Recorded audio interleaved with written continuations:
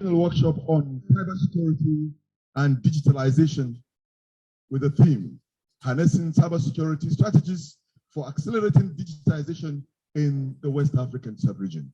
It's my pleasure to welcome you all as we set to begin with the proceedings right here. May I at this juncture kindly request that we all be on our feet for the national anthem, the Nigeria's national anthem, to be followed by the National Open University of Nigeria's anthem. The national anthem, please.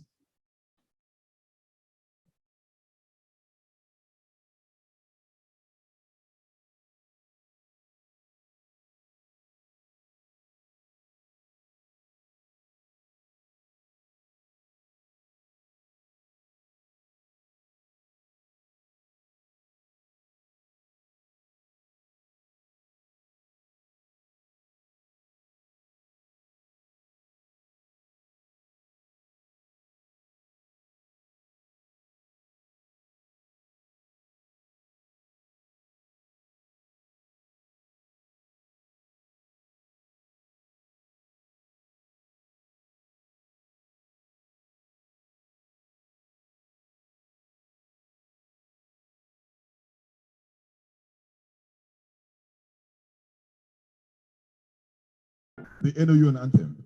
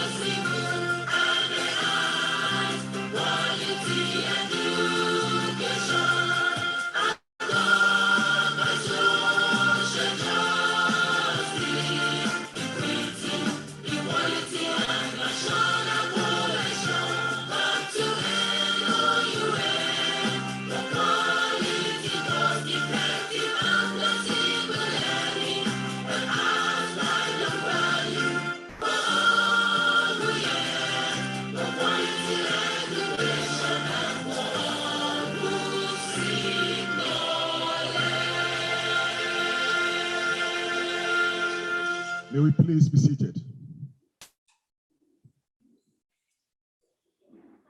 By way of welcome, once again, good morning and welcome to Abuja, Nigeria's capital. Again, we welcome you to the house of the African Center of Excellence for Technology Enhanced Learning, ASTL, for this special regional workshop that is sitting on a quad table comprising of ASTL, EFCC, MIDDA, and SESMIA. It's my pleasure this very morning to welcome in our midst the Honorable Minister of Communication and Digital Economy, Federal Republic of Nigeria, Professor Isa Ali Pantami, the Honorable Minister, Digital Economy, Republic of Benin, Madam Aurel Sole, Executive Chairman, Economic and Financial Crimes Commission, EFCC, Nigeria, Mr. Abdurrashid Bawa, the Chief Host and Vice Chancellor, National Open University of Nigeria, AON, Professor Olufemi Peters. Let me also welcome most graciously the Director General, National Institute for Technology Development Agency, Nigeria, Professor Kashifu Inu, the Director ICT, Ministry of Education, Nigeria, Professor Abubakar Isa. Let me most humbly welcome the Director ICT Central Bank of Nigeria, Mrs. Rikia Shuaib Mohammed, Director African Center of Excellence on Technology Enhanced Learning, ASTL, Professor Grace Joktan, the Coordinator DSTN4, Professor Maisa Mbaye, At this juncture, permit me to kindly recognize the principal officers of the National Open University of Nigeria, the Deputy Vice Chancellor in charge of Academic, Professor Udinoji Uduma, the Deputy Vice Chancellor in charge of Administration, Professor Isaac Boswat, the Deputy Vice Chancellor in charge of Technology, Innovation and Research, Professor Moyola Olade. Let me also recognize the Registrar, Sir Felix Edoka, the Bursar, Dr. Ernest Odega, and the Acting Librarian, Dr. Angela Opala. Permit me to recognize most graciously Professor George Degler, and of course, all our resource persons who are seated. Our partners, like I earlier mentioned, EFCC, NIPDA, and CESMIA. CESMIA is the African Center of Excellence on Sciences, Mathematics, Infotech, and Application, all the way from Benin Republic. Members of the noun community, particularly our deans, directors, and all members of the royal community, invited guests, gentlemen of the press, ladies and gentlemen.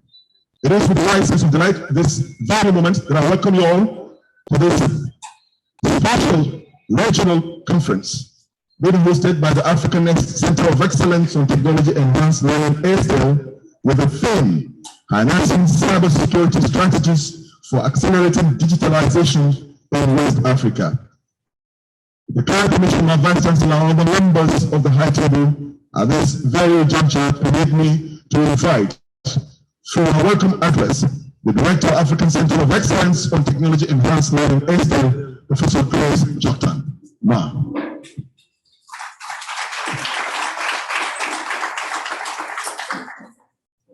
The Honorable Minister of Communication and Digital Economy, Professor Isa Ali Pantani, ably represented by Professor Sahalu Junaidu, the Executive Chairman, Economic and Financial Crimes Commission, Mr. Abdul Rashid Bawa, ably represented by Malam Abbasamu, the Chief Host and Vice Chancellor, National Open University of Nigeria, Professor Olufemi Peters, Director General of National Information Technology Development Agency, NIDA, Professor Hashifu Inua, ably represented by Dr.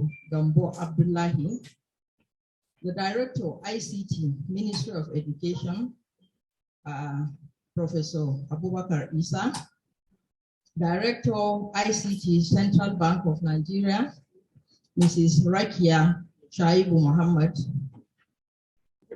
the Coordinator, Digital Science and Technology Network, Professor Gausu Kamara, Principal Officers of the National Open University of Nigeria, resource persons, our partners from the EFCC, NIDA, and ESMEA, members of the noun community, invited guests, gentlemen of the press, ladies and gentlemen.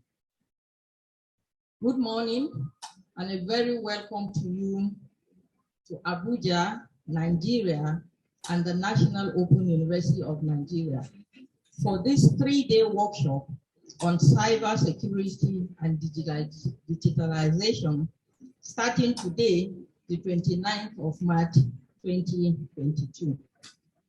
This regional workshop on cybersecurity and digitalization is organized by Africa Center of Excellence on Technology Enhanced Learning, ASTEL, National Open University of Nigeria. The Economic and Financial Crimes Commission, EFCC, the National Technology Development Agency, NIDA, and Africa Center of Excellence in Mathematics, Computer Sciences, and Applications, University of Abomey, Calavi, Republic of Benin, with the support of the Digital Science and Technology Network, DSTN. The world has undergone tremendous changes in the last decade. This is more so with the emergence of COVID-19 pandemic, which made the world move online, thereby accelerating a digital transformation that has been underway for decades. Education took a remote form. Many employees work from home, and numerous firms adopted digital business models to maintain operations and preserve revenue flow in a COVID-induced digital acceleration.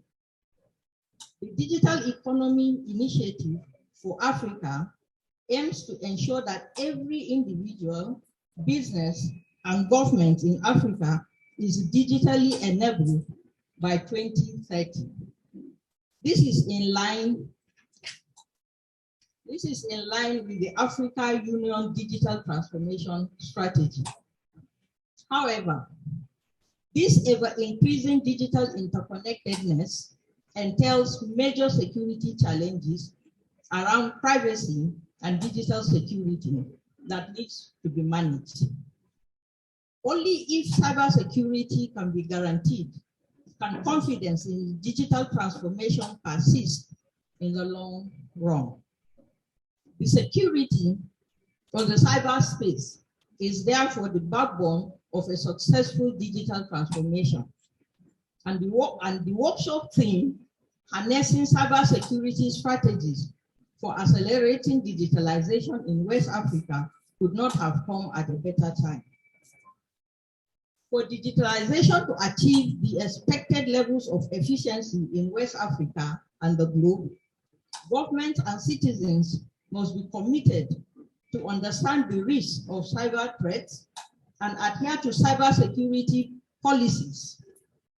We all need to equip ourselves with the needed cybersecurity strategies to sustain the ongoing digital transformation. This workshop is a hybrid workshop with participants online and also having simultaneous French translation, provides a forum for cybersecurity experts from the academia, industry, public sector agencies in the region to share their knowledge and experiences on challenges, identify gaps, and provide novel solutions to address the prevalent cyber threats limiting digitalization in the region. The panel discussions at the end of each day provides an opportunity for participants to further interact with the resource persons. I encourage all participants to utilize this opportunity to learn the work and business skill of the future for better work efficiency, safety, and economic growth. I also encourage you to use your free time to enjoy the sights and sound of Abuja, the Federal Capital Territory. To our participants from the Republic of Benin, please enjoy the hospitality of Nigeria. I wish to acknowledge the support of all the stakeholders who contributed to the realization of this workshop. I particularly appreciate the Digital Science and Technology Network for sponsoring the workshop, creating an enabling environment for all African Center of Excellence in Information and Communication Technology to share ideas and network, and the coordinator of the network, Professor Gausu Kamara, for creating the time to join us virtually. I wish us all a successful 3-day interaction. Thank you. Thank you very much, Center Director, African Center of Excellence on Technology Enhanced Learning, ACL, with that opening remark, giving us a very brief but complete overview of what this workshop intends to achieve.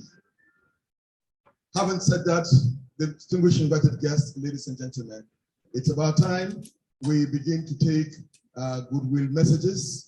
And in that light, it's my privilege to invite who is there with us virtually, Dausa Kamara, the coordinator of DSTN for Goodwill Message.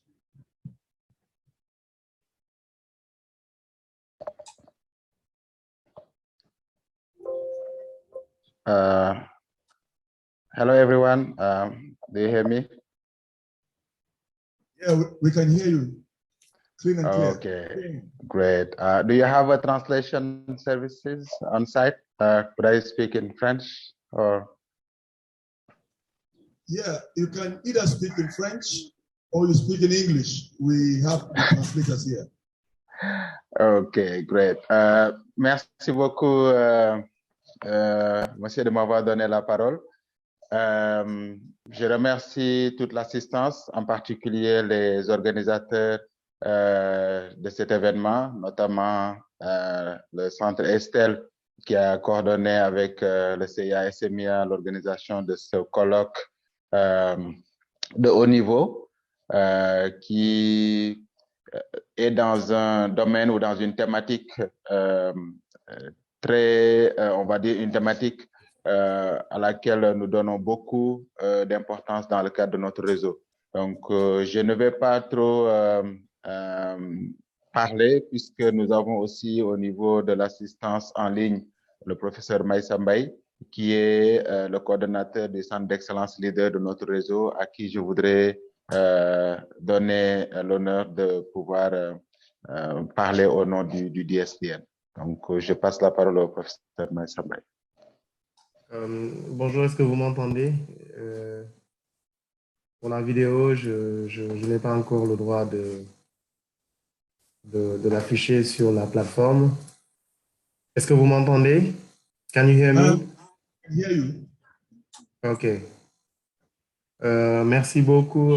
Donc, bonjour, monsieur le ministre. Bonjour les leaders de centres d'excellence qui participent à ce workshop. Bonjour à tous les honorables invités qui sont autour de la table et à l'intérieur de la salle, ainsi que les participants en ligne ou en présentiel.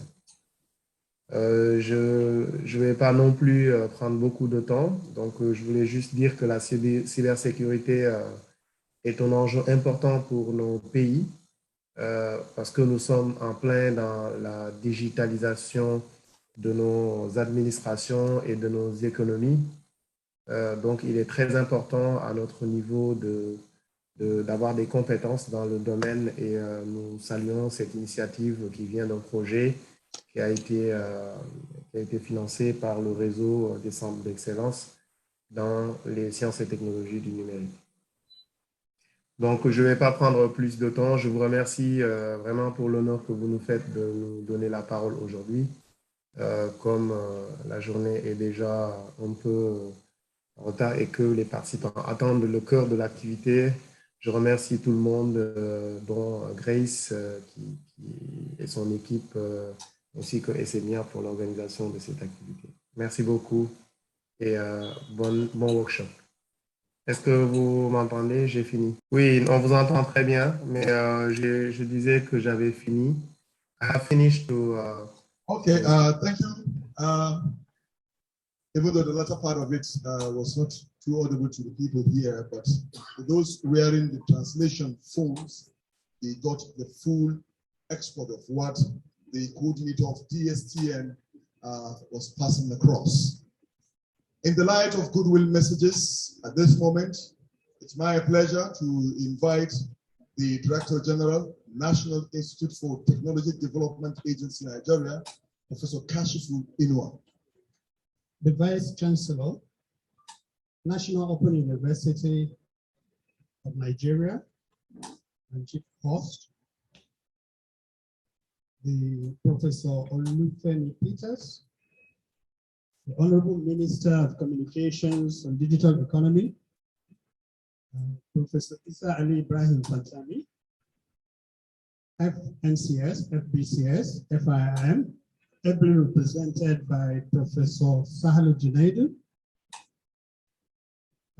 the Chairman Economic and Financial Crimes Commission, Mr. Abdurrashid Bawa, ably represented. The Director, Estelle, Professor Grace Joktan, the Principal Officers of National Open University, the Director, ICT, Federal Ministry of Education, Director, ICT, CBN, and the Director, CSBN, Republic of Benin, distinguished participants, ladies and gentlemen, good morning. I'm, as introduced, representing the Director General, CEO of National Information Technology Development Agency, NITDA, a co-partner in this program. He's unavoidably absent because he's currently out of the country, and he tried even participating virtually, but of course he's engaged as we speak now. And he asked that we represent him. So we'll go through his speech, the welcome, goodwill message. Said, may peace, mercy, and blessings be upon you all. It gives me great pleasure to be with you this morning at the opening ceremony of the regional workshop on cybersecurity and digitalization, with the theme, harnessing cybersecurity strategies for accelerating digitalization in West Africa. The workshop is apt and couldn't have come at a better time, considering the efforts that are currently ongoing in the region. Distinguished participants, ladies and gentlemen, the digital ecosystem comprises stakeholders, systems, and an enabling environment that together empower people and communities to use digital technology to access services, engage with each other, and pursue economic opportunities. It is a starting point for any digital interaction, and understanding is crucial for development of digital economy. So the digital ecosystem also introduces new risks to firms, government institutions, and customers on personal data and cyber threats in ways systematic or otherwise. And in order to achieve a robust, secure space, cybersecurity frameworks and strategies are required in safeguarding and providing measures in mitigating these risks and ensuring a secure digital space. A cybersecurity framework is a plan for keeping data and systems safe. It often addresses an organization's overall security objectives rather than focusing exclusively on just IT elements. The framework should thoroughly address personnel, networking systems, business computers, portable equipment, operating systems, software services, business processes, work tasks, communication, data transit, and storage. They are intended to serve as instruments for improving the existing security infrastructure, and it can also serve to provide direction, focus, and guidance towards reducing risks, increasing security, and improving personnel awareness, reducing downtime and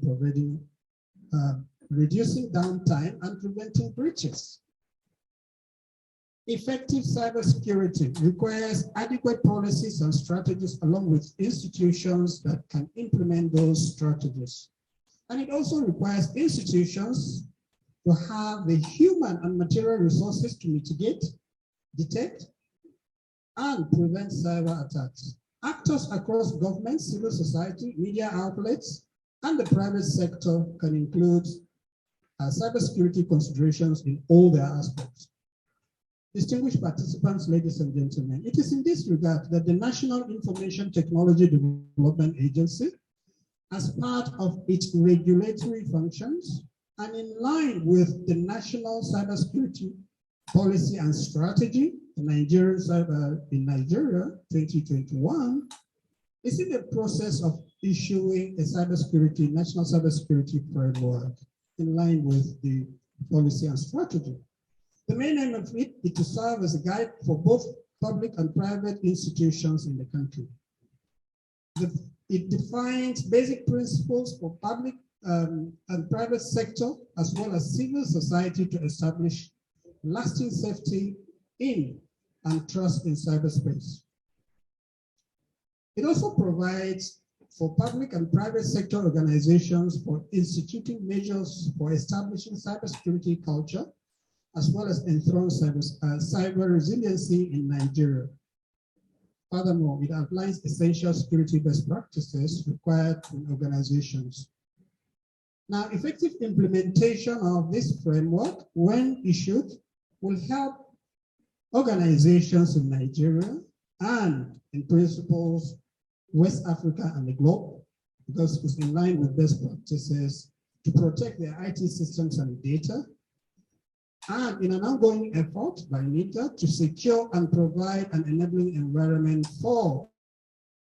There is a continuous effort to contribute immensely and also provide measures in securing Nigeria's digital space. Some of the initiatives that the agency NIDA carries out include web service protection for federal public institutions. The agency offers free web protection services for all government institutions in Nigeria.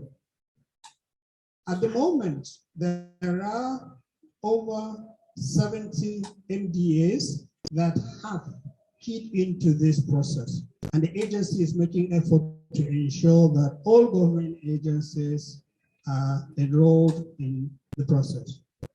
The agency also carries out cybersecurity campaigns are being aired weekly on cybersecurity awareness tips and updates on the NIDA Impact program that is aired across various media outlets. This is aimed at educating, sensitizing and mobilizing the general public on cybersecurity best practices. There is also that agency carries out, and at the moment over 1,500 credentials were discovered by the agency during these monitorings. There's also the National Public Infrastructure Initiative. Finally, the agency also hosts a threat and malware information sharing platform. Information, ladies and gentlemen, therefore, at having a framework that outlines best practices in so it enables organizations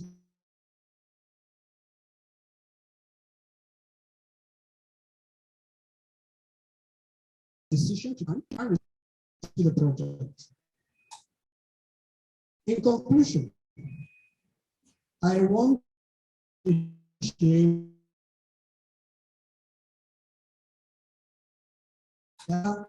of enhanced learning, Estel, National Open University, and the African Center of Excellence in Mathematics, Computer Sciences, and Applications in Malawi, Republic, for jointly organizing this regional workshop.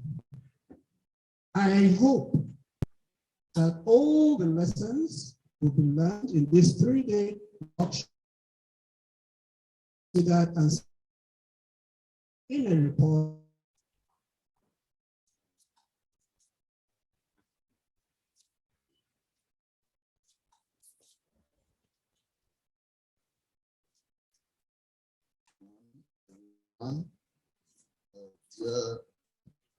Vice Chair of the National University of Nigeria,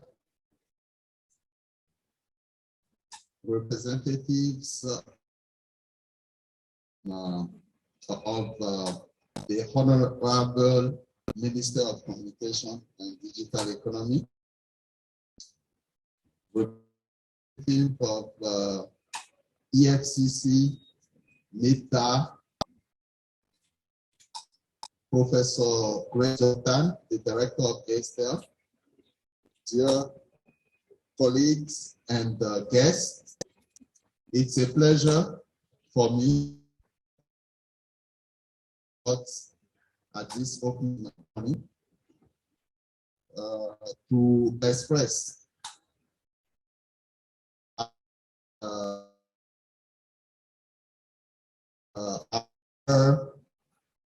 interest to be part of this workshop. Cybersecurity and digitalization. As you know, cybersecurity is economic first. As said by previous speakers, it's no longer a nice to have, but it's a must have, not only for a particular sector, but for all sectors of the economy. It is also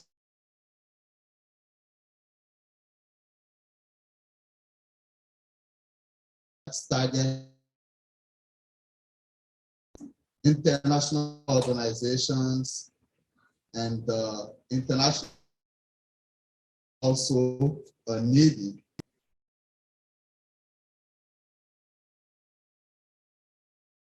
That it has become a geopolitical. On that specific note, Benin has made a lot of progress recently. I think it's one of the best progress worldwide to be ranked the 54th worldwide for the National Cybersecurity Index. Third acts concern the development of skills and culture of digital security, and that's where the universities are involved, and that's why we are here to identify and fill the gaps. The fourth one is about promoting digital trust, and the fifth one is the fifth strategic axe is the national coordination and international cooperation. So international collaboration is very important, as you know, as I said earlier before. So that's why ACE-SMEA, which is the African Center of Excellence in Mathematics, Computer Science and Application, hosted by the University of Abomey-Calavi, is involved in a partnership with ASTEL to train graduate students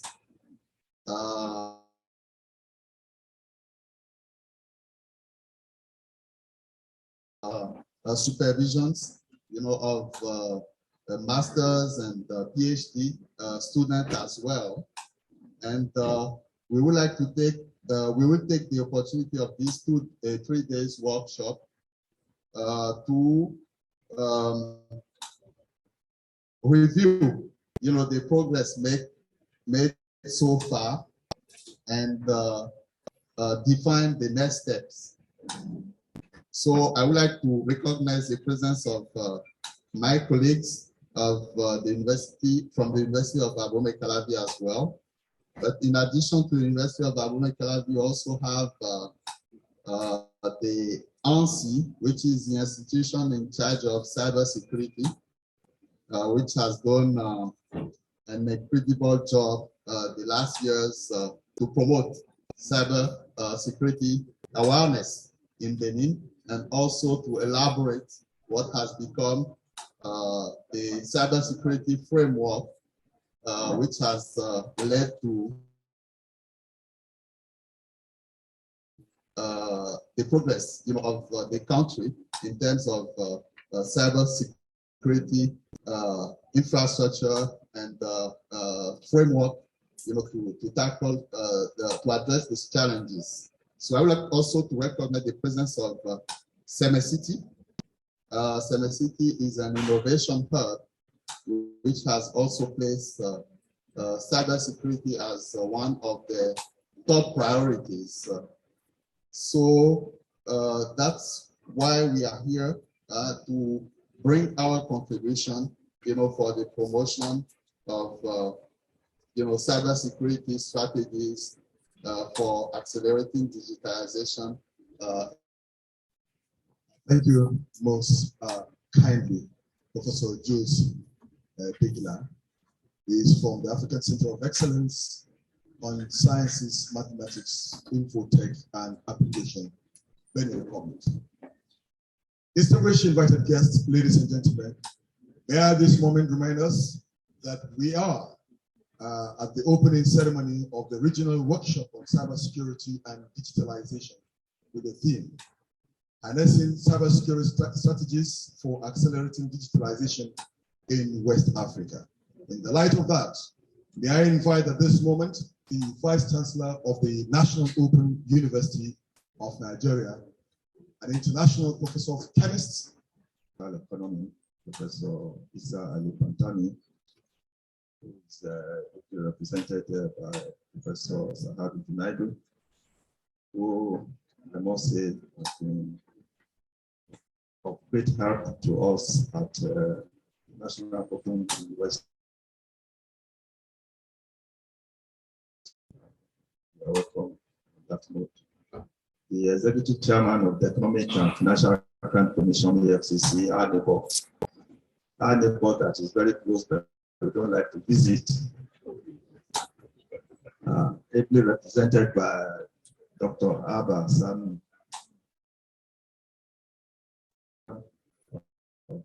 NITDA, Professor Kashifu Inua, who is also here, ably represented by Dr. Gambo. I also have the coordinator of ESTN4, who is represented by Professor Gasso Kumau.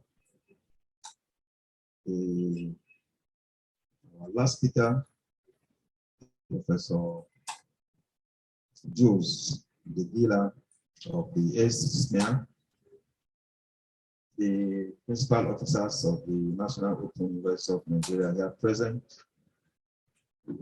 our various resource persons. In particular, we welcome our partners. This is a joint post, even though it's been held at the National Open University of Nigeria, the EFCC, Great Neighbor NITDA, and CESMEA, members of the National Open University of Nigeria community, our invited guests, gentlemen of the press, ladies and gentlemen.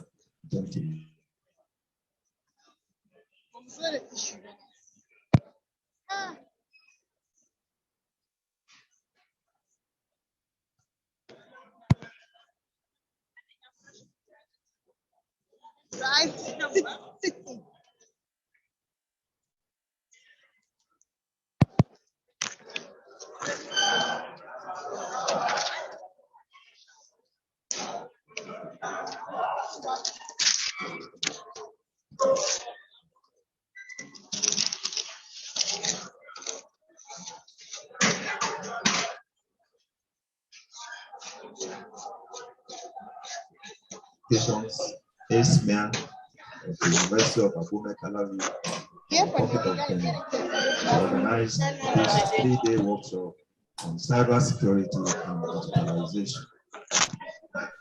The digital economy initiative of Africa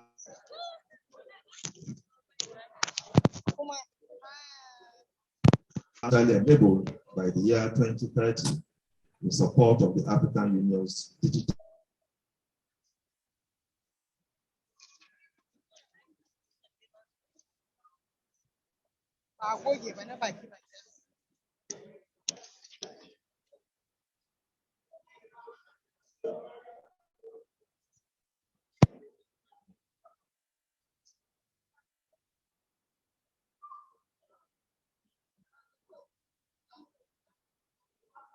of smart solutions, such as smart living, smart cities, smart education, and smart governance.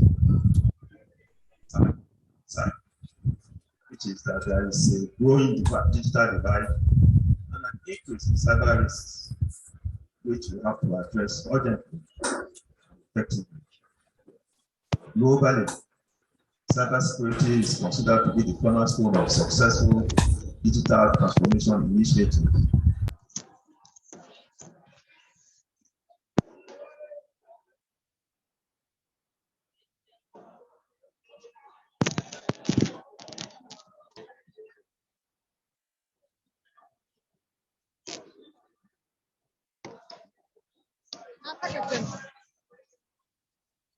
Our TVs, our smartphones.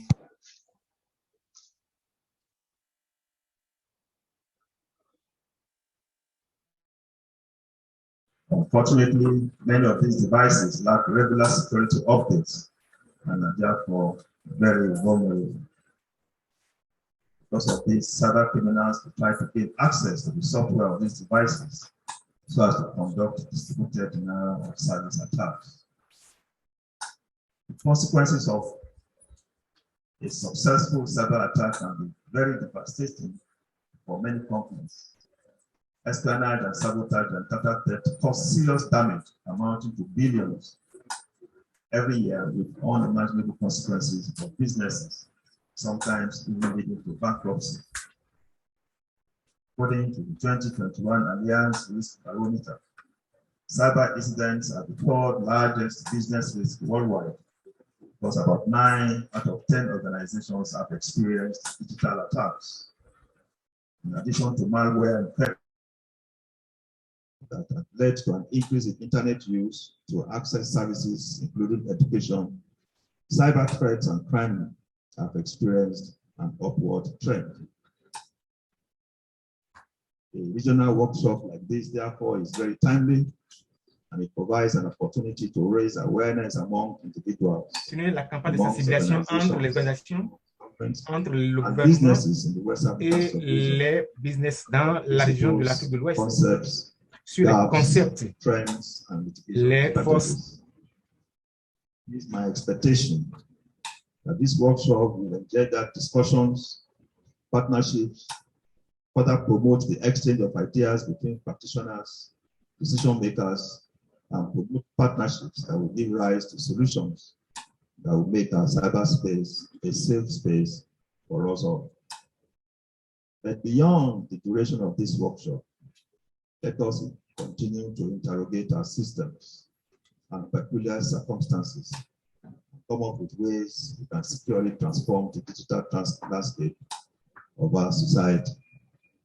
On this note, once again, I want to welcome, if this is your first time to this campus, and I wish you a very successful workshop experience. On behalf of the council management of the university, it is my pleasure to declare this workshop open. Thank you very much. Speaker today for official activities is unable to join us here live, but in view of the importance he has attached to this 3-day workshop, he has mandated the Director of ICT of the EFCC to represent him here. It's my pleasure to recognize Mr. Bello Muhammad, representing the Chairman of the Economic and Financial Crimes Commission, EFCC. You're most welcome, sir.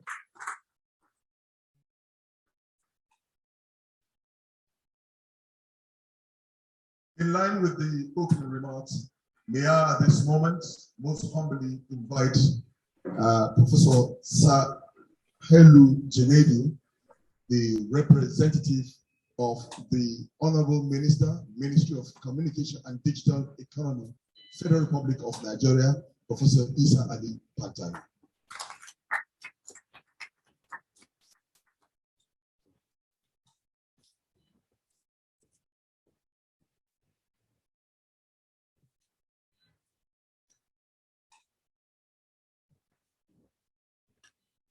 Thank you, MC.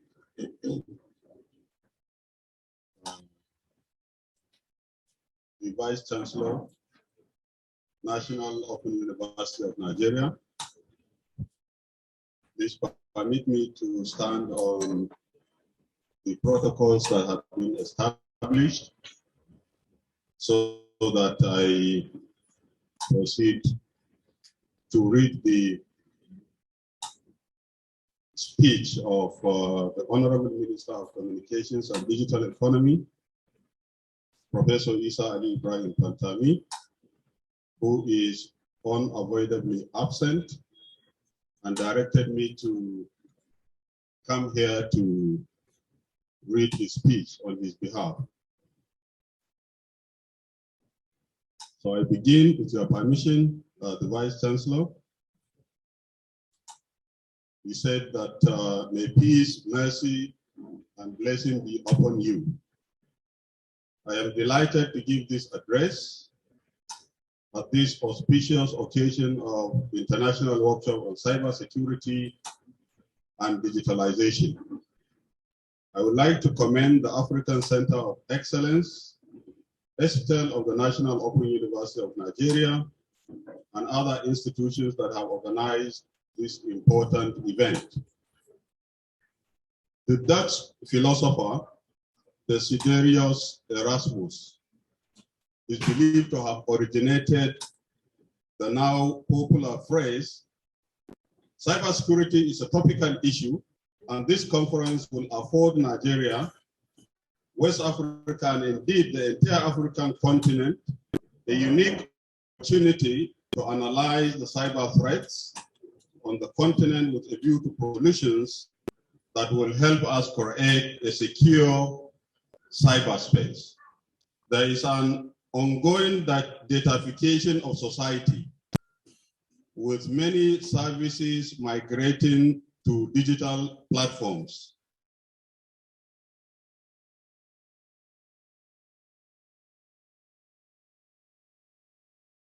Easier for users to go online, and has also made it easier to make informed decisions on the best methods of increasing system.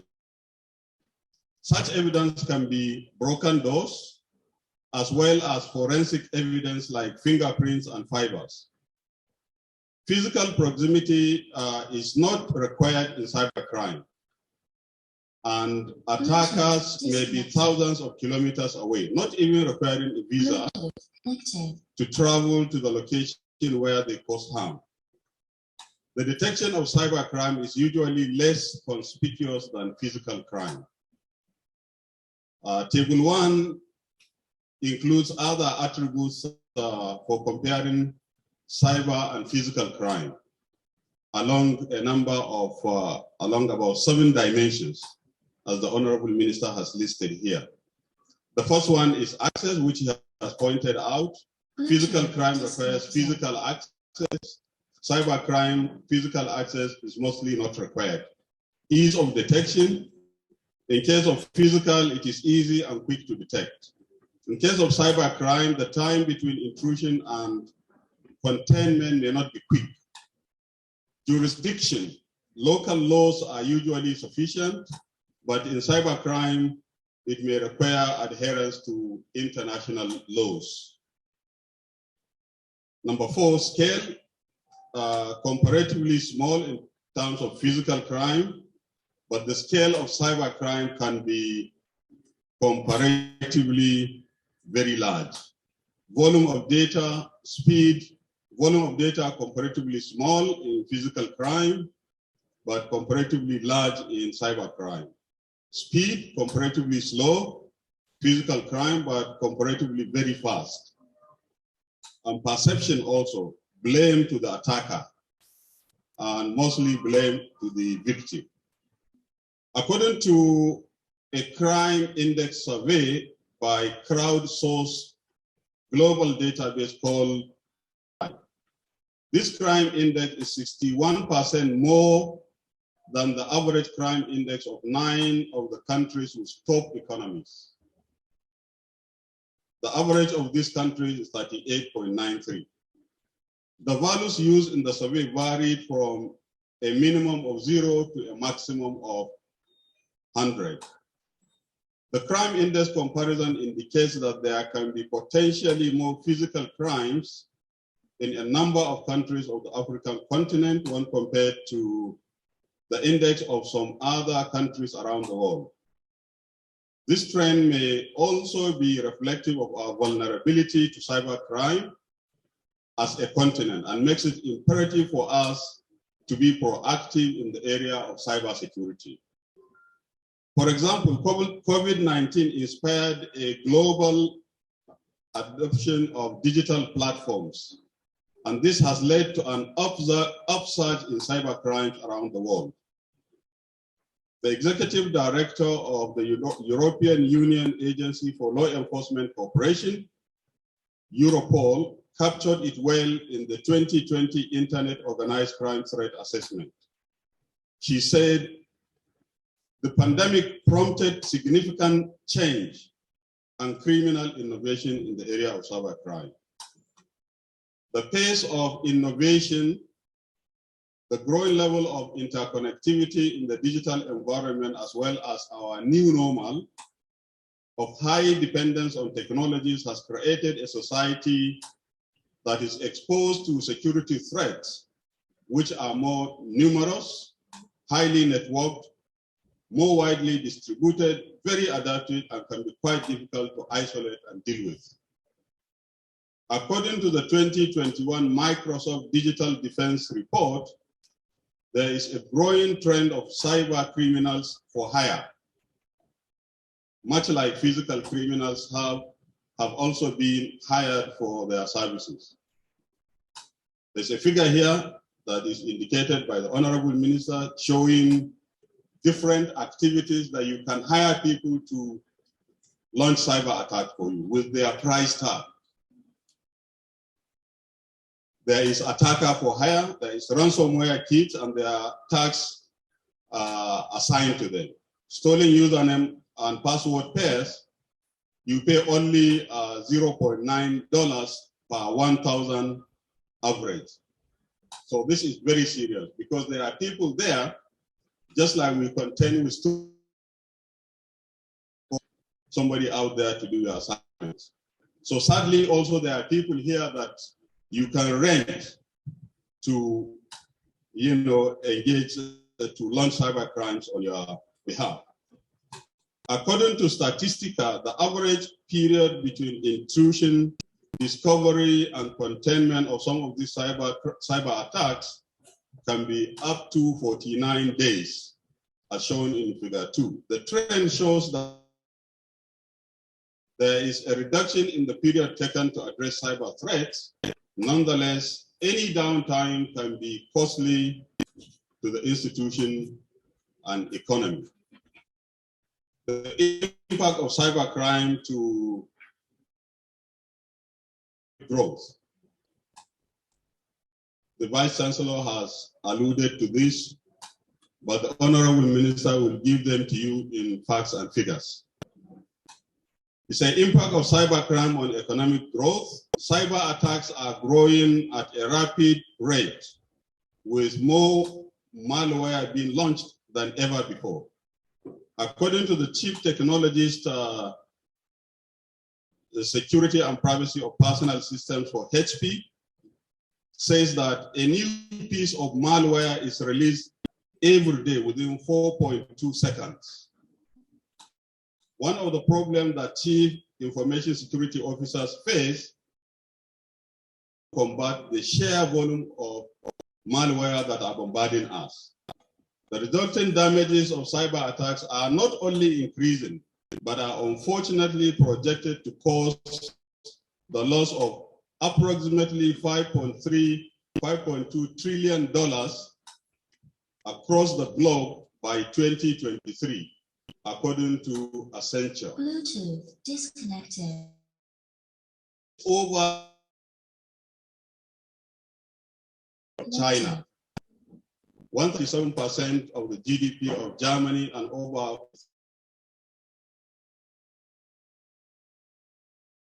GDP of the entire African continent. By all standards, this is a huge and expensive global. Cybercrime is one of the challenges resulting from the internet, and it is a great threat to the global economy. Cybersecurity ventures expect global cybercrime costs to grow by 15% per year over the next 5 years, reaching 10.5 trillion US dollars annually by 2025, which is up from 3 trillion USD in 2015. This represents the greatest economic wealth in history and is one of the greatest risks against the drive for innovation and investment.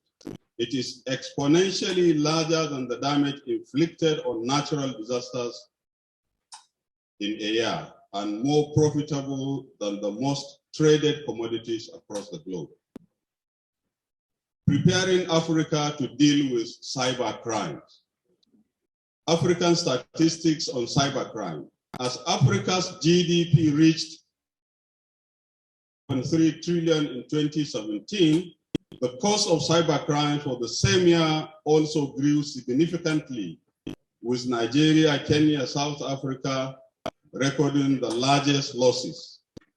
According to a report by Seriano, a Kenya-based cybersecurity IT firm, cybercrimes cost African economies $3.5 billion in 2017. In that year, annual losses to cybercrime were estimated for Nigeria at $649 million and Kenya $210 million. Likewise, according to the South African Banking Risk Information Center, SABRIC, South Africa loses approximately $157 million annually to cyber attacks.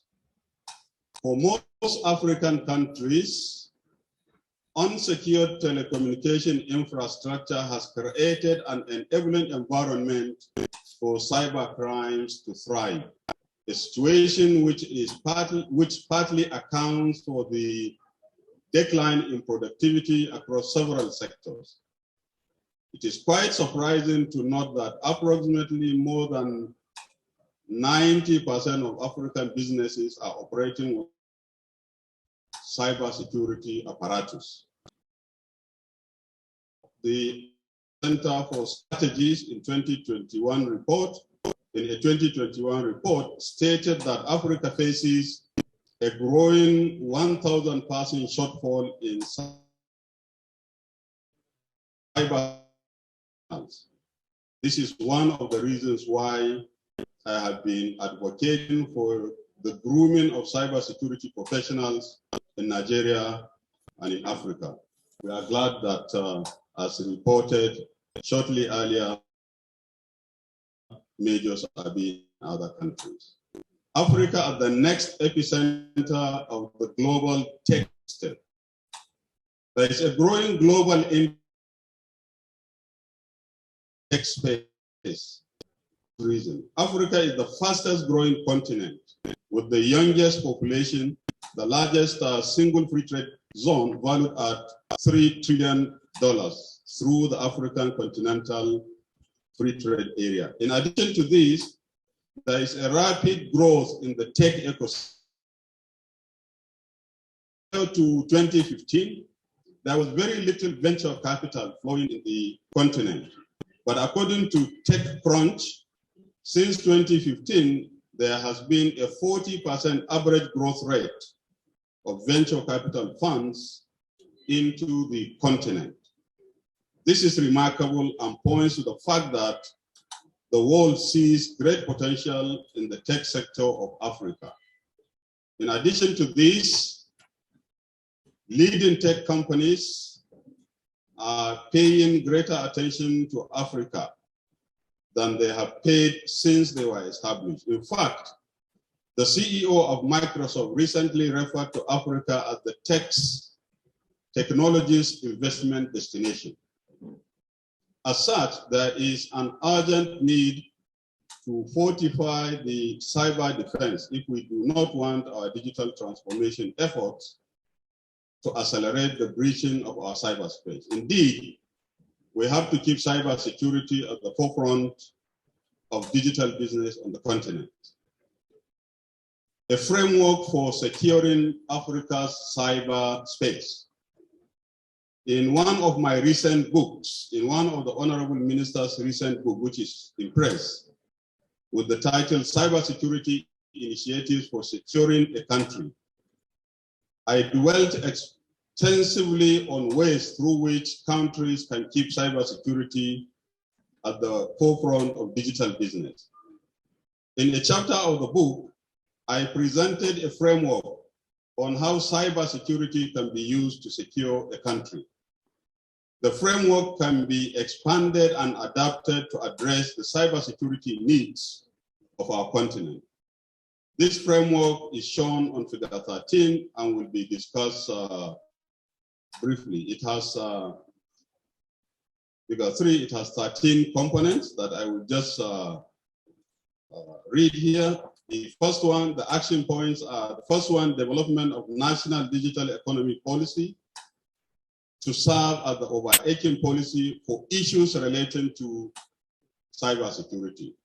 So there has to be, so that whatever any country is doing, they are doing it within context, guided by well thought out policies. Number 2, conduct baseline study to identify the main cyber threats and the key elements of cybersecurity ecosystem. Number 3, develop national cybersecurity law or policy.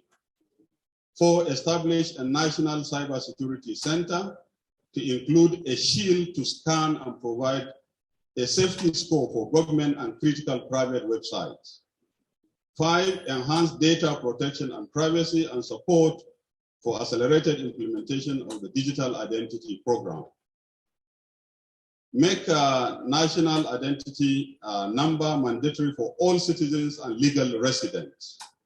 7, establish and utilize internet exchange points. 8, establish cybersecurity departments and units in key public and private institutions. 9, establish national and sectoral computer emergency readiness and response teams. 10, enhance and protect critical ICT national infrastructure. 11, build capacity in cybersecurity and support advocacy and innovation. 12, introduce elementary cybersecurity courses for students from primary to the tertiary education levels. And 13, prioritize collaboration. More on digital identity as an enabler of cybersecurity. The importance of legal identity has been acknowledged by the international community through agreement of Target 16.9 of the Sustainable Development Goals, which calls for all UN member states to provide legal identity for all, including birth registration by 2030. This is in recognition of the role of digital ID systems in supporting multiple development goals. The McKinsey Digital Identification Report of 2019 states that digital ID has the potential to unlock economic value equivalent to 3 to 13% of GDP in 2030. It estimates that emerging economies could achieve economic value equivalent to 13% of GDP in 2030. While in mature economies, the average country will achieve economic value equivalent to roughly 4%, with 65% potential value accrued to individuals on average in emerging economies, making it a powerful tool for inclusive growth. In Nigeria, to accelerate the implementation of the National Digital Identity Program and enhance security in Nigeria, President Muhammadu Buhari, DCFR, approved the transfer of NIMC to the ministry in August 2020. This move has helped to align NIMC's mandate to the vision outlined in the National Digital for Nigeria, It has also promoted synergy between National Identity Management Commission and other parastatals in the ministry, as well as other members of the identity ecosystem. The National Identity Management Commission Act has been in existence since 2007, providing for the mandatory use of national identity number for accessing several government services. The enrollment since then till 2020 stood at just 42 million records, or an average of about 3.2 million records annually. After the approval in August 2020, the transfer of the supervision of NIMC to our ministry was completed in October 2020. Since then, we have recorded an unprecedented increase in enrollment, with more than 35 million new enrollment. As we pursue information and adapt where digital devices, services, and banks interact with customers' data, it is important to promote digital identity and a stronger user authentication as important parameters towards improving cybersecurity. Further to this, a revised national digital identity policy for SIM card registration was developed with the objective of making the use of NIM mandatory for all SIM registration in the country. This NIM SIM verification specifically will help security institutions in checkmating the activities of cyber criminals, fraudsters, kidnappers, bandits, and terrorists. So they went to an integrated NIM SIM will make it easier for security and intelligence agencies to profile, track, and arrest criminals regardless of their location. In addition, the adoption of the National Digital Identity Scheme will make citizens feel safe while interfacing with the digital economy.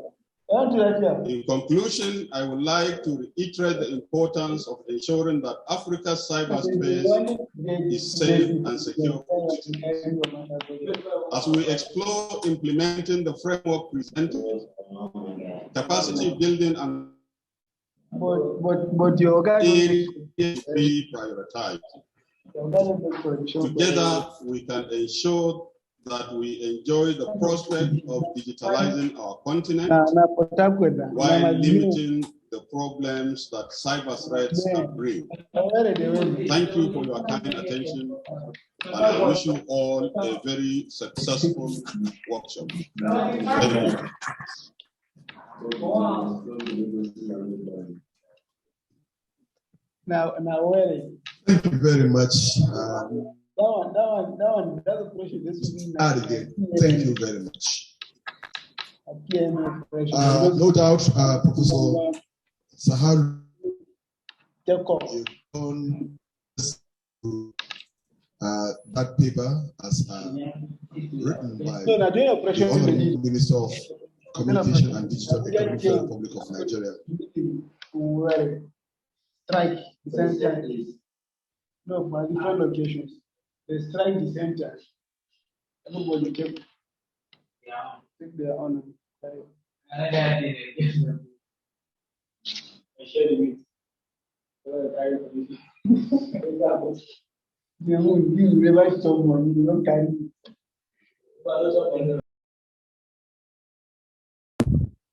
Rashid Power, who today is ably represented by Mr. Bello Mohammed, the Director of the ICT in the FCC.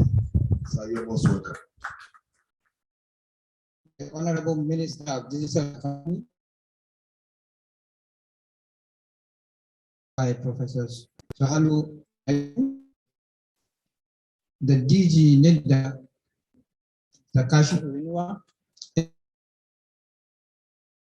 Dr. Gambo Abdullahi, representatives of the various MDAs, invited guests, members of the press, ladies and gentlemen.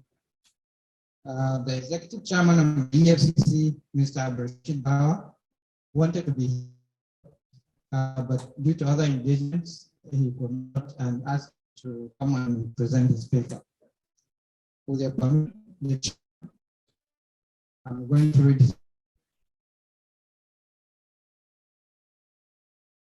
privilege to deliver the keynote address international workshop on cybersecurity and digitalization with the theme Harnessing Cybersecurity Strategies for Accelerated Digitalization in West Africa. The rate of services is increasing in Nigeria and across the is a increased broadband penetration, new generation network infrastructure,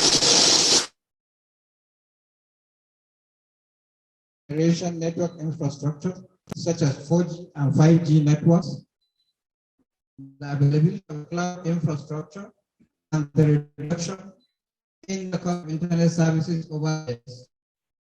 Recently, the COVID-19 pandemic amplified the use of online mobile banking phones, portal systems, and online as an alternative way of working and interacting, i.e. remote and virtual classroom. In the last decades, investment in digital infrastructure, internet penetration stood at 43% by the end of 2020. And Africa's digital economy is expected to contribute about 180 billion USD to the continent's GDP by 2025.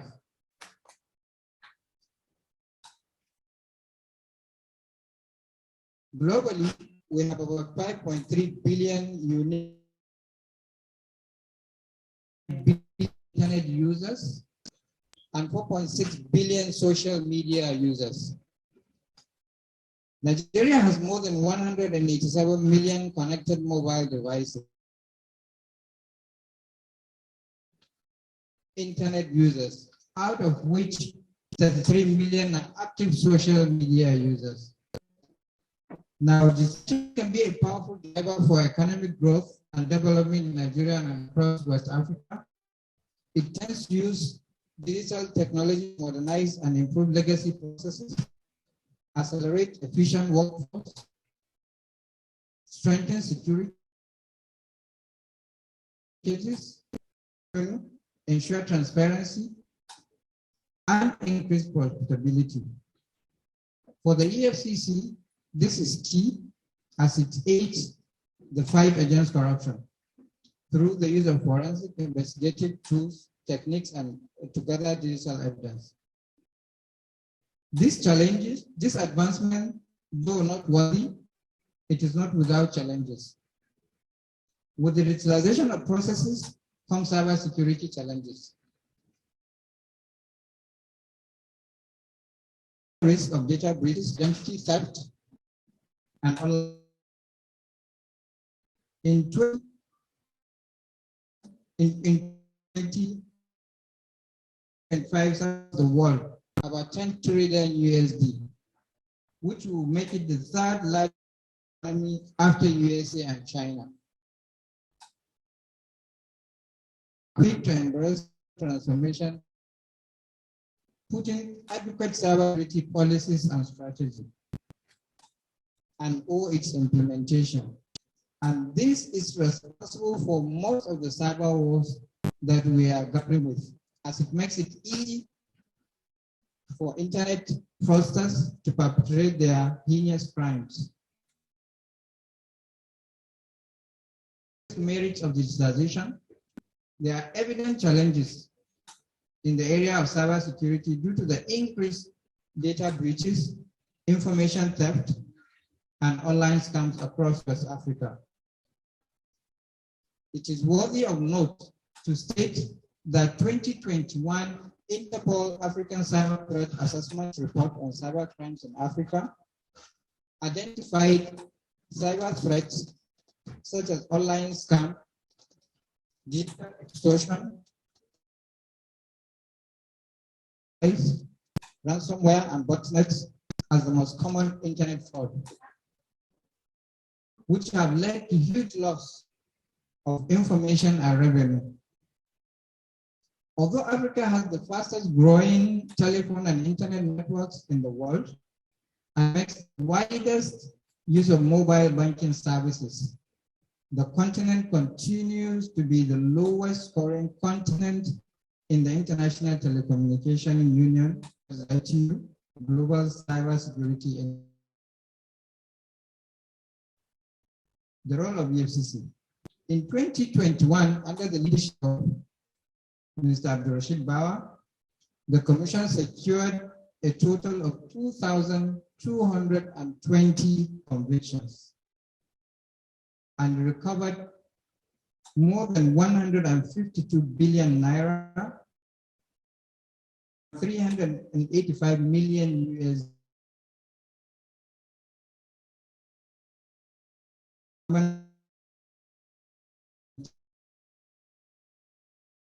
investigation and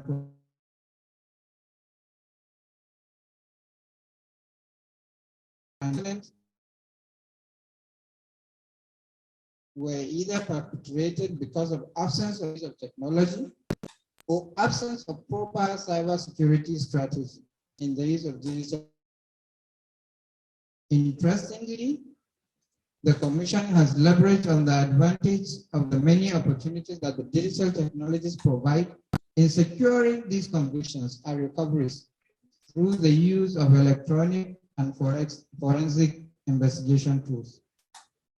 Similarly, the EFCC is an active member of the Cybercrime Advisory Council, which is coordinated by the Office of the National Security Advisor as part of the enforcement of the Cybercrime Prohibition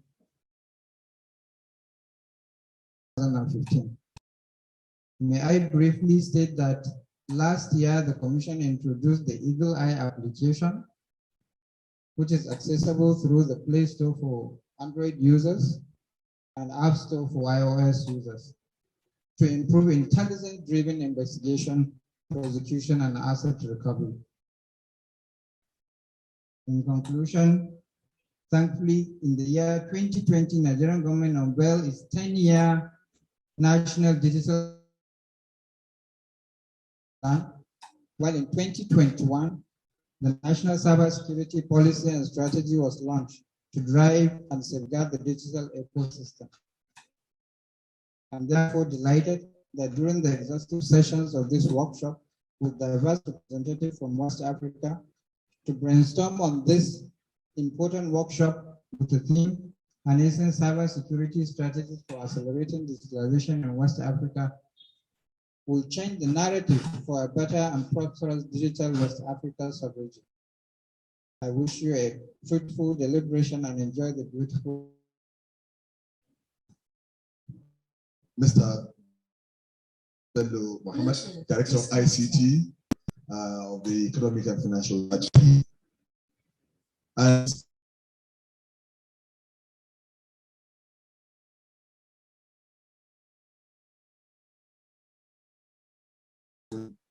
marks the scientific session. But before we close eventually here to pay for academic calisthenics, let me invite the Industrial Liaison Officer of African Center of Excellence on Technology Enhanced Learning, Professor Samsma, for a vote of thanks. From Peters, who is our host this morning and throughout these 3 days of intensive activities. Let me please stand on already established protocols, and then because of the shortness of my time, just limit myself to just a few physical presences here. Let me thank you, Mr. Vice Chancellor, for the support which you have made tremendous impact on the cyber space, not only in Nigeria, but we are gradually moving to the West African sub-region, and hopefully very, very soon we will reach to other sub-regional landscapes in Africa. We truly appreciate you. Fully recognize the Deputy Vice Chancellor, Technology, Innovation and Research, Money. Thank you to also have accompanied the Vice Chancellor to this. Let me thank you very much, the Honorable Minister of Science and Technology, who is ably represented by one of us, Professor Hadi Junaidu, has been in the driving process of Estelle. So it's no surprise that you're here with us today to represent the Honorable Minister. We are so much grateful for your presence and your presentation. I'm sure that participants to have copies of these speeches that have been presented here this morning. Our relationship with NITA, and if I may just say briefly about our partners this morning, actually has gone beyond or even prior to the present minister's tenure. He was there as DG NITA when we first approached him for collaborative purposes. And so coming here today to mental declarations about cybersecurity strategies is indeed to cap his efforts. And I believe that the document that we produce at the end of the day in form of the deliberations here would give this effort a capping in the sense of what to take home to design strategies that can secure the cyberspace. Cyberspace is in the blue economy, or it is in the green economy, or whatever economy, digital economy, cyber economy is very, very important and is very visible in all that we're doing. So we're very much appreciative, Mr. Honorable Minister. I would like to briefly take your permission, Mr. Vice Chancellor, to say that the EFCC Executive Chairman, Mr. Abdurrashid Bao, came into EFCC when some of us were at the Training and Research Institute in Cairo. We actually enlisted them.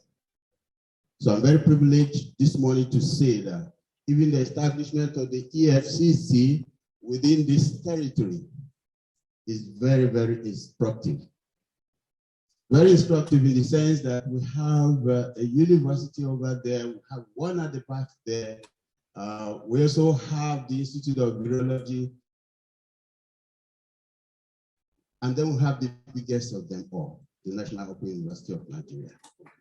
It's the most beautiful campus you can go to.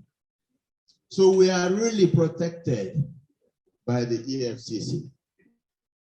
But what is going on in EFCC now is very, very transformational. And I'm very proud to say that the introduction of the new generation into the fight against various forms of malicious development is yielding results. And so you can see that EFCC is more into changing attitude, more into research. And the statement you made just recently about intelligence-driven and science-based investigations is critical, is very critical. It's more than interdiction, it's more than arrest. You need to do very much of intelligence work to succeed. And this is very welcoming, especially that you are a partner to the drive of the National Open University through the Estelle. Let me not forget to thank very much, especially some of our partners. Represented here today is Professor Jules De Gila from ACE Professor Dara Kamal also spoke to us online, who is the coordinator of DSTN. I must also recognize and to thank the representative of the Director General of NITDA, who is here in the person of Usman Sambo Abdullahi. He's all right.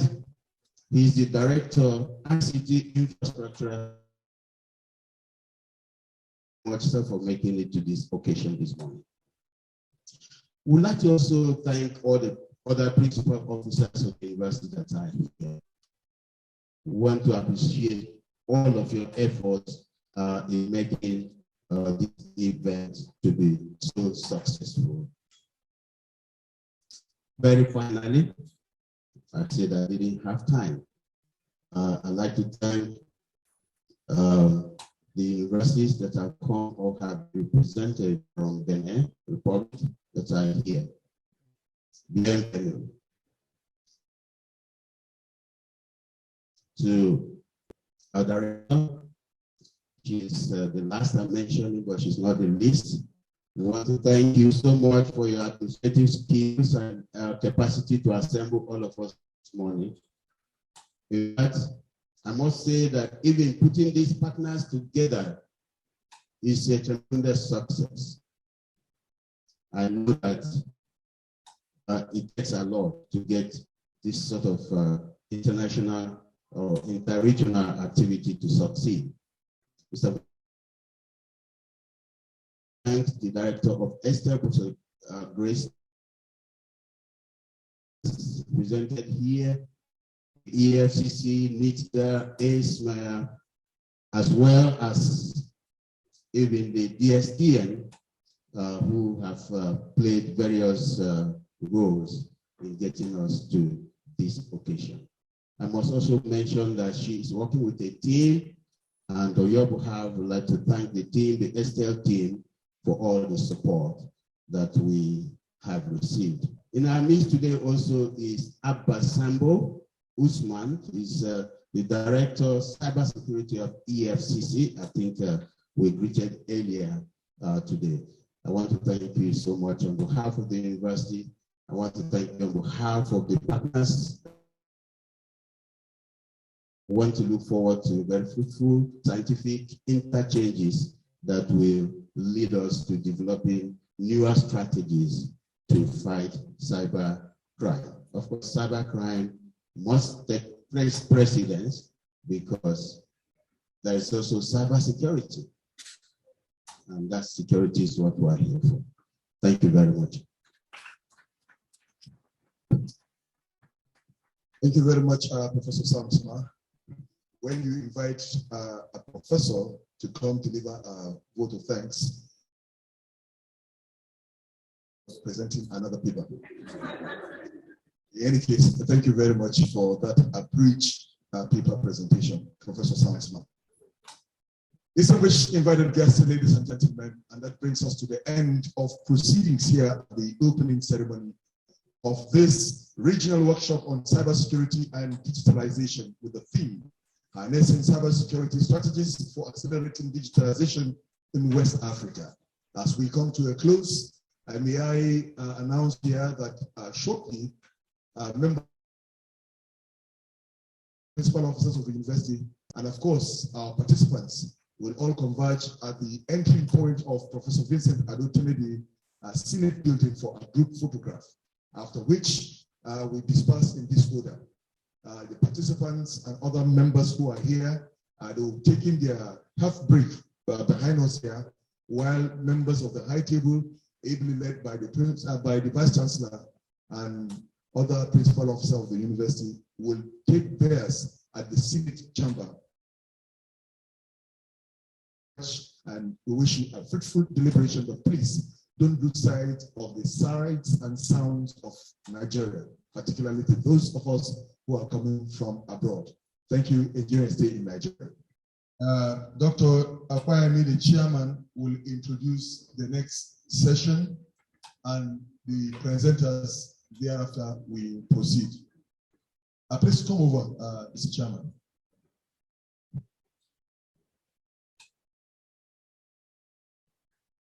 Aderile, full Rosho. Okay, thank you. Please sit in the middle. Welcome to the first session of the workshop. And in the first session, we will be taking novel strategies for investigating and prosecuting cybercrime. So I'll urge us to please pay attention to the speaker. We're going to be getting, the speaker for today is Mr. Abdulkarim Shukwu, the Director of Operations, EFCC. So I believe we'll be able to gain a lot from his presentation. So please, okay, he's being represented by the head of cybercrime. So I'm pretty sure that we'll be able to get a lot from him. So he has 30 minutes to make his presentation, and he has the floor now. Just give me a round of applause, please. Okay, so as a piece of information, please, after his presentation, please, we could just note our questions down. So during the panel discussion, we can then make a discussion out of the question. Thank you.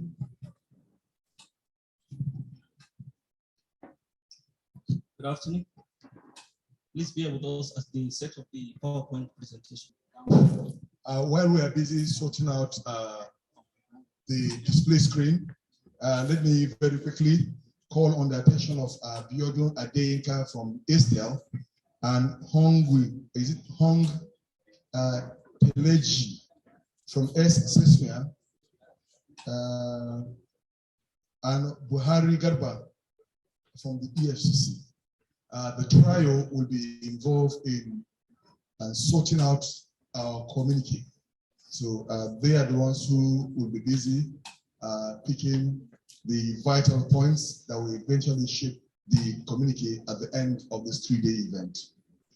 Talking about Buhari Garba from EFCC, Hongwe Pelaji from ASESMER, and Abiodun Adeyinka from Estel. Thank you.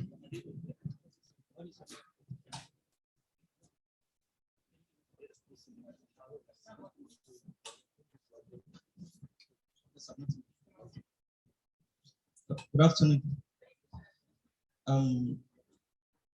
The chief host and the Vice Chancellor of National Open University, Professor Olufemi Digas, kindly permit me to proceed on the existing protocol. Now, our presentation is titled Novel Strategies for Investigating and Prosecuting Cybercrimes. Before I close, okay. Before I proceed, I would like to make a disclaimer. The views I will express in this presentation are solely my own. They may not necessarily reflect the views of EFCC or any of its components. So whatever is to be attributed should be attributed to me as opposed to the EFCC, please. Now, it's so sad that the screen size is quite small, so we can't. That's generally the outline of our presentation. We are going to see a brief introduction that will tell us about the environment in which we operate, some of the complexities and challenges therein that either make it easy for us to fight cybercrime or makes it a bit challenging for us to succeed in the fight against cybercrime. Then we shall see who the Nigerian cyber criminals are, commonly called the Gaimen, the G-boys. We shall see who they are. Then we will also look at how they have evolved over time. In the last 10 to 15 years, the cybercrime landscape has changed. The methodology that the actors adopt has equally changed. We are going to see the general strategy that the EFCC adopts in fighting cybercrime. And then we will dwell a little bit on the investigative approach that centers on the criminal investigation which deals with establishing the cybercrime offense itself. And then we will see the approach that deals with the financial aspect. Because if you arrest a cyber criminal and you are not able to take away the proceeds of cybercrime from him, then you have not succeeded. We are equally going to see the legal framework that governs the prosecution of cybercrimes and see the critical factors that make OMA our success in fighting cybercrime. And we will look at, if time permits, one case study that shows us the complexity. Our context. We live in a country of about 207 million people. In this country, it's extremely difficult for us as law enforcement to tell who is who, despite the effort made by government in terms of registering people through mandating the registration of people through SIM card registration by NIMSI. Now, despite the best effort that has been made through registration by NIMSI, through BVN registration, but if you look at the figures, we have about 207 million people, and there are as at 21st of February 2022, only 75.6 million people have been registered. We have a deficit of almost 130 million people that we cannot tell who they are. And if you look at the internet population, the number of, there are about 100 million Nigerians that are connected to the internet. So if you just juxtapose it, you will see that there is a deficit of about 30 million people that are on the internet that we can't account for who they really are. So the internet penetration in Nigeria is about 57%. That is a positive sign in itself, because if you look at Nigerians use the internet for education, we use it for social interaction, we use it for e-governance, we use it for e-commerce. And if you look at Nigerians have made tremendous success in the field of financial technology. Last year, Nigerian fintech companies attracted over $1 billion in terms capital, venture capital from overseas. If you look at what the representative of the Minister of Communications spoke, he spoke glowingly about the successes that Nigerians have had in the field of information technology. And about 2 Nigerian companies have attained the status of unicorn, OP and Flutterwave. They are valued at over 1 billion naira. So that shows you the kind of positive things that Nigerians are doing with this internet connectivity. When we connect to the internet, we tend to trust. The information that we come across, we tend to trust it. The criminals on the other side think that they are hidden behind a keyboard and a screen that we can't tell who they are. So if you look at the mix of this trust and anonymity, it has created a fertile ground for a lot of people to be defrauded. Now, the loss suffered by Nigerians as of 2017 has been estimated to about 250 billion naira due to cybercrime. In 2018, it was about 288 billion naira. Globally, it has been estimated that in 2021, the world lost about $6 trillion. Now, this loss, it's a composite of the actual loss by victims of cybercrime, the cost of downtime, and the cost of bringing systems back up, about 6 trillion naira. According to Cybersecurity Ventures, the world is estimated to lose about $10.5 trillion by 2025. In Nigeria, we have been ranked at the 16th most affected country by cybercrime, according to report by FBI's IC3.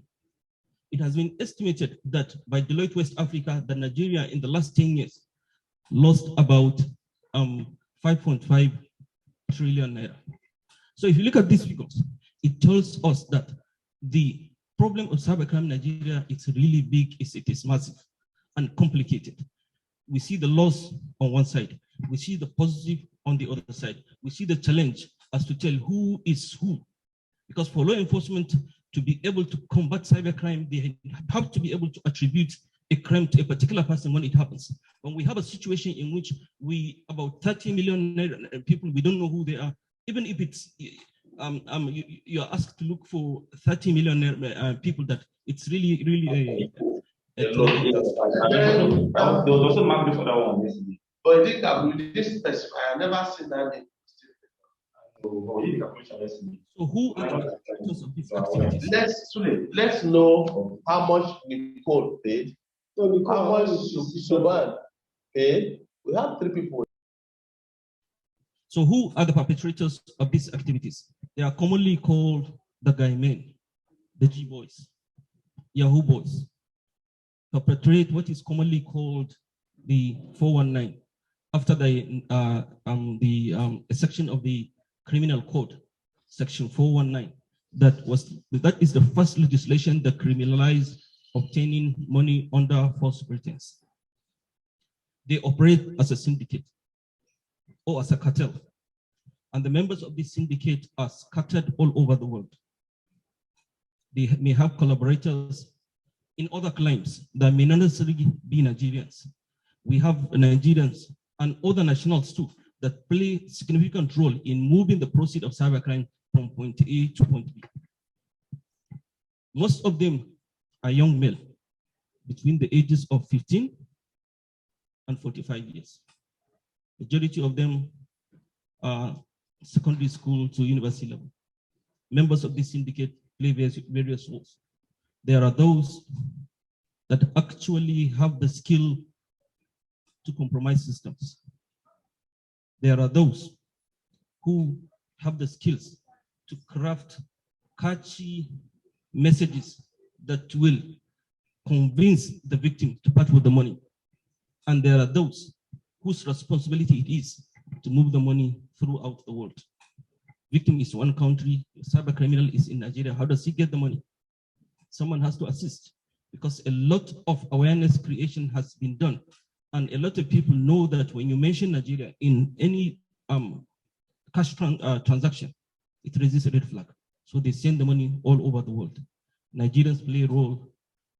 Other nationals that are resident in Nigeria also play roles in these areas. A member of the syndicate can operate on his own or can work as part of the syndicate. They have loose affiliation. It's not like a drug cartel where you really have to function within the structure of the cartel. In their structure, they can function on their own or resort to the structure of the syndicate. The victim is typically called a Mugu, a Maga. Its scam is called a type of format. The type of format that a Nigerian cyber criminal can create is only limited by the person's imagination. They look at the prevailing circumstances and craft a scam format, a structure that will catch the attention of people and make people believe in it. We saw a surge in cyber crimes as a result of COVID, because a lot of people moved to the internet to do transaction, to do social interaction, and then to make online purchases. And our cyber criminals took advantage of it. The recent train issue that took place in Kaduna yesterday, I am certain in a few weeks, you may see a scam format in the world that is talking about somebody that may have lost his life there, that has left money somewhere, and there are several factors. There is the greed of our criminals, and as well, on part of a lot of victims, it's also greed on their side. Because when people switch off their brain, once they hear people talk about money, they end up losing massively.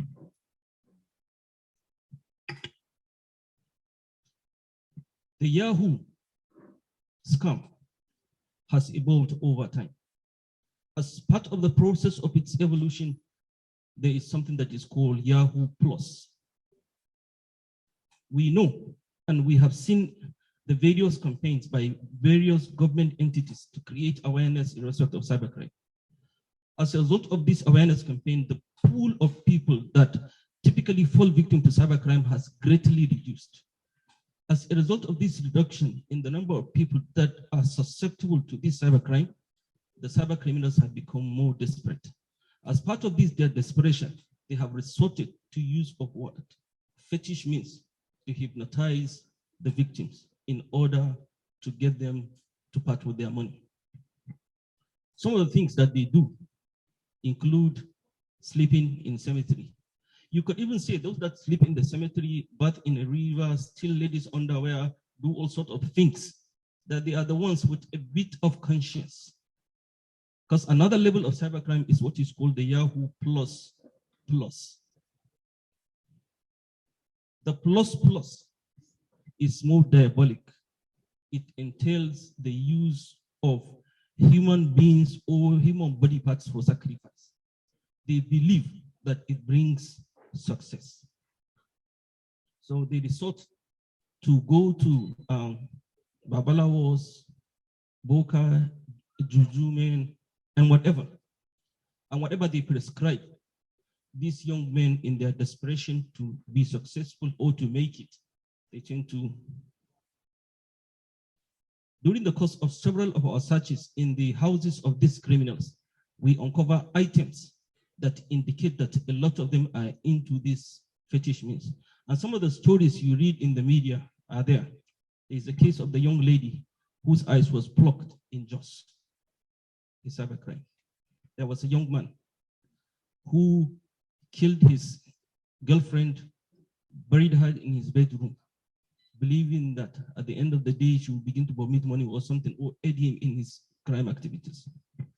So, our cyber criminals are becoming more and more diabolic. Previously, it was about our money, right? Now, even we, our body now is a tool for them to succeed in their activities. These are some of the things during the course of our arrest that were uncovered in their houses and their premises. These are young men. The kind of stuff. This is the Yahoo Plus, and then the Plus Plus. I'm certain you have heard of the saying, cut me soap, right? Which kind of soap? Nababalawo soap. Yes.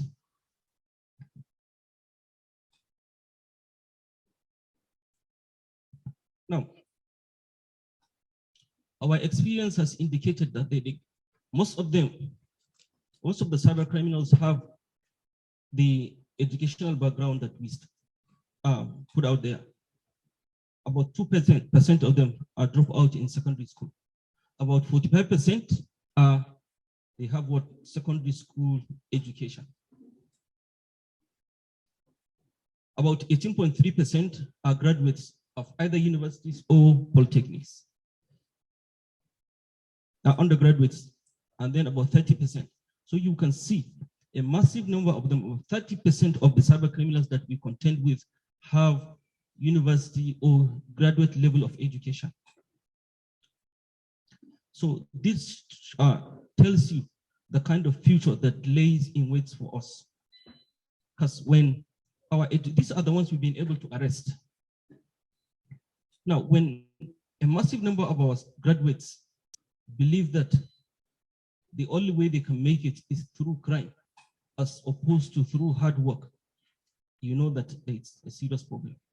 And as part of our expose on the evolution, we will see where this problem is beginning to lead us.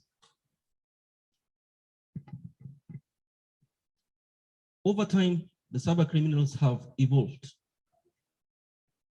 Now we are looking at the sophistication, that is their skill set.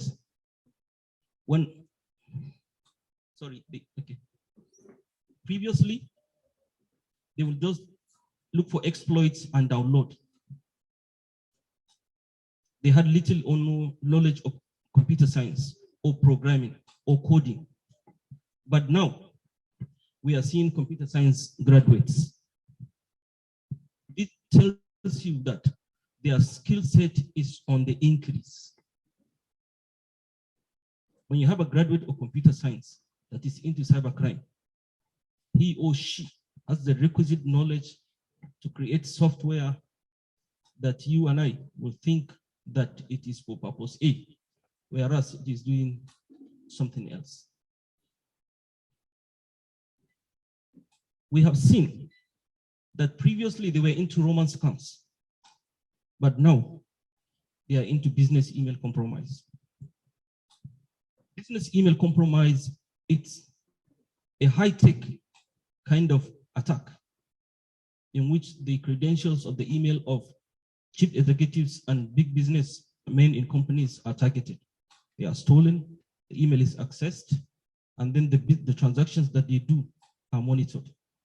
At the point that they're about to consummate a transaction, the cyber criminal sneaks in, changes the detail, and then diverts the money somewhere. According to ABI, in their 2021 Internet Crime Report, the loss as a result of business email compromise was about $1.8 billion. A research that was done by Agari Systems indicates that Nigerian cyber criminals are the major players in the field of business email compromise. It has even been related that some of Nigerian cult groups are focused on harnessing skills of cyber criminals that are into this and recruiting them into their fold. And we have seen, as we shall see later, when we are looking about violent tendencies, that Nigerian cult groups are now part of these cybercrime syndicates. For their training, previously it was through a form of apprentice system. We have a lot of apprentice systems in Nigeria that have produced a lot of successful business people that has instilled discipline in these businessmen. These cyber criminals are using this same model to train themselves. A successful cyber criminal will take a number of young men under his wing and train them. They may run errands for him at home. At a certain point when they graduate, they go on their own, meaning that they have acquired enough skill to commit the crime on their own. So they go on their own. But even if they get this form of freedom, the person that trained them ends up being their picker. The picker is the person that assists the criminals in moving the proceeds of their criminal activities. We have also seen the proliferation of Yahoo academies, a kind of formal setting, a school kind of, that teaches young men how to commit this type of crimes. As a normal business, we busted one of the, in Buari and in several parts of the country. These Yahoo academies have been uncovered and have been busted. We have also seen that they have link to Eastern European cybercrime syndicates. The cyber criminals in Eastern Europe are renowned all over the world for their exploits in cybercrime. And Nigerian cyber criminals resort to contact with these guys in order to support them when they want to commit their activities. So generally, in terms of sophistication, we are seeing a growing sophistication that in terms of skill set, that is not found even in the law enforcement community. So the future really is looking more challenging. Violent tendencies. About 10 years ago, cyber criminals hardly exhibit any form of violent tendency. They are just men who want to get money, enjoy life, wear the best clothes, best car in town, best girlfriend. That is it. When you arrest them, they hardly resist. Of course, some may attempt to run. It's only human. But violence, no. But gradually, with the infiltration of the cult groups into cybercrime, now some of these cult activities are now funded through cybercrime. They used to commit maybe small robberies here and there. Now they know that you can make big bucks through cybercrime. So a lot of the cult groups that operate in our schools are now into what? Cybercrime, and their funding is run through this cybercrime. In 2017, the Canadian authorities, when they did a money laundering investigation, uncovered the activities of a Nigerian cult group, and the fund that was laundered through that group was about $5 billion. Just last year, the US authorities arrested about 7 Nigerians. They arrested them in South Africa and moved them to US. They are equally members of a Nigerian cult group, a violent Nigerian cult group that is involved in what? Cybercrime. And our experience also has indicated that when we go on arrest, we see you arrest them with guns and some other lethal weapons. Previously, it was never like that. Even a razor blade you will never find in the house of a cyber criminal. But now, this is what is gradually turning into. They are laundering techniques. That is how they move the money. Previously, they used to rely on Bureau de Change operators. We have had several complaints from innocent Nigerians wherein the bank accounts that they give a BDC operator to transfer money genuinely for them ends up being blocked by authorities in other countries. And upon inquiry, they discovered that the BDC operator that they give the details of the account to transfer the money has given the account name and number to a cyber criminal, and money has been paid to it, and it was traced, and as a result, the accounts get blocked. Now, they have moved past that. They have moved past that. If ever they get BDCs involved, is when the inflows have finally arrived in Nigeria. They can use the BDC operator to change it into Naira. Previously too, Nigerian students in the diaspora and other individuals were used to launder the proceeds of these criminal activities. But now, the trend is gradually changing. We are seeing more and more of them using virtual assets, cryptocurrencies, and non-fungible tokens to move the proceeds of the criminal activity. And in a lot of ways, this assists them because now the knowledge to investigate or trace transactions via the blockchain is not found everywhere. It's an emerging kind of technology that is gaining widespread acceptance.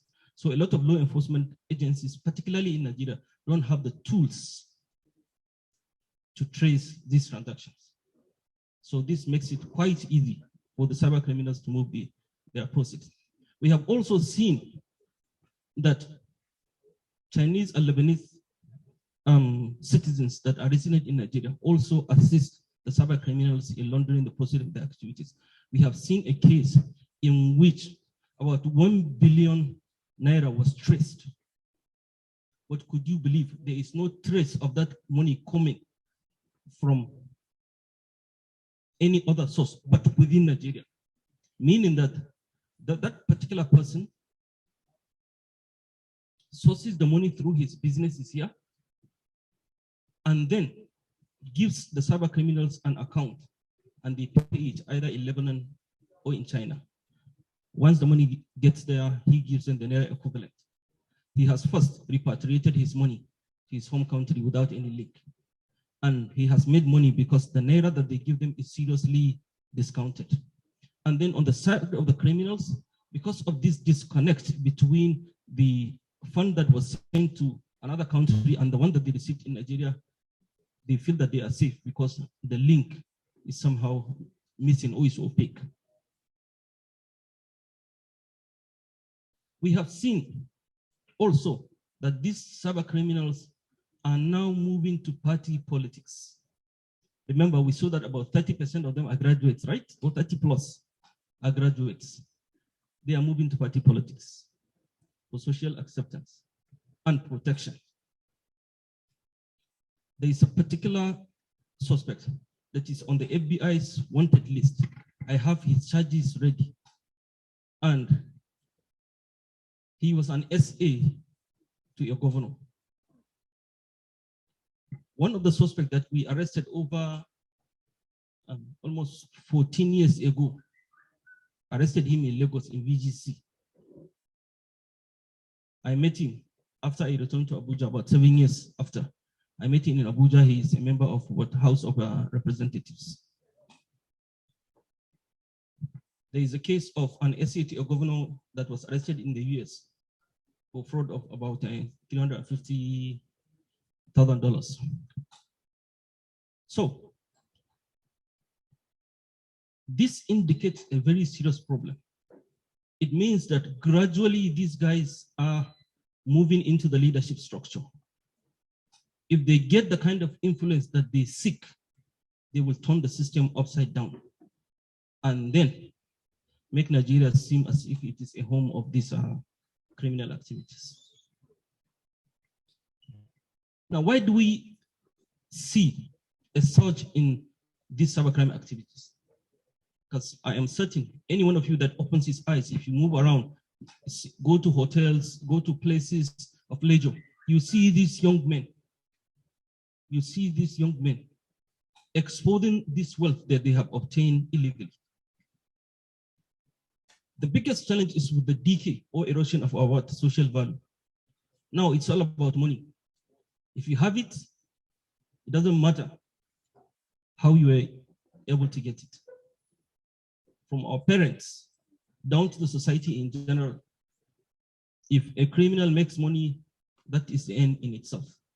A lot of the criminals that we have arrested, the assets that we have traced are in the names of their parents. And the parents know, or ought to know, that this young man that is not doing anything cannot afford this. Sometimes you have even the parents coming to us and claiming that they are the owner of asset A, B, or C. Poverty and unemployment. There is the influence of public sector corruption. As they say, the young men look up to our leaders and then they just take dressing. They see that person A just got appointed into this office, and before you know it, his life has turned upside down. These young men, they have sense. They can tell that this is not a legitimate income. So since they see that this is what everyone is doing, they too might as well do it. It's greed. Job losses as a result of COVID. Now we have come to the cross of our presentation. This is our general strategy in investigating and combating cybercrime. The first one is what? Intelligence. You gather intelligence on the criminal activity and as well on their financial holdings. Gathering intelligence has its own unique features and challenges. As opposed to being reactive, if you are intelligence driven, it makes you proactive, you respond. Once you see the telltale signs of fraud, you respond. Meaning that you tend to catch the fraud before it turns into something much bigger. But the challenge is, to gather intelligence, you have to have informants. We can't, at the same time that we are investigating our cases, as well be out in the field. The executive chairman of EFCC has done something that has aided the commission in fighting cybercrime in this aspect. He has created a standard department of intelligence whose sole role is to go out there, gather intelligence, be it on cybercrime or public sector corruption. The informants that you use, you have to pay them. And many a times they are unreliable. Some of the people that come to you with intelligence have their own ulterior motive. But despite these things, it's the best tool that you can have. You have to gather intelligence on the activities and gather intelligence on their finances. Because if they are in it for the one reason only, which is the money. If you have not focused on the financial aspect, whatever you have done is a waste of time. Because the guy will hire the best lawyers and frustrate you if he still has the money. He knows that if he serves these, the highest length of sentence, either in the Cybercrime Act or in the Advanced Fraud Act, is what, 7 years to 14 years. You can serve it and come back. Some of these criminals are billionaires, so going to jail, it's as long as the money is there, it's nothing to them. We focus on disruption. Disruption deals with when you gather intelligence on these activities, you profile the whole network that the cybercrime syndicate composed of. The players. Instead of you to target one criminal at a time, you focus on the whole syndicate, uncover it, the assets, the players, and then you arrest all of them in one time. Because if you take it one at a time, the cyber criminals are out there, the young men are a dime a dozen. You just take one, you have done nothing. the syndicate will survive. We'll just replace him. Others are willing. But if we focus using disruption, we focus on the syndicate. So it ends up taking more of your time and resources because you have to do more work. A case that you can secure conviction, in one suspect, you find out that you have to take time, get about 10, 20 suspects, their assets, and then you charge them to court. A very important component of our fight against cybercrime is what? Public education. The perception out there is that cybercrime is a victimless crime. The young men believe that because they can't see the victim, they can't see the suffering of the victim, is that they are getting free money somewhere, not knowing that lives are actually ruined. There was an instance in which a Nigerian diplomat was killed, I think in Czech Republic or something like that, by a victim of cybercrime. So public education deals with going to schools, going to religious leaders, going to traditional leaders, going to all places, creating alignment on the ills of these crimes. Engagement with our industry stakeholders. No agency can fight cybercrime on its own. No entity can fight cybercrime on itself. So all the stakeholders must have to come on board. If you look at cybercrime, Nigerian cyber criminals are in it for the money. So there is the money end, which deals with the financial sector. The evidence of the criminal act is in the telecom sector. So you have to have NCC, you have to have CVN, and civil society groups on board too, when you go to public awareness, because someone has to carry it. You can't reach all the nooks and crannies of the country. International cooperation. Many a times the suspect is in Nigeria and the victim is in another country. It is only through international cooperation that we get the evidence that is needed to fight cybercrime in Nigeria when the victim is in another country. One in Nigeria is the victim, and then the suspect is in another. You have to trace assets and seize them. You have to do forensics. High profile enforcement is inevitably linked to the disruption, because to send the right signal for people to know that you really mean business and to see that the crime does not pay, like the case of Hush Puppy, the kind of publicity it got, it told a lot of our young men that these crimes, if you see the way he was showing his wealth off all over the place, and seeing that now he's been arrested in handcuffs and stuff like that, it sent a signal to a lot of young men that this thing does not pay. Or at the end of the road, this is what awaits you. Now, in the criminal investigation, because cybercrimes have linked to the telecom sector, and the main means through which we connect to the internet is through IP address, you have to be able to trace IP addresses. When SIM cards are used to opt for this internet connectivity, you have to fall back on the SIM card registration. If your SIM card is used to make the call that leads to the cybercrime, you have to have the SIM card registration. And below the SIM card registration data, there's a call detail data that tells you the people, the network that your criminal is interacting with. Analysis of this call detail data is very important and critical to uncover the members of the syndicate and the extent of its connectivity. You find out the members of the syndicate and you find who their supporting actors are. There's a particular case in which I've been told that my time is up, so I have to rush. Someone pretended to be the chief of staff to the president. They received money in various bank accounts.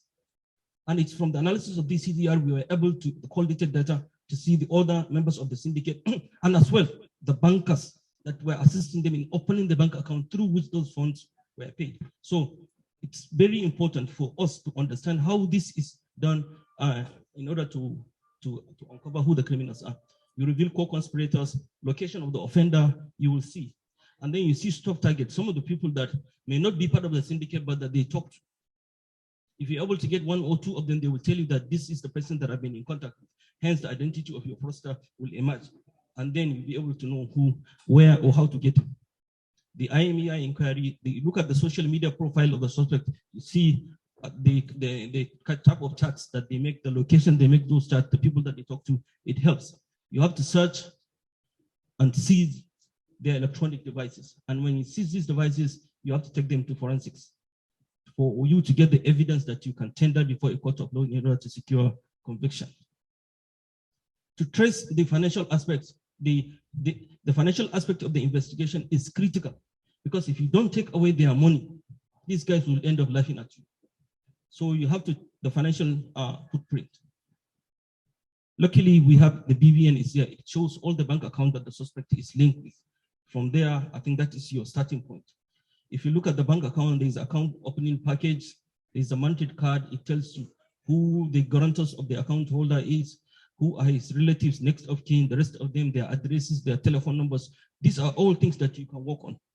And then if you look at the bank statement, it tells you the inflows of the money that is coming into the account, where the money is coming from his account, where the money is going. If he's buying property, you will see transfers that he's making to some other entities. You will see from the description or narration of the transaction, you will see what he taxed it. Is he buying blocks? Is he buying cement? Is he buying tile? It gives you an idea that the man is building what?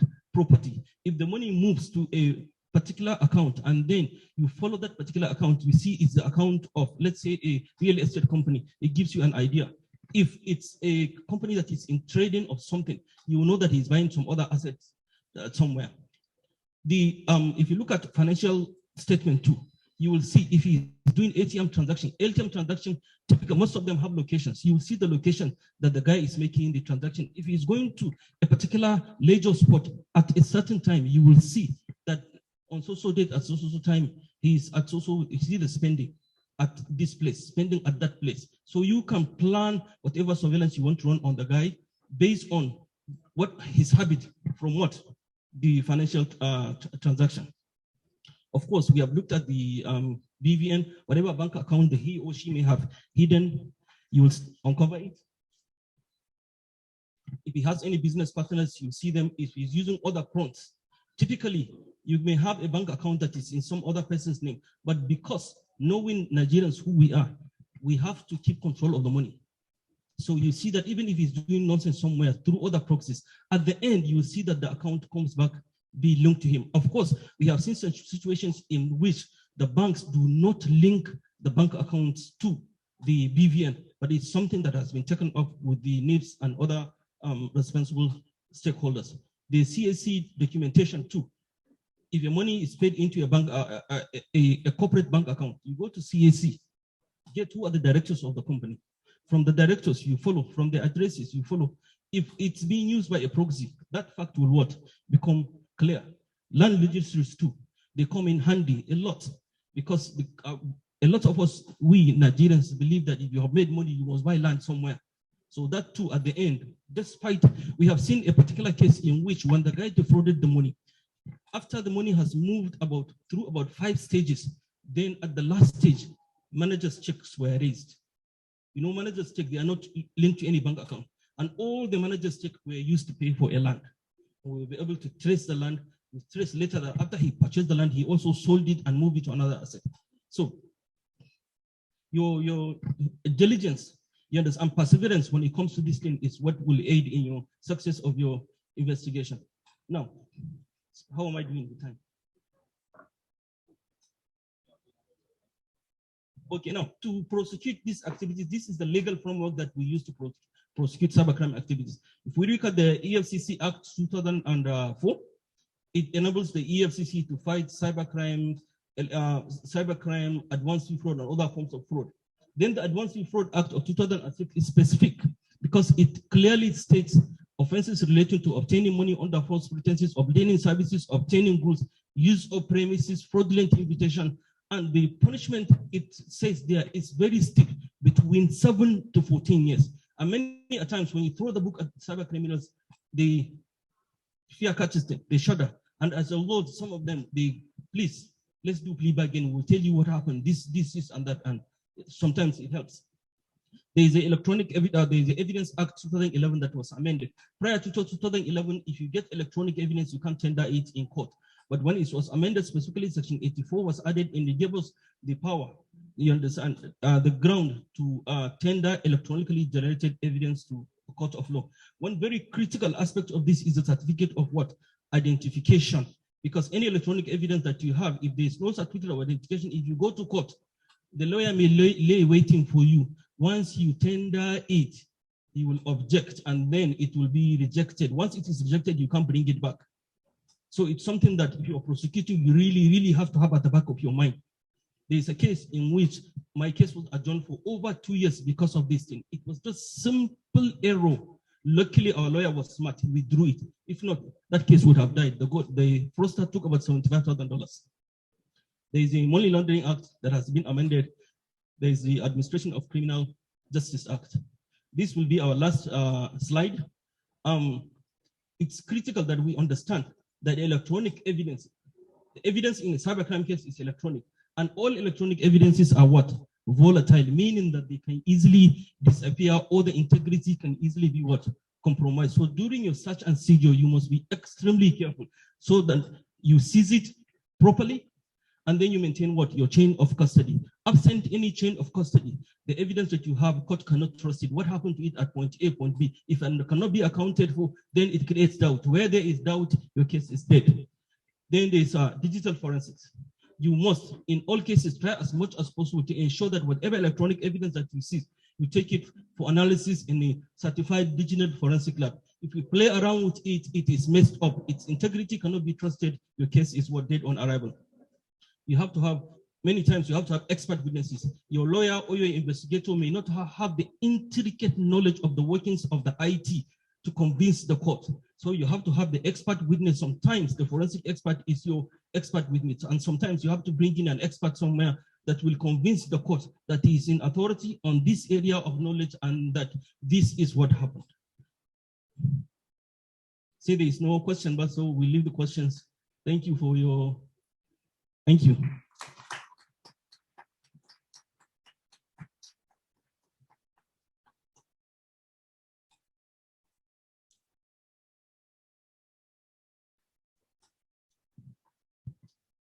Good afternoon, participants.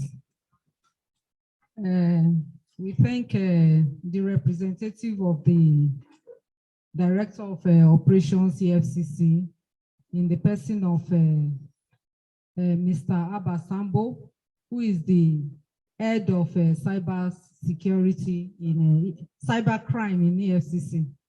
Okay, so he has delivered the paper on novel strategies for investigating and prosecuting cyber crimes.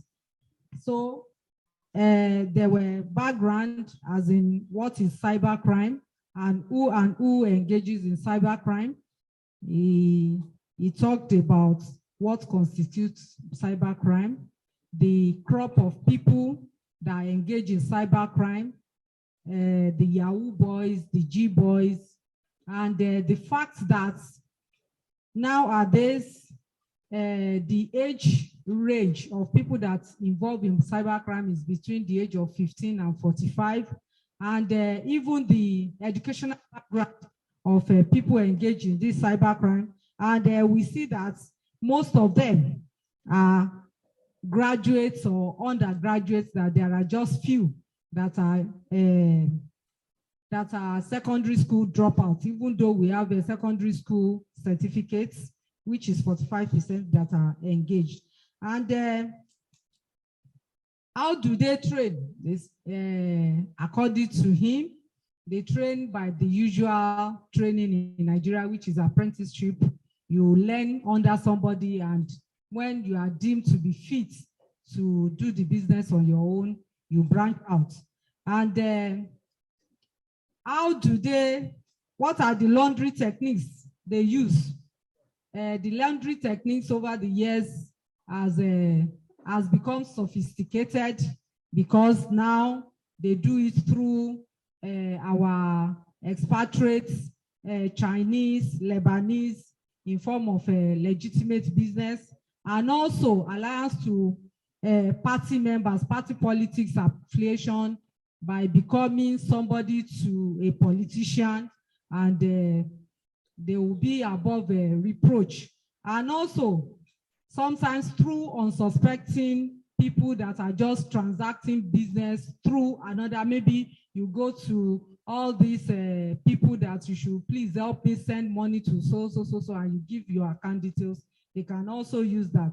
And the threat is that it is eroding our social values, and he said even nowadays, most parents are aiding and abetting their children in this crime. And it's some of the things that are leading to it, and it is even aggravating, is poverty and unemployment, and sometimes greed or job losses. The general strategy for handling cybercrime by EFCC, he said the general strategy is they gather intelligence through informants, and the EFCC now has a department for standard intelligence. And when you are handling this cybercrime, you need discretion, you need to educate the public. And I believe in that, because like he said, some of these people that are engaged in this crime, they believe that they are not hurting anybody. Like I have some people saying that the money that America is giving people to alleviate COVID is what they are getting. But you are denying somebody the opportunity of enjoying that. And engagement with industrial stakeholders, like you have to engage with the industries, like the IT world and co, so that you can both work hand in hand to mitigate against this.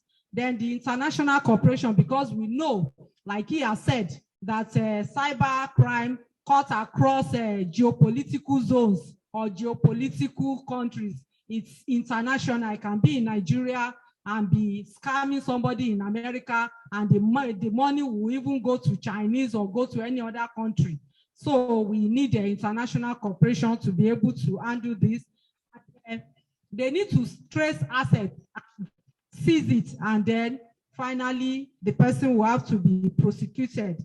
And in criminal investigation, we talk about how to trace the IP address, because we know that most cybercrime goes through the internet or SIM card or whatever. So you have to be able to trace IP address, trace the SIM card registration, call detailed data, who is the person getting in touch with, then the social media handle of the person, and the electronic devices, so that you can carry out a forensic on this. And the financial investigation also. He said you have to investigate, you have to have intelligence on the person's activities and also the financial activities of the person. So you need the BVN and the bank accounts of the perpetrators, who are they relating with, who are their relations, the statements of accounts, their properties, and their financial transactions. In case that the account that is involved is a corporate account, you need the CAC documentation. And he also said that experience has established that most of the proceeds from this crime, they use land to hold it, and from that land, which they can sell as legitimate business, now move the money elsewhere. So you need to trace any land documents and so on. And prosecution, there are several acts, as the listed EFCC Act of 2004, Advanced Fee Fraud of 2006 that they use, and so on, that they use in prosecuting whoever the offender is. And the electronic evidence, how do you handle electronic evidence? We all know that electronic evidence is volatile, so you need to maintain a chain of custody. You need to carry out forensics on the electronic evidence, and you need expert witnesses before it can hold water in court.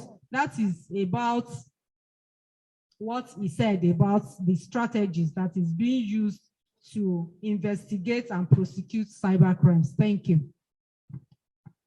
Thank you so much, Madam, for the summary of what our guest speaker has talked about. So please, if you have any question, we could just jot down our questions so that during the panel discussion, we'll be able to answer the questions. All right, I'm handing over the mic to the MC so that you can go ahead with the rest of the presentations. Thank you very much, sir. We're grateful and we've learned a lot from your presentation. All right, now we want to start the second session. The second lecture for the session is titled Session 2, Cyber Law and Ethics, which will be anchored by our resource person, Professor Olumide Longe, who's an Associate Dean and Head of School, Academic City University, Accra, Ghana. Please give me a round of applause, please. All right, thank you very much. Let me start by, first of all, appreciating the goodness of God, the Almighty Allah, for the privilege to be here this afternoon. You're looking at my face, I may look a bit tired because I've crossed a number of countries before getting here. By road from Ghana to Lagos, and then from Lagos to Yola, and from Yola down to Abuja this afternoon. So that's why they call me a ubiquitous professor. And so it's my pleasure being here. I want to stand on existing protocols. I know that when you establish protocols in Nigeria, they are very strong. So these protocols are not likely going to crumble under my feet. The feet are actually very small. And let me once again appreciate the privilege to be back home. Anytime I get an invitation to come and do one or two things at home, it's always an opportunity to once again interface with colleagues and brethren and friends and families, as well as all students. I'm like MTN now, anywhere you go. As soon as I walk into the podium, I started seeing some of my old students. And it brings you a very gladdening heart that God has used us to touch lives in the little times that we have lived. I told my students in Accra that I'll be 50 in June. And I told them that now that my father is gone, I will have said, I'm ready, if not that my mother is still alive. I've lived. And the essence of living is not just to make so much noise, it's the impact. Wherever you go, you see that impact, you know that you have touched lives. And that's why you see the title there is Legacies. It's all about legacies. What are you leaving? What are you leaving behind? It's not how much we leave, how much money we make. We're talking about cybercrime here, how much fortune comes our way. It's more of how much of lives that we have touched. And I want to appreciate God for the opportunities that he has given us. And we hope that those coming behind us, especially in the line of academics, will be able to see this not just as a career or as an income earning job, especially also other people from other sectors of labor in the country will see it as an opportunity to build a better future for those who are coming behind us. One of the things I've learned in some of my journeys abroad is that they deal with a lot of legacy issues. I don't stay in one place when I speak, for those who know me. I traveled a road from the Chicago O'Hare Airport. And if you look at this platform here, the size, the thickness of the road was like this. And I asked myself, where do we get the kind of roads we make in Nigeria? When you travel this road, it's about 2 hours to Lafayette, where you have Purdue University. The thickness is just like this. And so I asked one of the guys who took us from the airport, when was that road constructed? And he told me 1871. And I traveled that road in 2017. And that road is still there.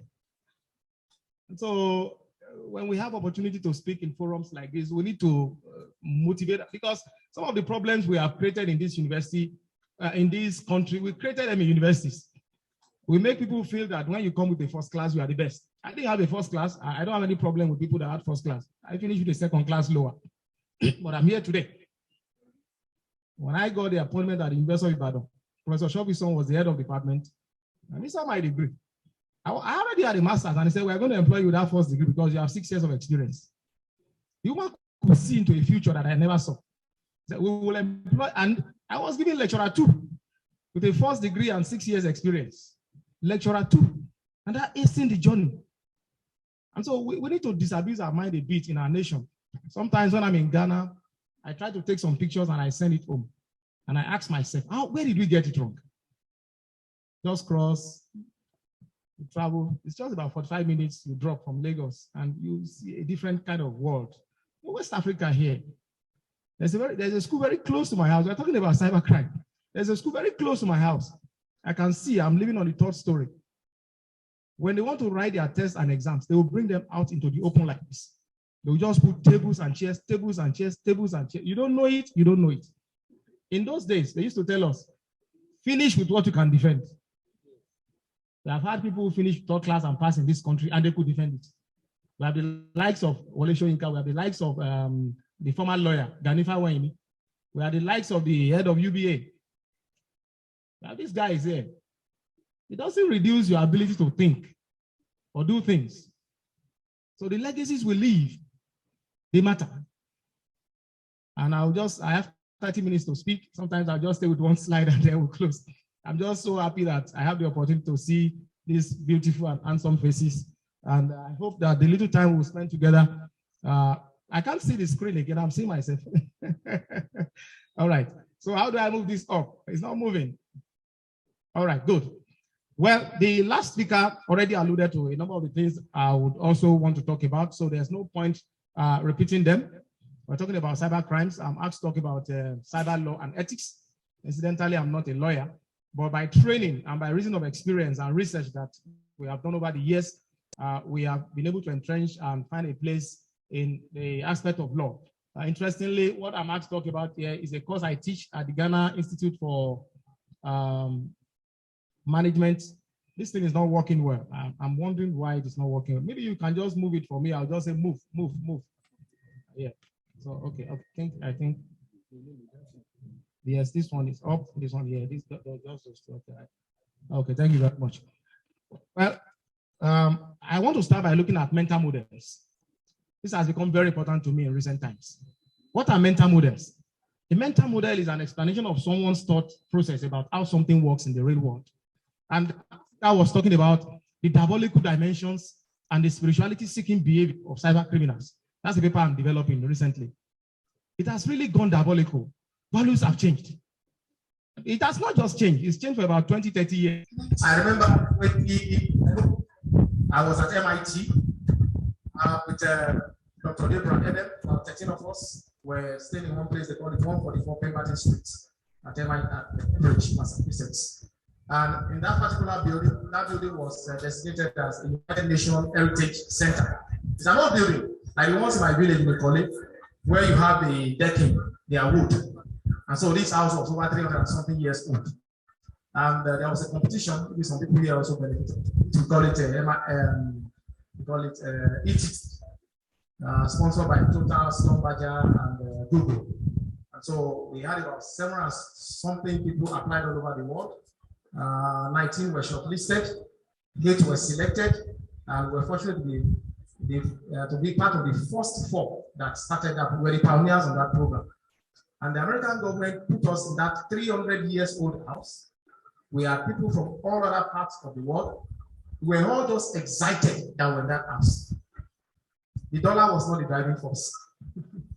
We're just so happy that out of 700 and something people that applied for something in the whole world, we were privileged to be among the first 8, and also more privileged to be the first 4 to go for the program and see where we are find ourselves today.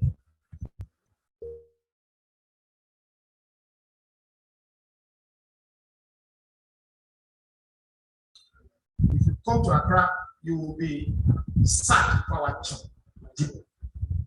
I used to try to disabuse the mind of our students at times because the perception they have of Nigeria is totally wrong. I was very small like this.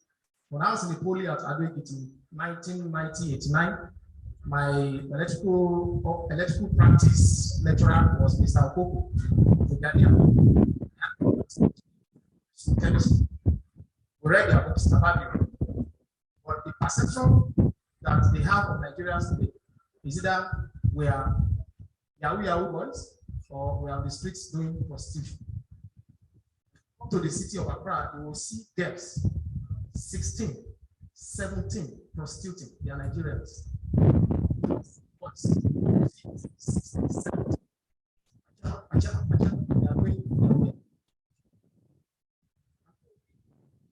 we eroded the value that we have as a people because of these vices that we call cybercrime. And it's all about the mental model, because we neglect a particular construct of life, that there is dignity in labor. The driving force is money, the quest to make easy money. And I don't know where we got it from. Just like the last speaker said, this crime has become more sophisticated because we push people to go to school, but we don't create jobs that will absorb them when they finish. Are you going to blame them? Probably we are running a failed state. It's very interesting. I'm so excited today because I see the National Open University of Nigeria having a neighbor that is EFCC, and the two of them are collaborating to come up with this kind of program. Let's give them a round of applause. It shows that there is hope in this nation.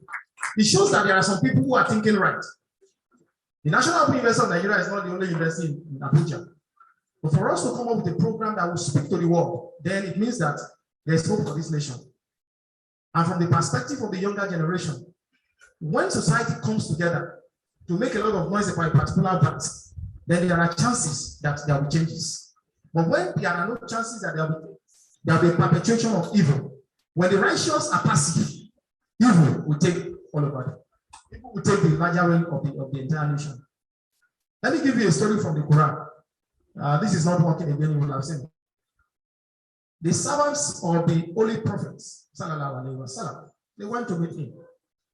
They said, what happened to us, the righteous, people around us? What will happen if we allow them to continue?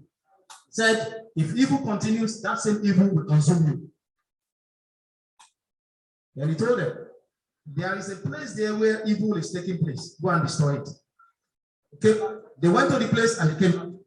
And they told him, that place you asked us to go to, there is one righteous who is always praying to you. Should we spare him? You know what he told them? Kill him first. Because every time evil is being done, it never is. Legacies. That's what you earlier. So it's about the mental model. That's what is driving this problem. People feel that they will make. Recently, I tried to do what is called tracing. Please let me know how much time I have. If I'm running out of time, just let me know. Unfortunately, we're not able to see that one. Well, the slide is there. You can share it among the participants at the end of the day. These mental models, they are cognitive distortions. That's what we call them. They are cognitive. There are some distortions. Let me go to Ukraine because it's topical. When the guy became a president, we said a jester has become a president. You see, we must always count what do we stand to lose before what we stand to gain. I try to do a trace of these Yahoo boys, and I ask myself, if they are really making money, how many of them are stable? I come across them all the time, something I've done for almost 20 years now. My PhD was on cyber crime, so I mean, there is no stability in their life. They are either running, jumping, moving, there is no stability. And like he said, and he showed us, when you see the volume of crimes that are being committed, the volume of lives that are being lost, there's a spiritual component of it that will not allow them to have peace. And so, if at the secondary school level, if at the primary school level, I believe we are going to write a communique after this event. If we can introduce back to the basics, where we came from.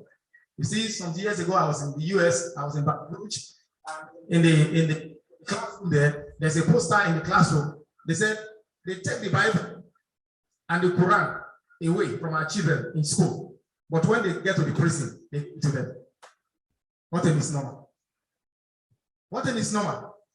I did a subject called civics when I was in primary school. In civics, we are talking about ethics. In civics, that's where you learn ethics.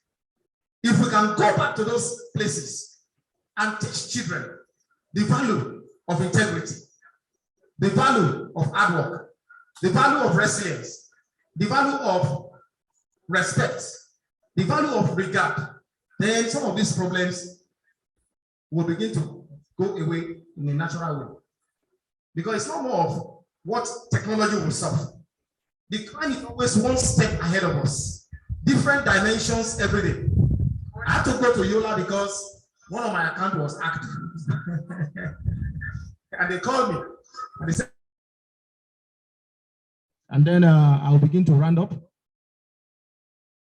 A distortion in thinking is the exaggeration of rewards or the minimizing of effects of one's action on others with ambiguous rationalization that makes criminal put selfish interests ahead and above common good. That's a quotation. I wrote it myself. I didn't copy it.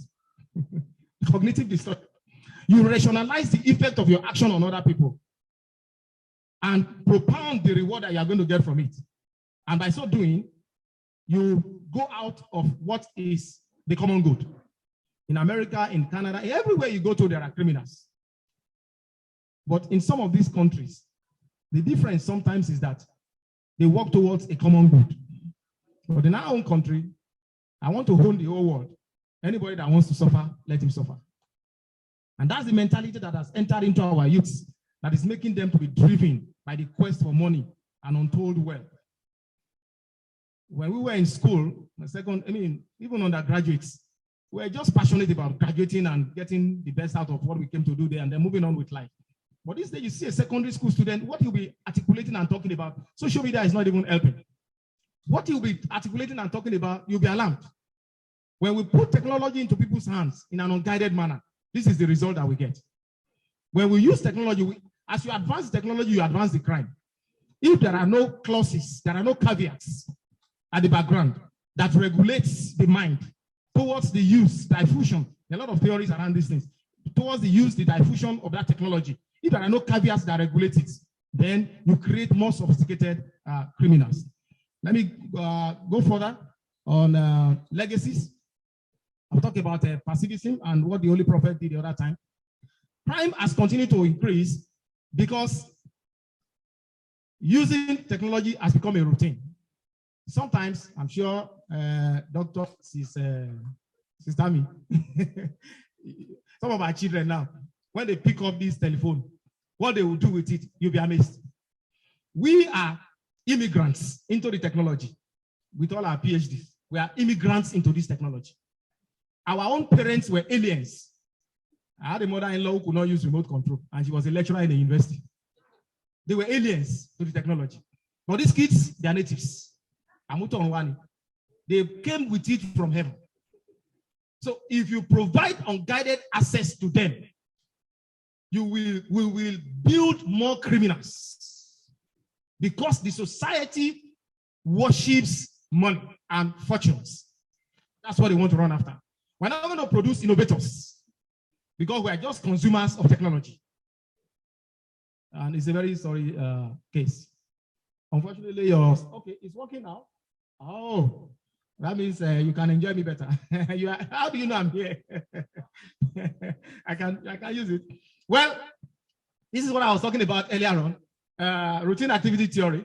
It posits that when, don't worry, I'll manage it this time and I will not cross your cable. There are so many theories that explain cybercrime and criminality. I just want to glide over there because of the time that we have. This will be shared with our people here. The challenge of cybercrime is no more of adopting new laws. Like the last speaker said, these guys are a step ahead. Even sometimes, I used to watch a particular, my favorite channels are, I think, CBS Justice and IDX. IDX is Investigation Discovery, CBS Justice, and then CBS Reality. So the challenge is not more of adopting or creating new laws that criminalize certain cyber activities, but more of law enforcement's ability to respond to cybercrime. Because the nature of the crime is different from the nature of conventional crimes. You can be here and be victimizing somebody in Canada or Ukraine or UK or anywhere. This is because cybercrime does not share some of the characteristics of conventional crimes that shape the current model.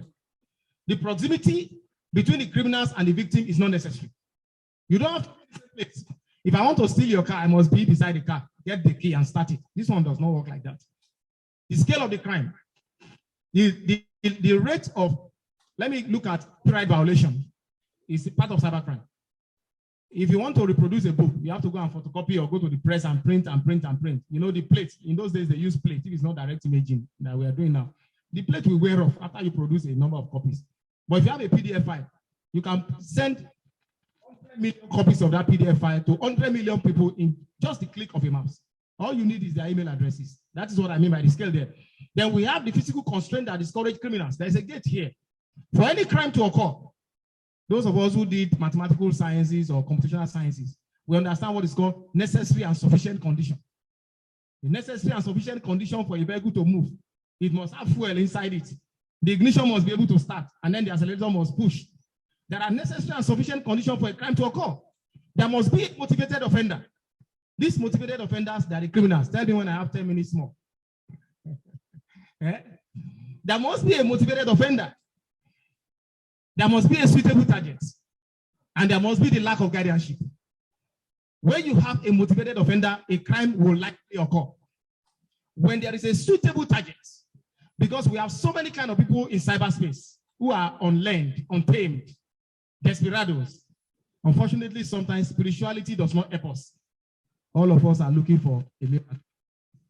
There's a miracle on the way. There's a miracle. So when it comes, you feel you have seen that miracle. So we are unguided. So there's lack of guardianship. Because using activities in cyberspace, nobody trains you. You just go there. There is, some people are not even aware there is a dark space. One of my boys in Yola was doing a PhD research on what he called dark tourism. We have dark conferences these days. You will pay for it, you will transfer the money, you will get to the venue, there will be nobody. Some of my colleagues have experienced it. Now, before people go to conferences, they want to talk to the conference chair. Because you will pay the dollars, they will arrange flight for you and everything. You get to the airport, they will tell you, this reference number is not in the manifest. They are not crimes with which normal investigators are familiar. And so it's a big, you see, he said it. The last speaker said so much about the challenges they have with investigating some of these crimes. So this is the nature of the cyber crime. A single criminal can victimize this one and then use this one to victimize others. That's called proxy. They victimize by proxy. You will not even know that they have hijacked your session and they are using your session to victimize. Organizational responses to cyber crime. There's so much I want to talk about. I didn't even know you gave me 30 minutes. So we have what institutions do. There are different types of institutions. There are public, there are private institutions. I'm not talking about universities. I'm talking about organizations and government sectors and private sectors.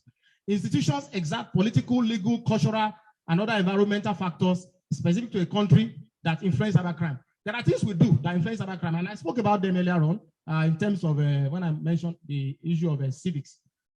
We have micro and macro institutions. I just want to try go towards the end. Because there is this organization of primary society, as I mentioned earlier on, customs and social norms are getting eroded. The particularities. In fact, history has it that the Ghana people, they left it, went to settle in Ghana. So if you use your left hand to give something, they will react in a particular way. They don't have problem. You know, there are people that are naturally lefty. So you want to use left, you also say left. When you say left, yeah, okay. They can take it from you because maybe somebody who is left-handed, you know. These are ethics, these are ethical issues. In cyberspace, there are some basic ethics that can help us to be safe. Ethics is also pluralistic in nature, in sharp contrast to science and technology, which is usually zeros and ones. There are several systems of ethics. There is the one we call consequence-based. Do what results in the greatest good of others. This kind of ethics are consequence-based. Before the law came, before we had societies and our forefathers were running the show, and we can give it to them, there was less problem than we have these days. These are consequence-based ethics. But in our generation, a new set of ethics is coming. Egoism. It affects us in cyberspace. We are egotists. We want to feel good. We want to feel like we are better than this person. Which iPhone is the latest one now? I used to see my student use iPhone something. Then I asked myself, some of the iPhones that you have used, if you put the money to some good business, by the time you finish school, you're already in millions. But they would rather use it to buy iPhone. Egoism is the order of the day. As compared to utilitarianism, which has to do with bringing the greatest collective good to everybody, which is some of the things that democracy is supposed to do, but it doesn't achieve it. We have rule-based ethics, which is called deontology. Do what is prescribed by certain universal self-evident natural rules of proper conduct. It could be based on religion or philosophy. These are ethical issues. When you look at ethical issues, you also go into what is called personality theory. Because we have different personalities and we find ourselves in cyberspace. Unfortunately, anonymity is a problem because you don't know the person you are interacting with. So that's why a lot of people go on dating sites. They meet somebody, continue to interact for months, and by the time they want to go and meet that person, especially when you're in the US or Canada, you have to be careful. It could be a transgender, somebody who has converted from being male to female. We see it, it happens. So we have personality traits, personality theory, which looks at the characteristic or blend of a person's uniqueness. These are ethical issues that comes up in cyberspace. And when you don't understand them, you will likely fall a victim. Because some of these things are not taught in school, you can only find them in this kind of environment. Utilitarianism is a theory of morality that advocates actions that foster happiness or pleasure and oppose actions that cause unhappiness or harm. It is in civics education we were taught all these things, but we remove them from our curriculum. A disservice has been done to our educational system. This is where I teach in class. Some of my students are here. I talk about life. We call it life 111. We remove all these things. You can't keep on doing the same thing over and over again and expect a different result. When I tell people, oh, this conference is $80, they shout. We are the one that know why dollar is 517 naira in the black market. In Accra, a dollar is 7 cedis, and we are crying. Too much. Tell me, sir, if a dollar is 7 naira, will you complain? We are the ones that know why. We allow it to go up like that. Because people are benefiting from it. This is an academic environment. We can talk like this. We take life out of the reach of the common person. Just because some people, we make a law, we make rules that benefit only a very few people. Now, we can only spend $20 in a month. Not POS, not ATM, only web. Check your bank. You are allowed to spend only $20 out of this country in a month. $20. Madness. Because we must be driven to the black market to buy dollars. Now we are talking about Yahoo. So some of the unfortunately, we are not to cover neo-institutional factors that promote cybercrime. These are some of the things that promote cybercrime. We are talking about a cashless society, right? But we are driving ourselves into the black market to purchase a foreign currency. This is the only country in the world where I see people get paid in foreign currency. When Ghanaians employ you, they will tell you your annual income is $50,000, but it will be paid in the local currency. In this currency, in this country, we have people who are paying people using foreign currencies. So we drive them to the black market to buy it. So these things will continue until we address it. Let me begin to close. The 5 big theory. We have conscientiousness, the person with a high level of self-discipline. We have agreeableness. These are the things that we need to do in terms of ethics to be able to address the problem of cybercrime. We have extraversionism. This is characterized by sociability, talkativeness, assertiveness, and excitability. We have neuroticism, which is a trait characterized by sadness, moodiness, and emotional stability. When you go online, you must watch out for all this. When you watch out for them, you will know whether you are susceptible to danger or to any risk or not. If you don't watch out for them, you'll get caught up. There's a dark web out there. We have openness. A person with a high level of openness to experience in a personality test enjoys trying new things. If you're one that like to try new things, you have to be guided. Because in the process of trying new things, you may find yourself trying new troubles. I will conclude. To secure the internet, I'll pass that side. We must go beyond technology. Cybercrime has come to stay. It's going nowhere. My PhD was on development of an outbound spam filtering engine for filtering advanced fee fraud email. The book, it was converted to a book and sold. It's about $100 if you want to buy a copy. That PhD was 2010. And then I did the PhD because Nigeria was notorious as the source of most of the advanced fee fraud emails that were coming online. But my findings then was that not all those emails were coming from Nigeria. There are signature characteristics in every email. If you see an email, at the end of the mail, they wrote Longe Olumide, and the Longe is written capital and the Olumide is written in small letters, you will know that it's a French person that wrote that. That's how they write. If you see an email that says something like, there are peculiar things that Nigerians say, that we say, that when we say, they know that the person is a Nigerian. Our signature on some of those emails, but everything was made from our country. Plus, we are the largest population of Black people on earth. Anybody who is not even a Nigerian can claim that he's a Nigerian because he's Black. If you see an email and you see the word thereabout, there is no other country in the world, quote me, where people use the word thereabout. It's only Nigerians that say thereabout. That email is written by a Nigerian. So for us to combat the issue of cybercrime, we need a holistic approach that goes beyond the transcendence of technology and law, to include ethics, to include religious studies, to include studies on morals from the grassroots. By so doing, we can prepare a new generation of people that will not have a handshake with this middle generation who are already entrenched into this quagmire. Without that, we are going nowhere. Thank you very much. God bless you.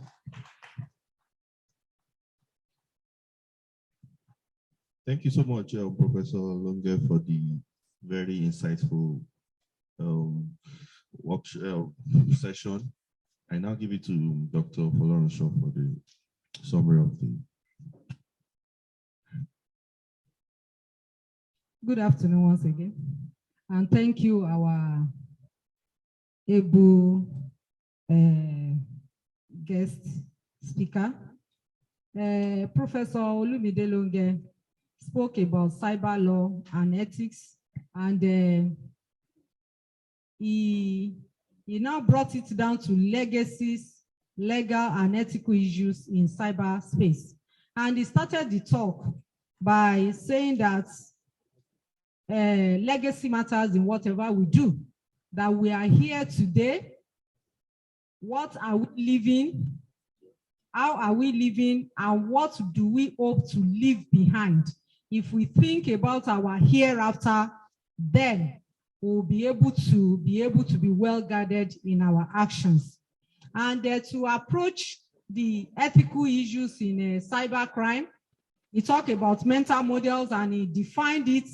I hope I'm correct, that their thought process of someone on how things are, which the society is responsible for. He said the society is responsible for our thought process on how things are.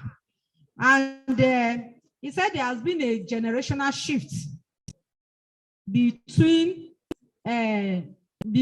what was then and what is now, that parents, just like the last speaker said, parents are now responsible for pushing their children into crime. And we have neglected the paradigm that there is dignity in labor. All we are focused on now is money, and physical wealth. It is good for people to come together and speak against this evil. He said when people just like EFCC, NITDA, ESME, and the National Open University through Estelle has come together to talk about cybercrime and mitigate against it, that if some of the groups in the society can come together and be shouting about these ills, at least it will sink into the mind of our new generation, and they will know that for people to be speaking about this thing, that it is evil, then maybe it is not something they should engage in. And the mental models are just cognitive distortion. And the Yahoo boys are never set. He said, if we look at them, and this is true, they are running after this money. Even when they have the money, they will still be running from law enforcement. They will still be running because the way they spend this money, when they make the money today, the money is no longer there tomorrow. So they are running after another person to scam. So it is not as if this money is really giving them peace. And it is not as if it is something that in later days in life, when they are old, is something that can sustain them. So he said we should reintroduce a subject that we all took, my generation anyway, in the primary school, civics, that this is where ethics and value of the society, respect, integrity is taught, and it is better that this subject is reintroduced into the system. Then he went further to talk about cognitive distortion, which is the distortion. The distortion is the thinking that exaggerates a reward and rationalizes the effect that the action will have on the general society or our neighbor or our brothers. And this can be mitigated against by making sure that we don't allow people to use technology without regulation, and that crime persists with unguided access to technology. And I think most of us are liable of this because we buy phones, smartphones for our 10-year-olds, and I even see some 12-year-olds on social media, they already have accounts. There was a day that I received a friend request from one of my friend's son, and as at then, the son was just 12 years old. So I was wondering, what is this boy doing on social media? And you don't know the sites they will go to. So when we give them access to technology without guidance, this occurs. And the challenge, he said, in mitigating against cybercrime is not about adopting new laws, but being able to enforce the existing law. And he said the cybercrime now has the capacity and whatever to grow, because in those days, crime, for you to commit a crime, there needs to be proximity, there needs to be proximity, and there is a particular pattern. You cannot steal this water now if you are not close to me. In fact, my mother had an adage. It's like, this my phone now. I still do it. This my phone now. When I want to sleep, because I live in a bungalow, I'll put it where through the window you cannot see. My mother will say, the artist at the heart takes. So if you don't put your eyes will see it, there's little tendency that that thing will be stolen. But these days now, remove proximity, so you can even be anywhere. And of course, the proximity is still even there, because most of us, we are visible on the cyberspace. So anybody can see us, and we are an easy victim to all these cybercrime. So there are things we do that encourage cybercrime, and these are customs and the social laws that are being eroded. Ethics has to do with models, and it is not religion. Ethics is not religion, but ethics is included in religion. And he said, if we want to combat cybercrime, we should go beyond rules. We should go beyond technology. We should go back to the basics and instill some values, some ethics into. Thank you so much for the recap. I'll hand over the mic back to the MC. Thank you very much, Chairman, and of course the rapporteur for doing an excellent job so far at the commencement of this session. You will agree with me that the opening of this plenary has witnessed the avalanche of information flow in an exhilarating manner, no doubt. The two speakers have actually displayed before us that they've got a good grasp of their area of specialization. This is just a tip of the iceberg and just the beginning of the session. After the break, when we return, we'll take another drive into digital forensics and cyber policing. Another one will be on hands-on tips on information systems auditing, after which we'll collapse for the panel discussion. From there, we'll wrap it up for the day. But for now, we'll take a break for a health session. That's for lunch, after which we return shortly. Thank you for your kind attention. Head of the Learning Content Management System, and that's the Director of the Learning Content Management System of the National Open University of Nigeria, Dr. Adewale Adeshina, to help us chair this session. Dr. Adewale Additional, you're most welcome, please. Please kindly take your seat over there. And let me as well invite and to act as the rapporteur again, we will invite back Dr. Folorunsho to help us with that one row tax.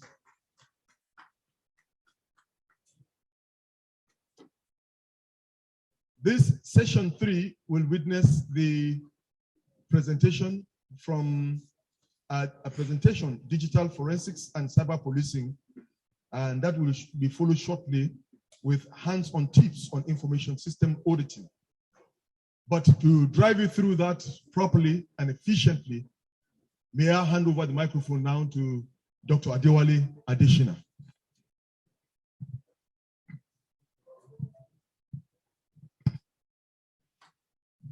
Thank you very much, moderator. Welcome to this session, a very interesting and technical session. And as been announced, we will be taking session 3 and session 4. And the duration will be some.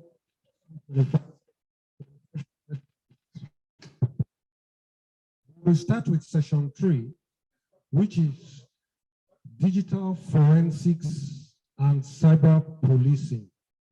Now, this will be taken by one of our very strong partners, Dr. Mukhtar Bello, the head of Quality Center and Assurance of the Forensic Department of EFCC.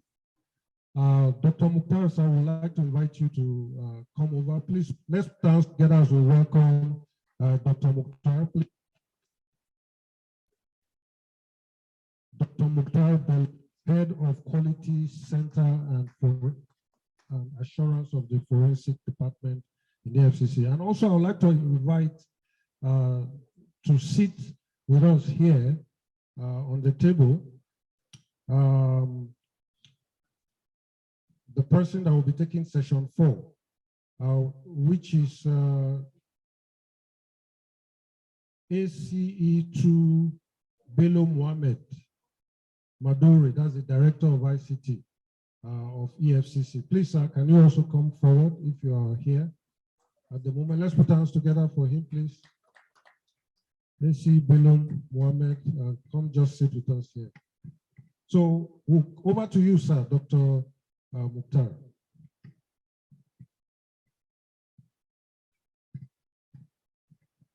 Good afternoon, everyone.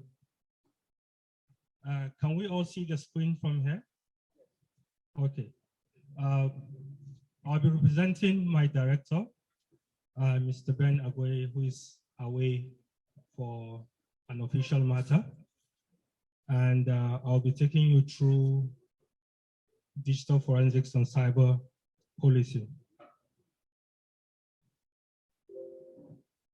A bit about my background. My background is in cybersecurity, digital forensics, and cybercrime investigation.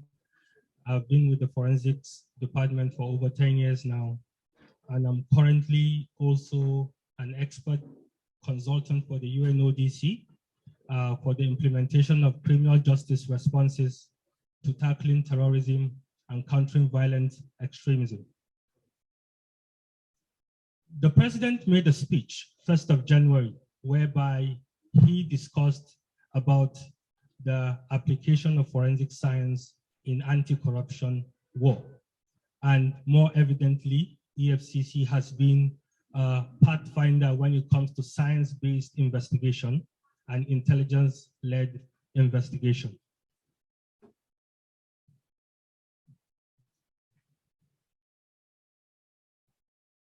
So we're going to look at the digital ecosystem very quickly.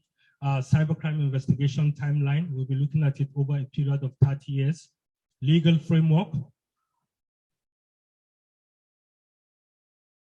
Legal framework, expert witness testimony, quality standards, and a couple of case studies. Can anyone read this, please? Loudly.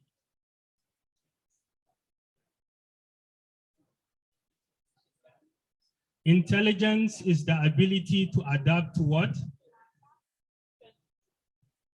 Can you read this?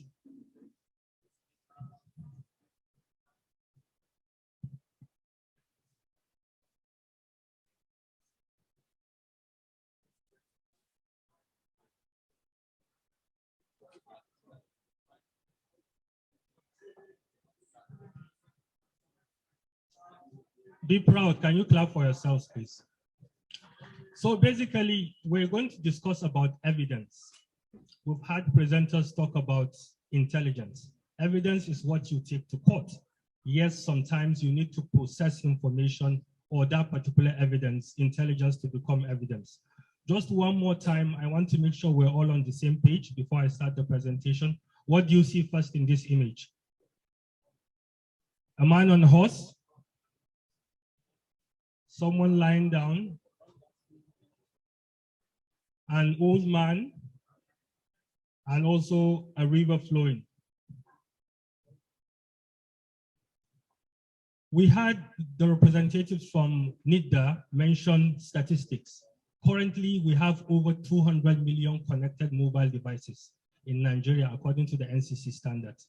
And the UN predicts that by 2050, Nigeria will be the third most populated country in the world after India and China. Similarly, we're the sixth most terrorized country in the world. And obviously, you know the implication, especially when it comes to economic impact of terrorism. We've seen quite a lot of organization. We've seen how bandits are organizing with criminals. We've seen Yahoo boys, Yahoo Plus with cultists. And this is the next generation of crimes we're going to face. Globally, we have about 7.9 billion, about 5-point-something billion are using the internet, and roughly about 4.9 billion people using the internet. The most widely used social media application is Facebook. Every month, you have an active 2.8 billion unique users of Facebook. Then you have WhatsApp and Instagram. What's the connection between Facebook, WhatsApp, and Instagram? They're owned by the same person, Zuckerberg. So there's a likelihood that Mark Zuckerberg knows more about you, knows about your spouse, your law enforcement organization, and any other person, because we do so much activities on social media platform nowadays. Back to Nigeria, we have about 100 million social media internet users. You would think with all the noise you hear on social media, we have quite a number. It's between 30 to 40 million Nigerians actively on social media.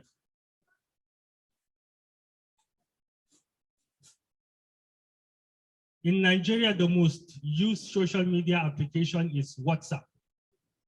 So there's a likelihood that averagely in every Nigerian that has access to a smartphone, that particular phone would have a WhatsApp application. We've seen quite a number of sophistication whereby criminals are hijacking WhatsApp groups, escalate their privileges, be able to do SQL injection and steal quite a number of things from your phone. I can't remember the last time I went to a bank because my phone is my bank. I don't go to business cafes. I scan with my phone.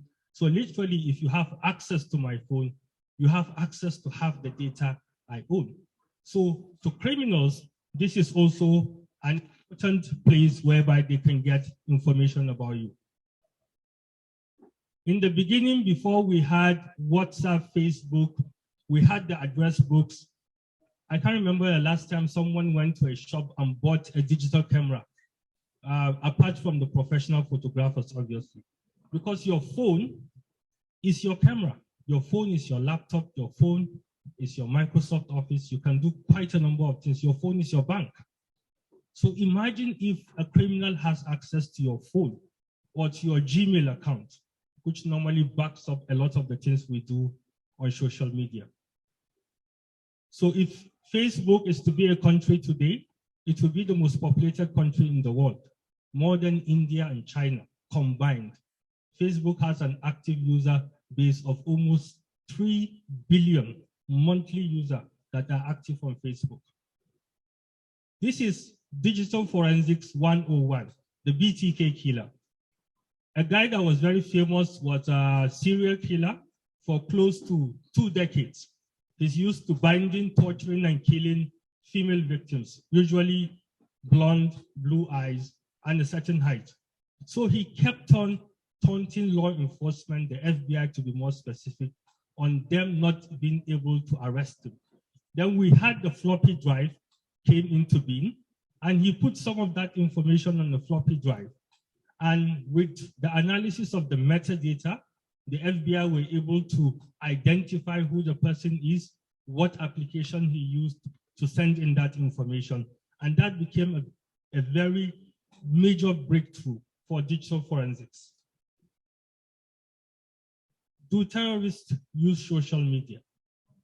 ISIS was able to recruit 44,000 foreign fighters from 114 countries without stepping a foot in any of these countries. What did they use? Twitter, social media. So yes, terrorists are using social media for what? For propaganda, for recruitment. 44,000 from 114 countries without stepping a foot to recruit any of the terrorists in those particular countries. Using what? Social media. Hush puppy. That is cybercrime 101. All the evidence against Hush puppy was given to who? Them by who? Hush puppy himself. All the evidence about Hush puppy was on his Instagram account. All the cars he was flaunting, the houses, the checks, the airplanes. All you needed to do was, this phantom is $300,000. Show me your source of income. That's it. So all the evidence against Hush puppy was given to the FBI and Dubai police by whom? Hush puppy himself. So there's a likelihood that the cyber criminal must have even given you evidence about himself that can be used against him without them knowing. Social media has an impact on entertainment. Cristiano Ronaldo has the highest followership on Instagram, over 400 million users. He charges $1 million for a minute advert on his Instagram account. $1 million for a minute. That's 575 million naira per minute. Are we in the right profession? I think we should go and learn how to play football. Because if Cristiano Ronaldo can go for a match and he has 2 Coca-Colas in front of him, and he'll shift that Coca-Cola and bring the water in front, and that act cost Coca-Cola money, that means you can influence people. Me as a village man, I'll do something, nobody will know. Davido will do something, front news will carry it. Why? He's an influencer. We have criminals that are also influencers. We've seen quite a number of music artists that are into Yahoo. I'm not going to go much into that. We've seen influence. In the case of Hush Puppy, the evidence was gotten what? On social media. Are there any ethical issues against searching? Can I search for how to make a bomb? Yes, I can. But who is paying attention? Are they going to arrest me? For you to get a US visa now, you must give them your active social media account. And they'll go back as far back as 5 years ago. If you've ever insulted any of the United States president, believe you me, they are not going to give you a visa. And now HR are even using it for recruitment. You can't want to work for a law enforcement organization and you are supporting bandits, IPOP, or any of these banned groups or bandits. It's not going to be possible. So HR are using it for recruitment. Quite a lot of Nigerians are committing crime online without even knowing it. Technical issues. Provider has limitations. You have evolving technological landscape. Like my very senior colleague mentioned, the head of cybercrime. We're playing catch up. Not all the time. They embrace technology faster than us. Sometimes you have to even sit down with them for them to tell you how they're doing this.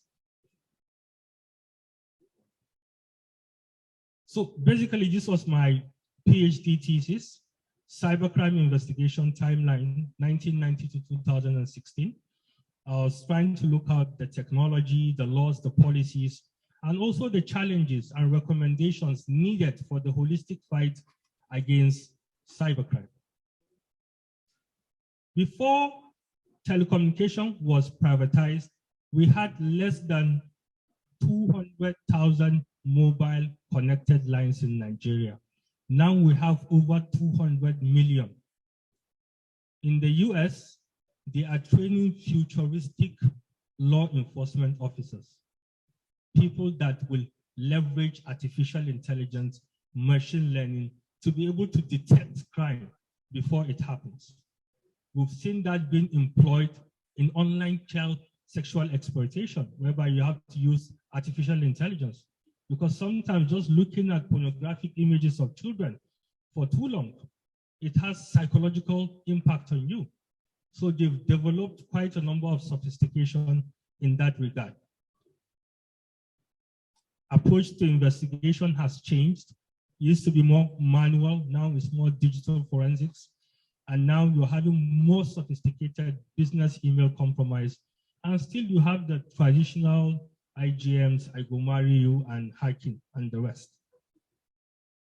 Accessibility to smarter technologies, just like you think you have access to this particular device, the criminals have access to it as well.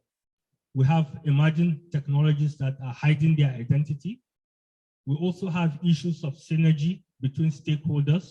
The investigators might not necessarily be discussing with the prosecutors. And also when you go to the court, the lawyers or the judges might not be able to understand even what you're trying to say. So legal framework, I'm not going to dwell too much on it since my couple of the previous speakers have spoken about it. With the exception of the Evidence Act, like the head of cybercrime rightly mentioned before, whatever kind of investigation you do in Nigeria, whether it's mechanic, whatever kind of investigation, you must print a report. In court, you cannot tender anything before the amendment of the Evidence Act by just printing and bringing it to court. We had two conflicting judgments in the same jurisdiction. One said that, look, anything you print from a computer, you can tender. Another court says no. We went all the way to Supreme Court. And later on, Evidence Act was amended, whereby any document, admissibility of documents generated by a computer, as long as it fulfills these 4 conditions under Section 84, then that particular document will be accepted in court. So what is cybercrime? For the purpose of this investigation, I'm going to defer us to 2 definitions: cyber-enabled crimes and cyber-dependent crimes. Cyber-enabled crimes are those crimes that are traditional crime, like extortion, obtaining under false pretense, terrorism, that have been enabled by what? Technology. So before, I have to physically come and bully you or stalk you, but now I can stalk you online. I can bully you online. I can defame you online. So these are traditional crimes that have been enabled by what? Technology. Secondly, cyber-dependent crimes are those crimes that are dependent on technology, ICT, or the internet, like distributed denial of service, ransomware, business email compromise, Trojans, viruses, and the rest. So under it, you have the Cybercrime Act has what is called the Cybercrime Advisory Council, which is being coordinated by the Office of the National Security Advisor. And it also makes the Office of the National Security Advisor the country's computer emergency response team. You have various offenses. How many of you know that if I go to your page and I insult you and I don't have any facts, I've committed cybercrime? Of course, you've committed cyber stalking because you've gone online, bullied someone online, stalked that person online, defamed that person online. You are considered a cyber criminal. When it comes to obtaining under false pretense, a lot of people that buy things online, this is what the dress looks like. this is what the vendor gave you. That person has obtained under what?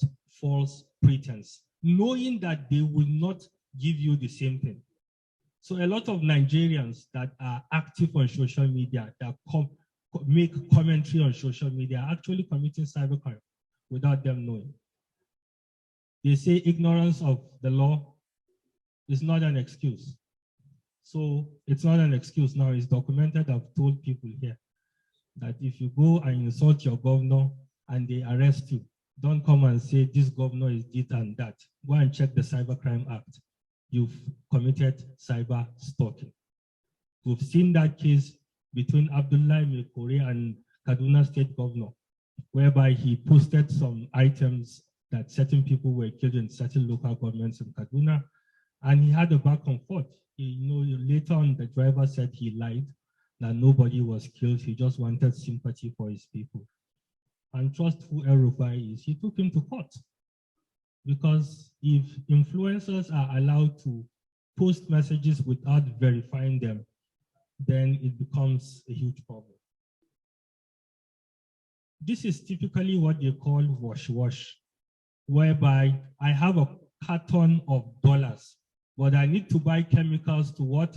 Wash that dollars. I need money for that chemical. I'll give you a certain percentage. The scam is on the chemical. So once you pay for that chemical, that's it. You know, the typical, I go marry you, I'm a son of a late African dictator, I'm a handsome prince. A lot of people are still falling victims to that. Under the Administration of Criminal Justice Act, at the point of arrest, you have to document the criminal, the suspect, the alleged, sorry, not the criminal in this instance. It's only a court that can pronounce someone a criminal. So you have to take all this information. The one for Lagos and Kaduna State is more detailed. It has the BVN and the NIN number. It goes with the digitalization policy of the drive of the Ministry of Digital Economy, and also the mandate given to NIMSI.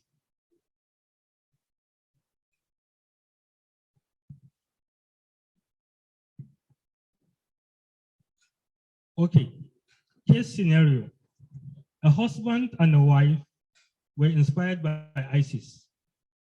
They were recruited online. They went to their place of work. They killed almost everybody. They were chased. They were gunned down. The husband had an iPhone 6, and the FBI could not open the iPhone 6. So they wrote to Apple. Apple, we're having problem with this phone. This guy is a terrorist. He has killed people. Kindly open this device for us. Apple said no. We guarantee the privacy of our users, even if they are terrorists. They said, no, this guy is actually a terrorist. He has killed people. And the reason Apple did not want to give access to FBI is because they are afraid that FBI were going to snoop on conversations. Because if they have the proprietary knowledge to jailbreak an iOS software, then it's going to be a problem. So they took them to court. But when they were waiting for the court judgment, FBI had to get another company to open it for quite a lot of money. iPhone 6, but now technology has changed, obviously, but just to show you the complexities of some of these new devices and technologies.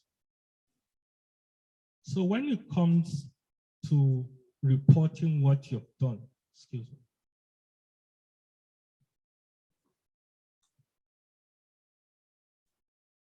There are two ways to make sure that you are in compliance with Section 84. At the end of any investigation, you're going to write a forensic report. And when you go to court in your examination, they'll ask you, Bello, at the end of your investigation, what did you do? My lord, I printed a forensic report. In that forensic report, the logo of my organization is there, my name is there. Can you tell us how you came about this report? My lord, when I finished my investigation, this report was produced by what? A computer. That computer was what? Working regularly. It was operating properly, and this information was gotten from this computer. and you can support that with what is called a certificate of identification, or orally, just the way I mentioned it, that document would be accepted in court based on the provisions of Section 84, subsection 2 of the Evidence Act as amended. Like I mentioned, very key, chain of custody. It has to move from one end to another. It is not good enough for your director to come and say, oh, yeah, ICT, please help me do this, do that. It has to be documented. It has to be a letter. What gave you the authorization to go ahead and conduct this investigation? These are some of the technical issues that defense counsels will be looking at. So this is what a certificate of identification looks like. As you can see the name of the computer, the name of the printer, and also provision of Section 84, subsection 2 is right there. Forensic happens after cybercrime has conducted their investigation. We give professional support. We act as expert witness. We also generate evidence from primary evidence. Lockhart, a very famous scientist, mentioned that if I come into a room, I bring something and I go away with something. It's the same thing with digital evidence. Whatever you do online, whatever you do on your device, it's there. I've seen people go to Barnex, they want to buy a new phone, they drop their old phones, they buy a new one, and within a week you are getting debit alert. Because the person ended up selling your phone to a criminal, and that criminal has the sophistication, the tools to get all your information that you think you have deleted. As a rule of thumb, I do not discard my phone. I keep my phones as far back as university days. So because I know the capability of these people to get information. So Lockhart is saying, for you to come to a place, you bring about something, you leave with something. The same thing with digital evidence as well. So forensic science is just a scientific way of collecting information. If somebody is killed and the court needs to form an opinion of how he died, they will call what a forensic pathologist. The forensic pathologist will tell you this person did an overdose of tramadol, or took sniper, or was shot, or was bullied, or whatever it is. It's a forensic pathologist. If a disputed document is this original certificate of National Open University, or it is forged, it's only a forensic document examiner that will give testimony to that. If your finger handwriting has been forged, your signature, is only an expert that can. Same thing when it comes to digital forensics. It's only a digital forensic expert that can go to court and tell the judge without any fear or favor that indeed this device belongs to you, and indeed you are the person that forwarded this particular information.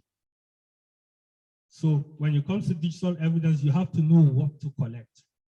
Everything is connected now. Your phone is talking to your wristwatch to your smart application at home.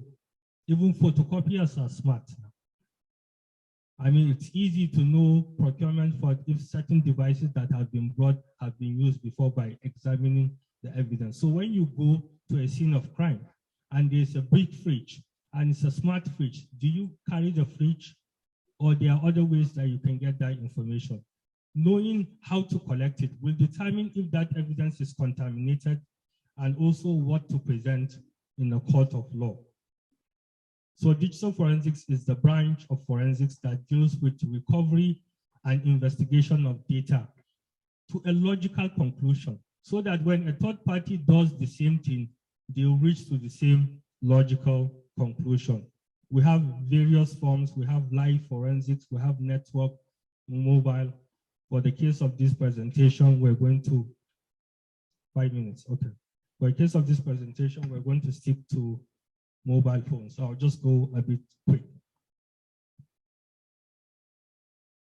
So you can get quite a number of information from drones, from access points, from cloud. And you should be very careful what you do on social media, because if that particular device is a public device, then there's a likelihood that that information will be public as well.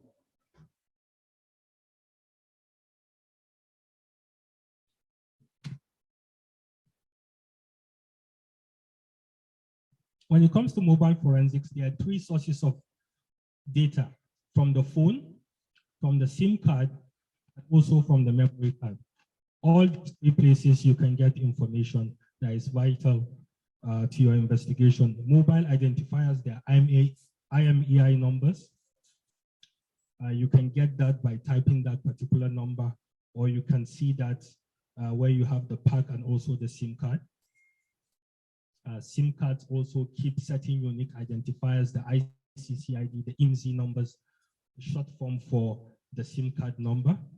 And also you have the way they are being, these are important when you go to court. Defense counsel will even ask you, the second number that comes after the IMEI number, what does it stand for?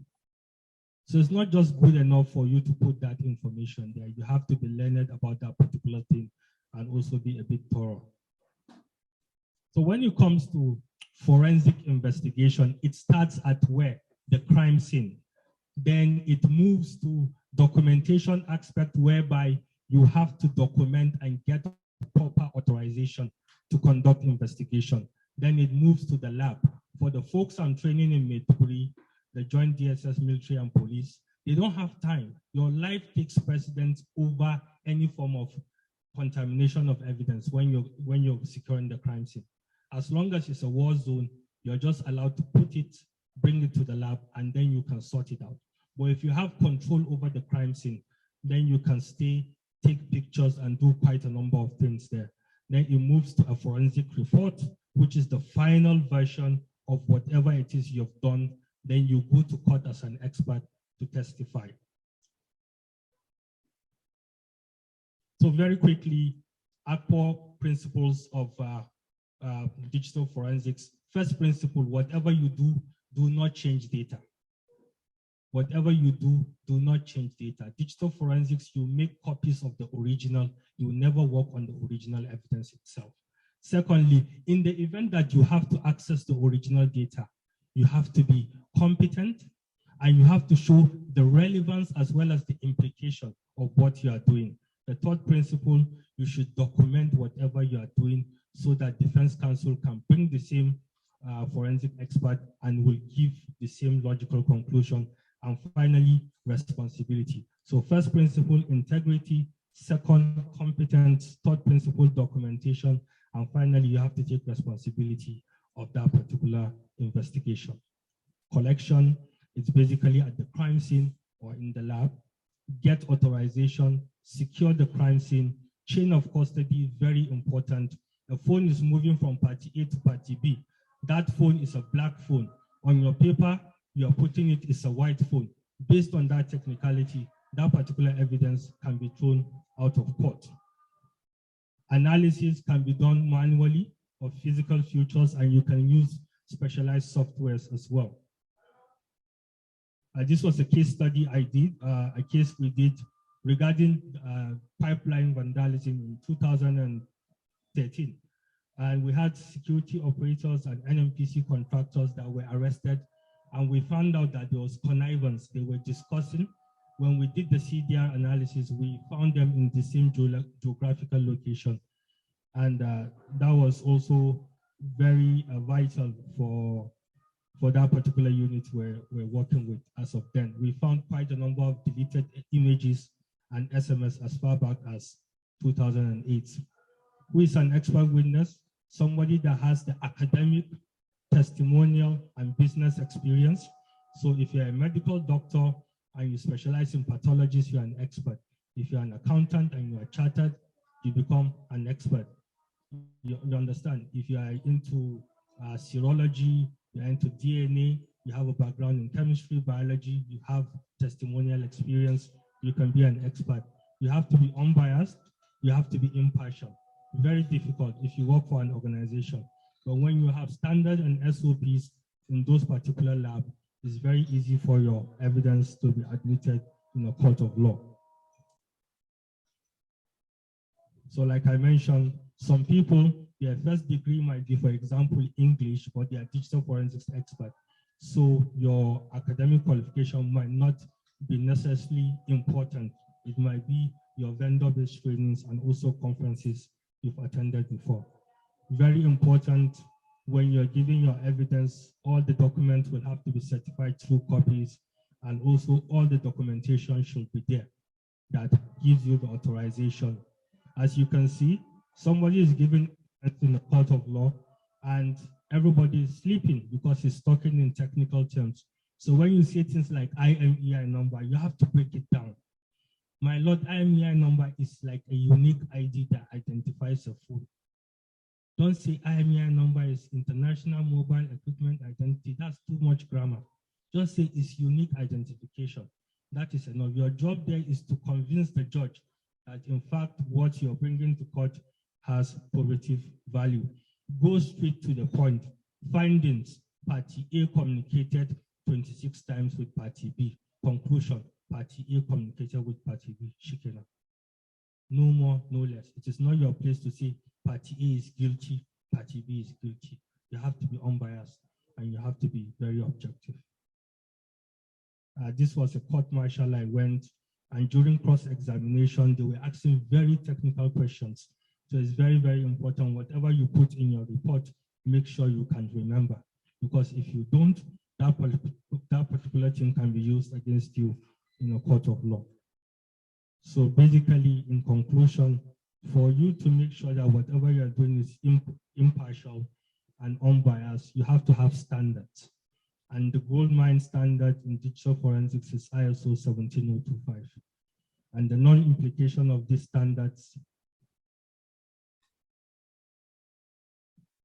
it's non-admissibility of evidence, loss of reputation, unauthorized access, incompetent analyst. And the benefit is acceptability of your evidence. Any jurisdiction you go to, there's cost reduction, and it also enhances investigation. Thank you very much. Thank you, sir. That's a very good one from Dr. Mukhtar Bello, Head of Quality Control and Assurance of the Forensic Department in EFCC. Like you all know, we'll go down to a section where we will have question and answers, but this will be after we have this next one, which is hands-on tips on information systems and auditing. Hands-on tips on information systems auditing. ACE2 Bello Mohamed Maduri, Director of ICT, has prepared that, but it will be taken by Saidu Mohamed Garba, the Head Systems Infrastructure and Engineering Unit of the EFCC. So we want to invite you, sir, to take this session for the next 25 minutes. So let's put our hands together for him as he comes over to take the microphone.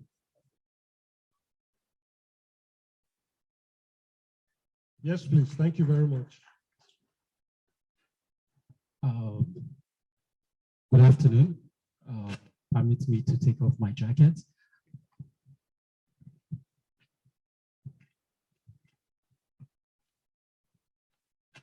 So standing on existing protocol, I'm standing in for my director, who you earlier saw today, who delivered the keynote address on behalf of the chairman of the commission, or he had to rush somewhere. It's supposed to be a hands-on training, and to be realistic, I want everyone to be involved. You guys have sat down, you've heard maybe new things or old things, but now I want to hear, it's called tips. So let's give ourselves tips of information systems auditing. We know what auditing is. I believe everyone likes money. Talking about money, money, money, what drives the cybercrime, money, what drives everything. So audit. So let's see, I want 3 people to tell me what they know about information system auditing. Anyone? Don't tell me you guys you don't feel like talking. You've been sitting down all day. No one wants to talk. Or where's my friend that was challenging the first speaker? He has left. No one? Okay, what's information?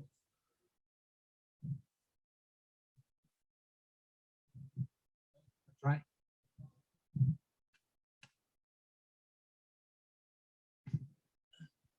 Good afternoon. Permit me to say that information is basically a processed data which could be used for any particular purpose. Thank you.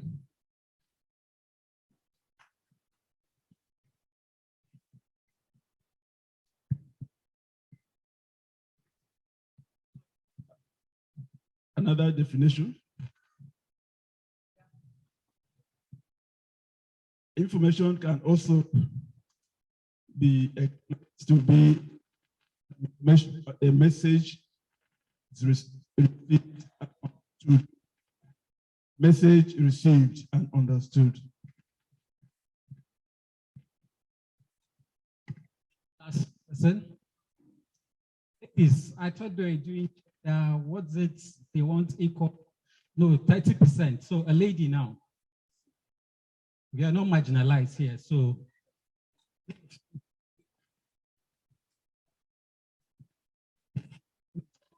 election, I shouldn't hear the because you don't want to talk.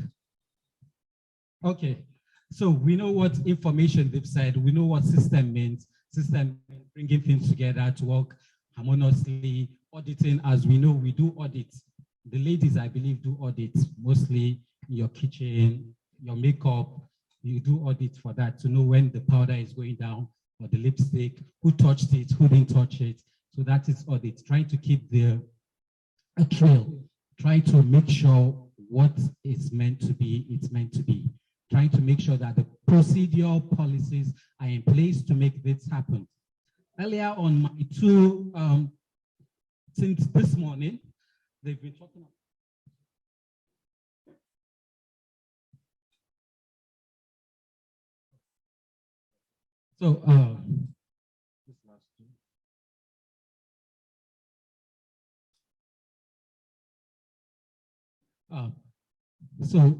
during the course of my lecture, since if you guys don't want us to interact more, so we'll be looking at the outline. Here we have the introduction, trying to know what information system auditing is, the goals of ISA, the aims and objective, functions, aspects of it, measures, and questions. So initially, I asked, what is ISA? Well, people gave me different definition of information and system auditing. As we told you, it's trying to make sure what is meant to be, it's what is meant to be. Earlier on, the first speaker talked about Coca-Cola. There are actually three things in the world that don't need adverts, but they mention them and people know of them. It's Coca-Cola, Michael Jackson, and who can tell me the third one? It's actually an acronym. And the good thing is that, you know, computer, we're so used to acronyms. This is a popular acronym for information security, information system auditing. It's an acronym. Who wants to give it a try? Thank you, madam. Well, but you're a doctor. I don't expect you to answer that. Well, the CIA, that's it. And who knows what the CIA is? Confidentiality, integrity, and availability. That is what your information needs. That is it. They say you go to court and tender evidence, you go out, read Yahoo Boy.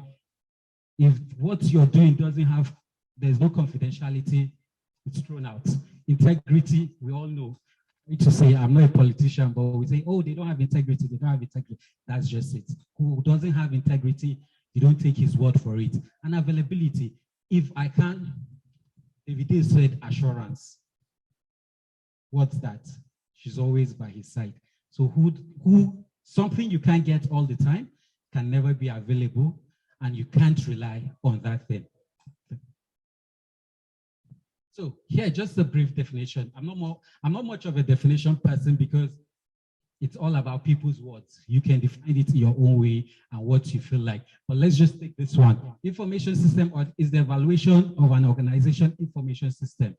That is the organization IT infrastructure application, data use and management, policies, proceedings, and operational process against recognized standard or established policies. As we said, policy, procedures. You heard SOPs. What are SOPs? Standard operating procedures for doing things. So it's the step-by-step way to do things accurately. So we say, evaluate the control to protect information technology aspects, ensuring confidentiality, integrity, and availability as aligned with the organizational goals and objectives. This is just a general thing. Either it's the forensic, the cybercrime, whatever you're doing, which is the information audit, you're trying to make sure that it is in line with the objective, the aim and objective of the organization. Let's say, for example, Open University here, they're going to write exams. You want to make sure that the aims and objective of that is that the papers are confidentiality is been there, the integrity of the paper is still there, and availability. I bet you if students come into the hall and they said 1 o'clock and it's 2 o'clock, you start hearing stories. It seems like this paper has leaked, this paper has gone somewhere. So the integrity of the whole exam, it's questionable. And then my tip there says information system important because it gives assurance that IT systems are adequately protected. That is, the information you have is adequately protected. No modification, no adulteration or nothing.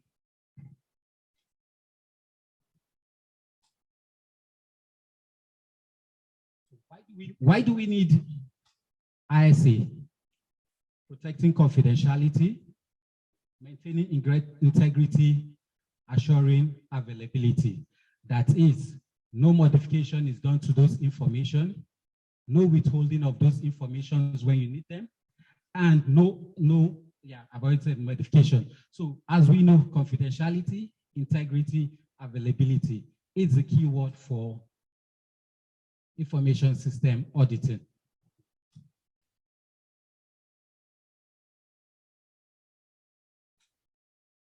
All right. What's the aim and objective? Achieving the state where an action that is not expressly permitted is prohibited. You know, your major aim is that you're trying to make sure that this information is as it is. It holds water. It's not compromised. It's not modified. So what is it? We require access control. That's controlling access to this information, determining the authentication of this information. The earlier speaker told you when you go to court, you have to tell your lordship, this is how it is, no modification has been made, it's reliable, you can count on it. And then the first speaker talked about when they go for intelligent gathering, you want competent intelligence, reliable intelligence. So you need intelligence that you can authenticate it, you need intelligence that you can have access to it at all the time. And identify assumptions. You don't assume. It's just like rumor. You don't use rumor to gather intelligence. You don't use rumor to come up with your reports. When we talk about information theft, that is it. What do these Yahoo boys do? We talked about social engineering.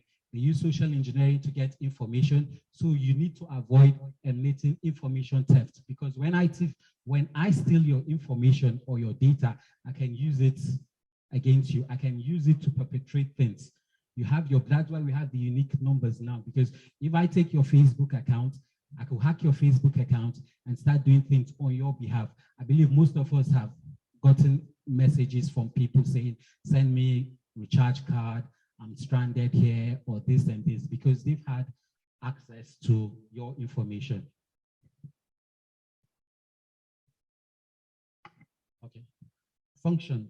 What's the actual function of ISA, Information System Auditing? It's ensuring that users access only information they're authorized to, perform only tasks they're authorized to perform, cannot cause damage to data, application, or operational environment. I believe I've covered a lot. Can someone just explain this slide for us?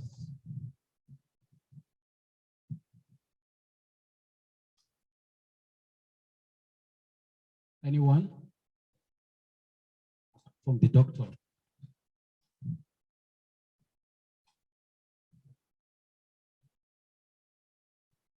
We talked about access control, accessing all information they are authorized to access.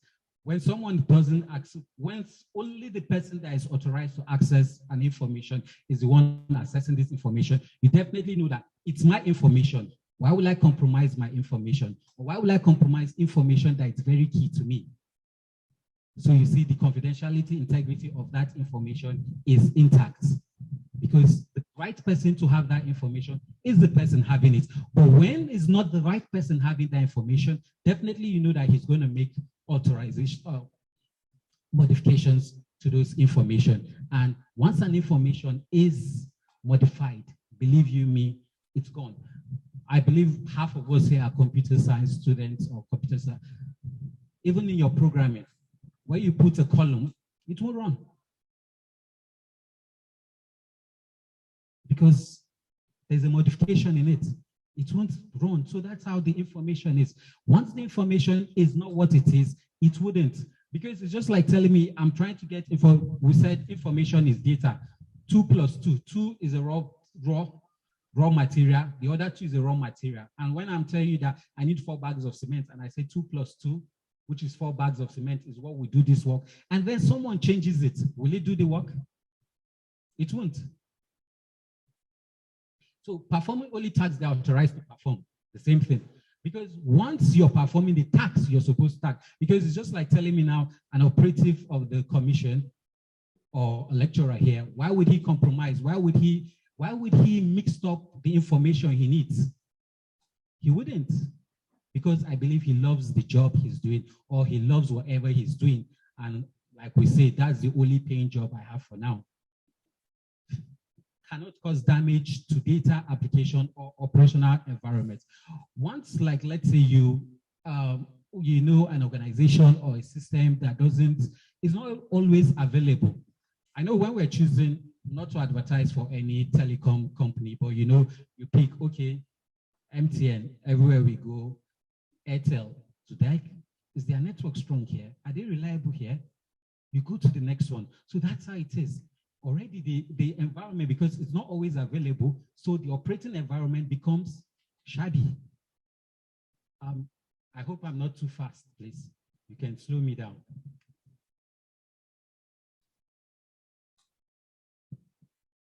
All right. Other aspects of the auditing we are talking about, after we've looked at the confidentiality, integrity, availability, we have the accountability, non-repudiation, and reliability. Let's just tell you that confidentiality means prevention of all authorized disclosure of information. As we said, you're trying to make sure you prevent unauthorized disclosure of information. I believe no one likes a friend that gossips too much. Everyone. Because someone that runs his mouth too much always runs his mouth too much. So that's it. Disclosure of information, because they will mix the truth and the lie and everything, and even imaginary stories to give. Integrity, preventing of unauthorized modification of information. We've spoken about that. That is the information to be remain intact. Any mix-up in the information is nothing. It's not there. We talked about the availability. It's always there. Accountability, identify and authenticate users while keeping an audit trail of social relevant events. As we said, it's audits you're doing. So we're talking about all these logs. When you're trying to now we're talking about you've maintained the information. Now you're trying to function, measures, aspects of those information that you're going to use when you're trying to account for the information. Now you've made the information, you've kept it confidential, integrity, and it's available. Then now you have to make sure that you can account for that information at any time available. When you can't account for an information, it simply means it's not available. For that period that you can't account for that information, it means something is going on. The integrity is questionable. That means it's not confidential. Maybe it's even with someone that is not supposed to be. That is why the information is not, can't be accounted for. We talked about non-repudiation, providing unforging evidence that specify action or call. That is digital signatures. We're talking about digital things here, there. Digital signature to make sure that that particular action was carried out by that particular person. You know that when you're in the IT world, you know everyone has a unique. They talked about the unique SIM card, unique identification. We talked about IP addresses, MAC addresses. These are unique addresses. They are like stamped signatures for actions that are carried out, or when you're trailing something to know what particular machine or what particular person carried out this action. Then reliability, as we said, you always want to have a reliable, even in humans, we always want to have a reliable person, someone you can count on. I remember it's just typical of, let's say, typical example of human being. You need someone you can call at any time and is there for you. So that's how the information too is. You need someone that you can rely on. He's always available. You can tell its integrity. So that's how the information system and the auditing of it is. That is, we're saying, making sure that you can account for every action of that information. And it is the key dynamic component in organization efficiency.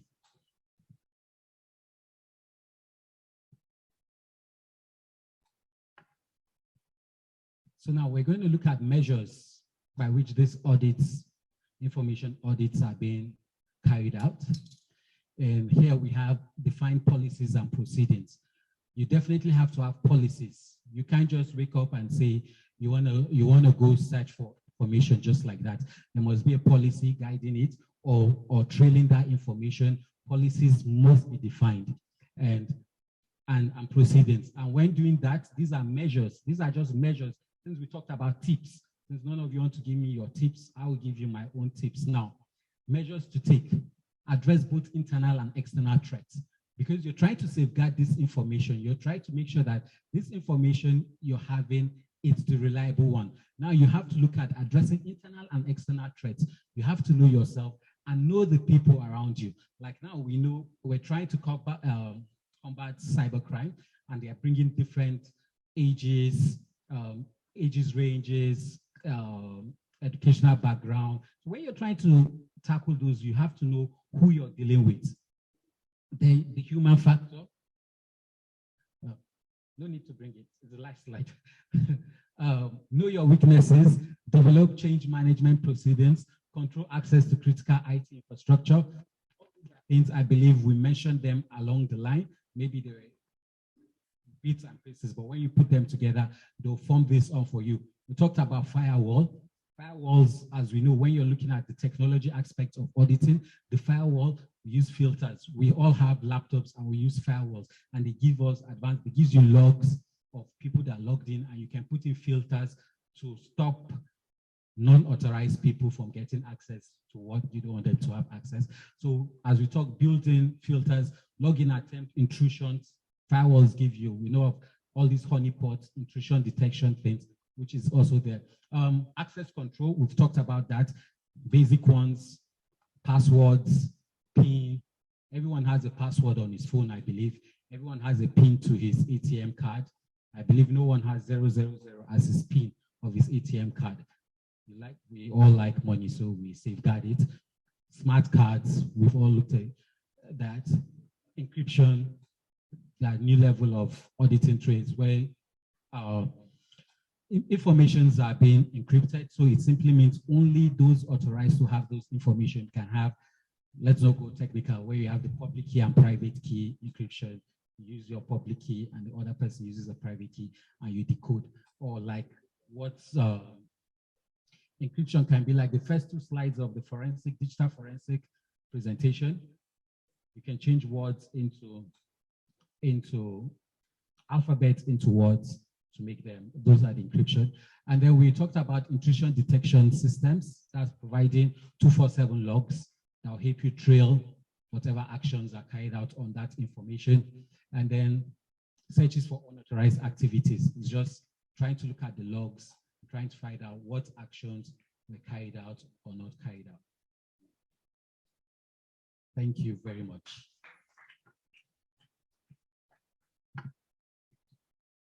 Thank you, sir. Thank you very much. That's Dr. Saidu Mohamed Garba, the Head Systems Infrastructure and Engineering Unit in EFCC. Now we'll just give about 5 minutes to our rapporteur to quickly sum up the highlights of the two presentations that we've had now.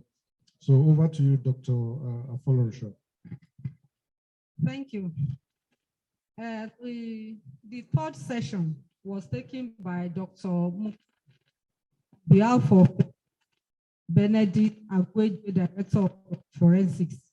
And what he spoke about was the digital forensics and cyber policing.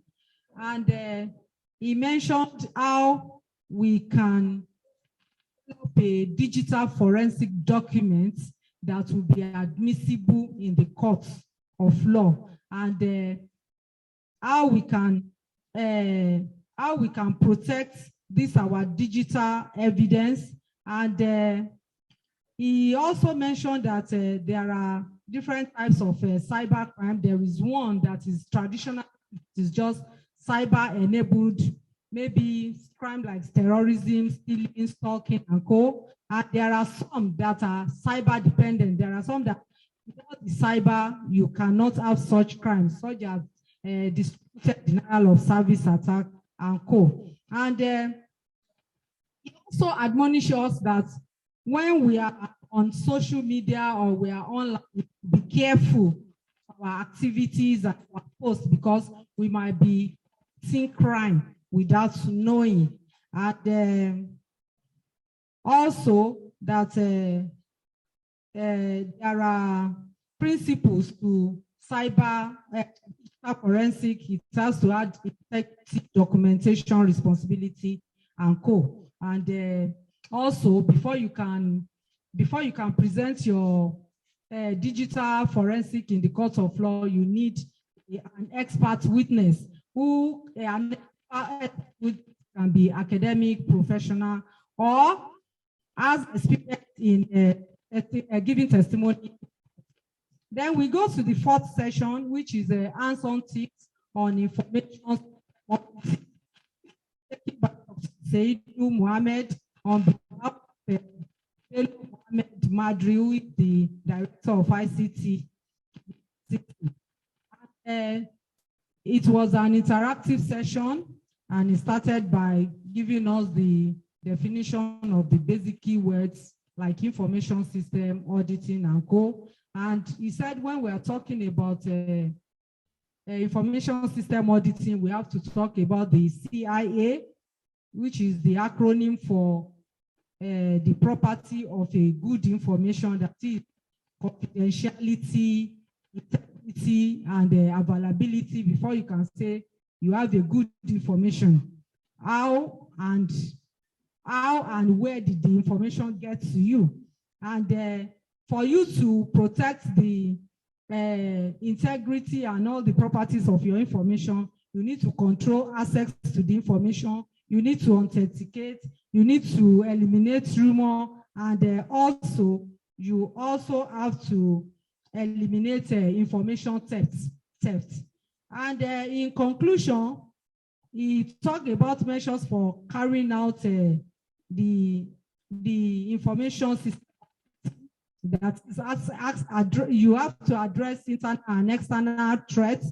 You have to control the critical IT infrastructure. You also have to administer access control like pins, password, and so on. The use of IDS, that is intrusion detection systems, and firewalls. The long and short of it is that before you can have an information system that is not compromised, you have to do all this in order to audit who has handled it and so on. Thank you. Thank you very much for that interesting summary. So we have come to the end of this session 3 and 4. I'd like to say a very big thank you to our presenters. That's Dr. Bello and also Saidu Mohamed Garba. Thank you for the wonderful presentation. And of course, the time is fast spent, and so we are moving quickly to the very last. Okay, I'll hand over to the moderator. Thank you very much. Thank you very much, Dr. Adewale, chairman of that session, for anchoring the session very brilliantly. Like I said, our time is fast eroding, so we up to lunch break, the dinner or lunch, for almost 4 o'clock now. So we are up for lunch. Well, we are trying to, Dr. Pacha, just a minute, please. We are trying to reconcile something here. We'll go with the popular view. Do we take the last paper at the panel session, or we take lunch while we're eating the panel session? Will it be, what do you suggest? Because that is the last thing remaining for today, the panel session. So, we should go for the panel session? Okay, so thank you. All right, the panel session will go this way. Now, the various presenters that presented their papers, please come on stage. Please come on the high table. Four of them, right? We had one, novel strategies for investigating and prosecuting cyber crimes. We have the second one, cyber law and ethics. The third, forensics and cyber policing. And 4, hands-on tips on information system auditing. Now, these various paper presenters will be here. Then the floor will be open for each and every one of you to ask your observation questions specifically to the various speakers.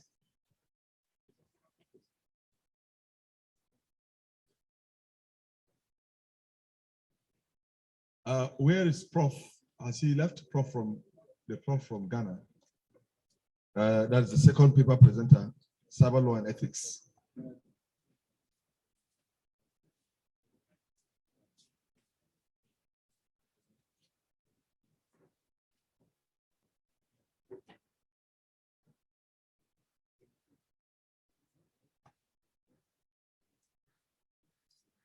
Okay, the panel session is this way. It's basically question and answers. So we're basically going to take like 15 minutes cumulatively for this session. It's questions, observations, directed specifically to a particular paper and to the paper presenter, please. So the floor is open now. The floor is open. Okay, come up this way, introduce yourself and go ahead. Very quickly, please. It's because of the transmission. Okay. My name is Amada Sosa. Standing on existing protocol, my question goes like this. It goes to the novel strategy, borders on novel strategy for investigating and prosecuting cyber crimes. Indeed, our presenter told us in a developed economy like Nigeria, we have well over 100 million unaccounted for, unidentified cyber users. This gives leeway for cyber criminals to escape after committing cyber crime in a developing economy such as Nigeria. Now, my question is, in a developed economy such as US, there are still cyber crime. Cyber criminals still have a leeway. Why is it that they've not been profiled and prosecuted? Knowing fully well that everybody is identified in the database through biometric identification. Thank you. Then secondly, talking about cyber policing. To me, the cyber world is like it's a big ocean. Anybody comes in and goes out. Then how do you really police the cyberspace? That question goes to Dr. Mokhtar Bello. Thank you very much.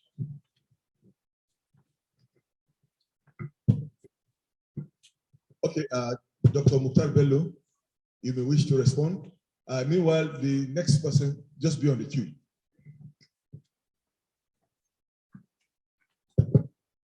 If I understand his question, he is asking why do we still have cybercrime in places like US, despite the fact that they can virtually account for all their citizens. Crime, generally, it's about human nature. The tendency for people to commit crime is within the nature of and the environment that the person lives in. In US, they still have unidentified migrants coming into US. There are people in US that have taken other people's identity and are living comfortably in US. There's a case of a particular person that was supposed to go serve prison term. He disappeared, took on a new identity, and lived for over 50 years. So, the nature of cybercrime is that it is quite easy for the perpetrator to delete his footprint, depending upon his level of knowledge.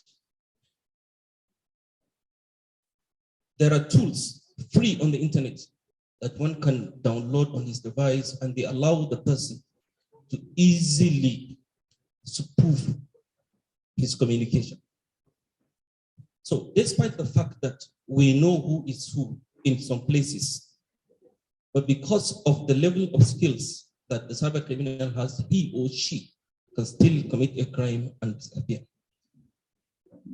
I can, sitting from here, if you are a staff of this institute, send an email to the VC, abuse him, and pretend I am you.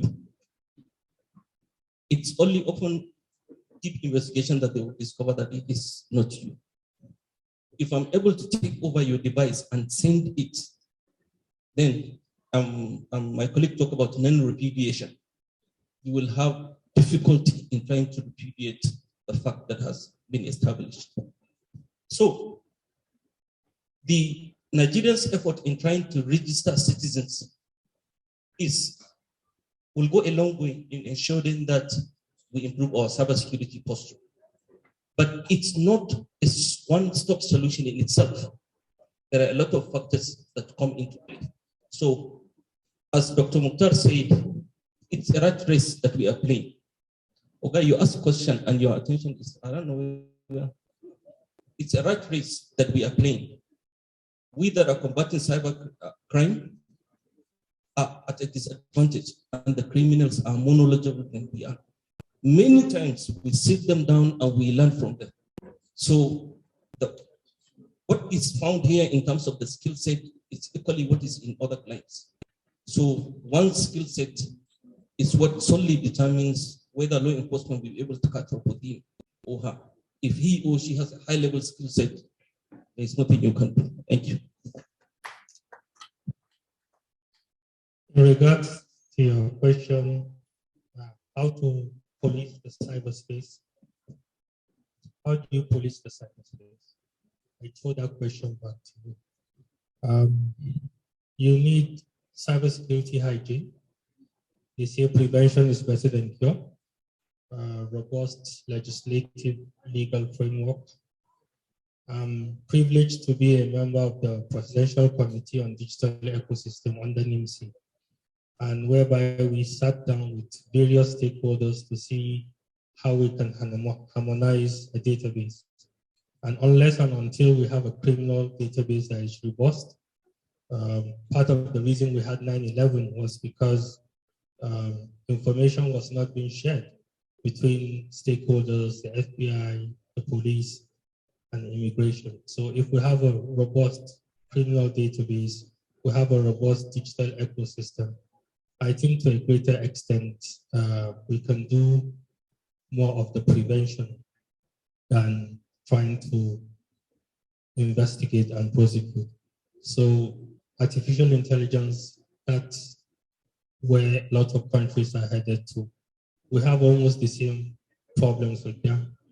Even us that are trained, the workload is too much.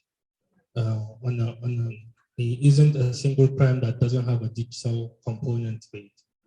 There isn't a single criminal that hasn't used the phone before. So you can imagine the time it takes to do the examination, the analysis, and going to court. It costs a lot of money. So you can police the cyberspace, but to what extent? Are you policing citizens or you're policing criminals? And there should be a distinction to that. So in regards to that question, it's possible, but it has to be regulated as well. Thank you. Thank you very much. May I very expressly invite Engineer Tombari Sibe. He is the CEO and lead forensic examiner of digital footprints. Let me humbly call on him at this juncture to give a brief remark and subsequently take charge of this session. Digital footprints.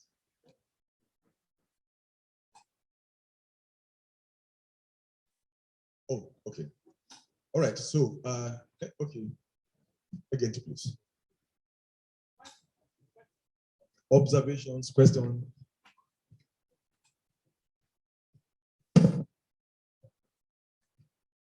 Good afternoon, everyone. I'm also standing on the existing protocols. Thank you so much. My question is from the first section, novel strategies for investigating and prosecuting cyber crimes. Now, you made us understand that we lost about 5.5 trillion naira to cyber crimes, right, sir? Sir? Oh, it changes, of course, yes, because cybercrime has come to stay, like somebody mentioned here.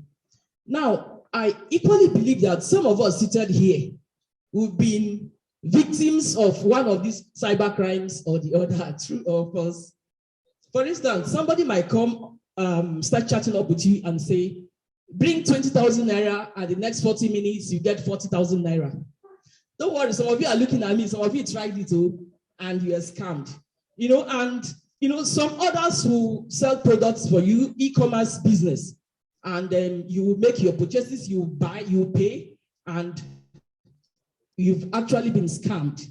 You know, so with this word now, I'm not asking, like my colleague said, to get a database so that we will know what has happened or what is about to happen. That is one thing. Another one again is, for instance, you have suspected links. Me, I'm advocating this one now, that a platform should be created so that some of these links you see, shortened links, click here if you want to apply for this, click here if you want to apply for this. This is from CBN, this is from ECOWAS. Maybe EFCC or any of the organizations should create a platform for the public that before you click any of those links, you send that particular link to that platform. And so they will profile or censor the link and then be sure if that link is a good one or not. And also, EFCC, I don't know how far they've gone in trying to create awareness. For instance, they launched an application 2021 July to be precise on Eagle Eye. So I don't know how many of us here is aware of that Eagle Eye app or platform. So we need enough awareness to be created. And finally, again, another observation. While you're on the internet, say for instance, Facebook, you will see some Facebook users, they will tag a particular businessman or a particular user, and they say this person is fraudulent. I want to find out, in any of these organizations, do they have department for social media that begin to look out for such and such messages so that they will know how to follow and then get to the root of whoever that they say, okay, try, because like somebody said, like you said, I might try to come up with something and then it is actually not me. Somebody may have used my face to do something. So we need to dig deeper to know where these things are coming from. Yes, we know that it has come to stay, but to some extent, we can also do a lot to help our innocent citizens. And so finally, there are some bottlenecks, like somebody said, I'm rounding up. There are some bottlenecks, for instance, if I complain that I paid money to somebody's account and the services were not delivered. What are some of these procedures for me to get back my money? And how long does it take? Because I hear it's bottleneck here and there. Thank you so much, sir. And please, we need a couple of copies of some of these PDF or slides. Thank you so much. Okay, those were observations. So I don't even know who to pick from randomly. Okay, you.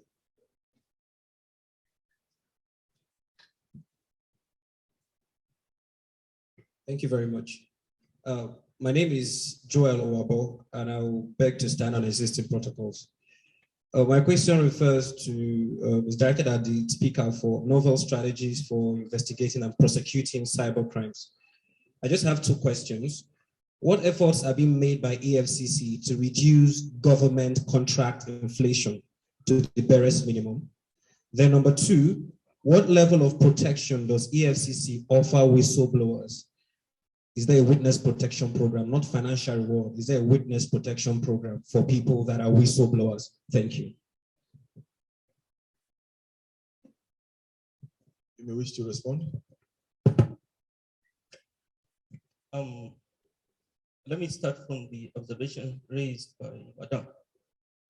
She talks about if URLs, if one comes across URLs, is there any way for them to forward it to the Commission for verification?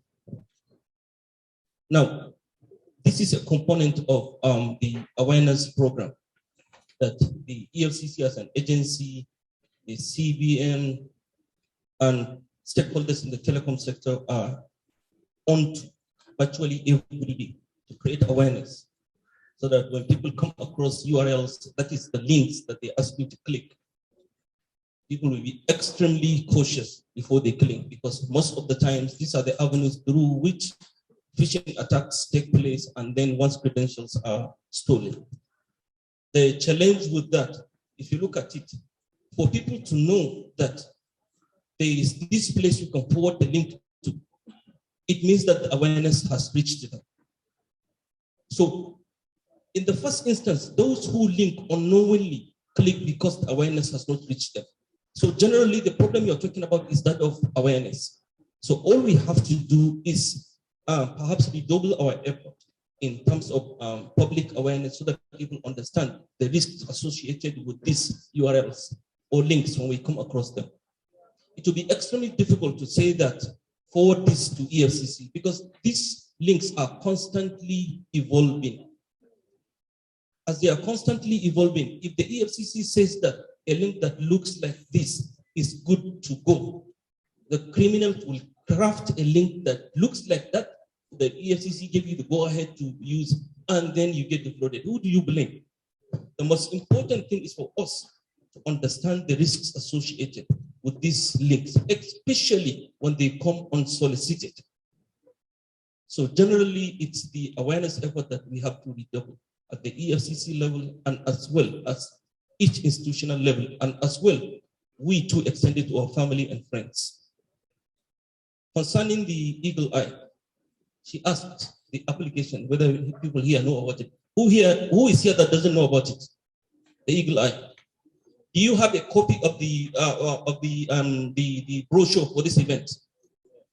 Flip the pages. Oh, flip the page. Flip the page. Essentially, that is our problem. The information is here, but we are not paying attention to it. It is here.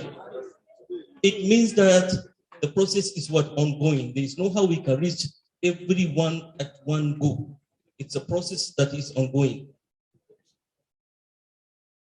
On intelligence on social media, the intelligence department of the commission is a newly created department that its sole purpose is to gather intelligence, either through the use of informants and as well through electronic, what's the word they use? But yes, open source intelligence. It's a strong component of the intelligence department. And we too, in the cybercrime section, we actively scout the internet and the social media. And when we come across any activity that we suspect, we raise intelligence, we get approval, and we commence investigation in its respect. What I will only urge here is that the EFCC has presence on all social media platforms, the ones common in Nigeria, Facebook, on Twitter, and Instagram. We are all active there. So if anyone comes across any post on social media that you suspect, kindly tag the EFCC handle and call their attention to the suspicious activity. On the procedure for reporting crime, to report crime, one can type a petition and drop it at the gate of EFCC. One can type a petition via email and send it to EFCC's email info@efccnigeria.org or efcc.gov.ng. One can equally send it to all our social media handles, and they will accept and forward the complaint for investigation. So we have made it easy for anyone to send complaint to us. And how long does it take to recover money? To be honest, no one can give you a definite answer. If, let's say, you've been defrauded, no one can give you a definite answer. What I can promise is that as soon as the investigation is approved and assigned for investigation, we will do our best to trace who the perpetrator is and bring him to book. As for recovery of the money, it depends. If part of the proceeds is still in the custody of the criminal, then we'll be able to recover. If there is a way the criminal can still make a refund, that is good. But if the criminal has no means of making a refund, then we charge the person to court. When I'm charge the person to court, in all the instances, even if full recovery has been made, crime has already been committed. In all these instances, we charge the person to court. The only soft landing the person can possibly get if he or she asks for a plea bargain. Now, on the questions from Obanuel, the effort that the Commission is doing to reduce contract inflation in government. Now, there are government entities like the BPE that are responsible for, or that are the watchdog when it comes to public sector contracts. So the government has its own framework through which it checks inflation. Now, when a quotation is brought for contract, it goes to BPP. BPP will look at what the market is offering for the particular product and check the prices in the quotation, and then advise whether it is good and okay to proceed or that the contract should not go.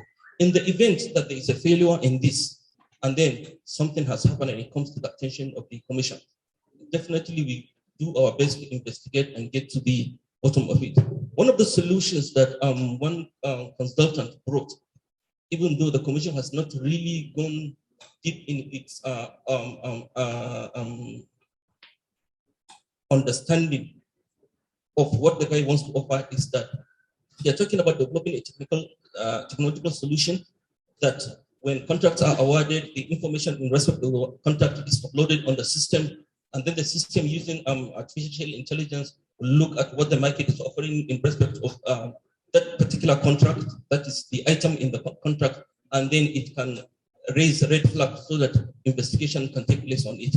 What I'm telling you is that the options are still on the table to really ensure this thing succeeds. But remember, EFCC is only a government agency.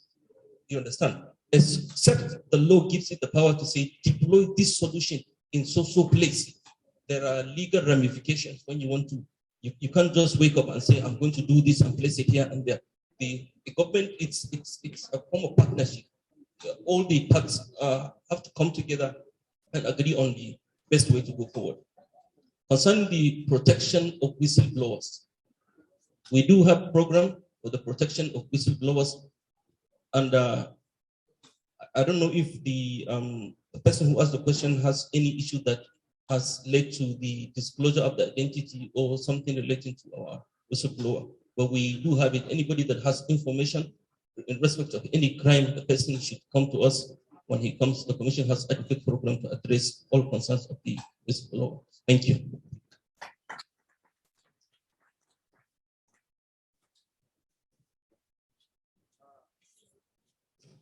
Let me quickly go online. There is a comment there online. Please highlight it. Let me say it. This is from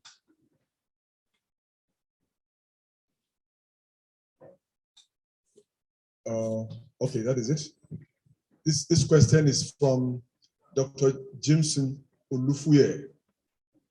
Question to FCC, even though it's not specific to which of the paper presenter, but then it says, what is the extent of collaboration with other countries in the process of cybercrime investigation, especially in the absence of any cooperation treaty with the concerned countries? Many thanks for the presentation. Oh, it's from, okay, and there's this one from Vivian Watcher. Okay, can we take it one at a time, please? So, well done, well done. Can we take the questions one at a time? Okay, yeah. I'm sure this one, you've got the question? No, this particular one deals with international cooperation. Yes, there's something now, like that. As part of what is called the Budapest Convention on Cybercrime, there's a provision for international cooperation. If you look at the Cybercrime Act 2, it provides room for the law enforcement agencies to collaborate with other entities. Now, if you come back to the EFCC Establishment Act 2, Section 6 of the EFCC Act, the state the functions of the Commission allows the Commission to liaise with countries, international bodies in the fight against all the crimes that are prohibited under economic and financial crimes of the EFCC Establishment Act. So the answer is yes. We have active collaboration with law enforcement agencies all over the world. We have MOUs with some of them, and some we have direct police cooperation with them. Some through their embassies, some go through the Ministry of Foreign Affairs, others forwarded through the Office of the Attorney General of the Federation. But anytime a crime is committed in which there is a Nigerian element to it, EFCC is really ready, willing, and able to support that investigation. All right, thank you. Questions? Okay, 1, 2, 3. Just 3. That's all. So we'll start with you. Thank you, sir. So, sorry, the question goes to you again. My question is about what the victims of crimes they face after being scammed. Yeah, that's the word.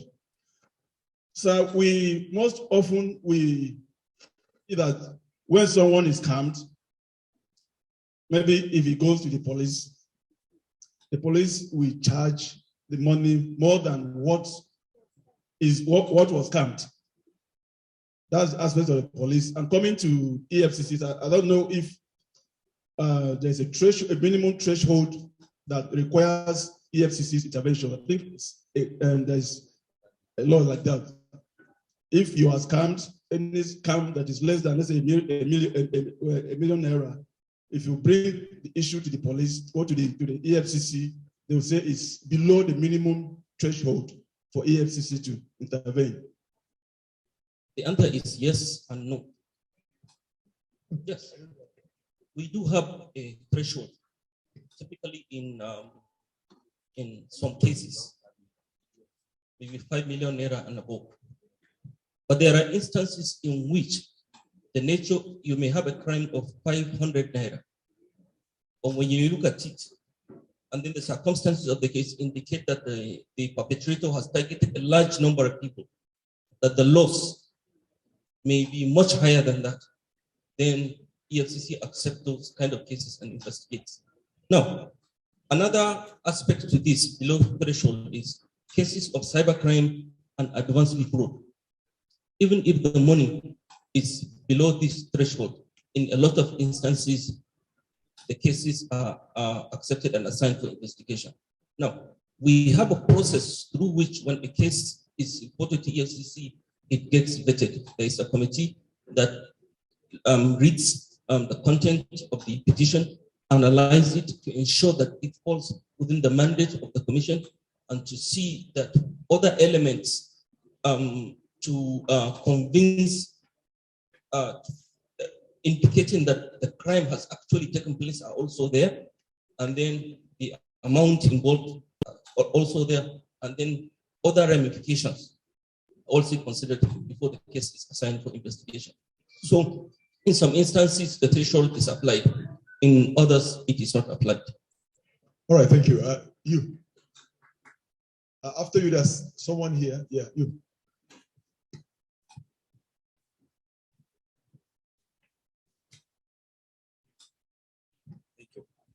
A very nice presentation. Actually, my question goes directly Dr. Naim Balogun. And there's this thing that bothers me.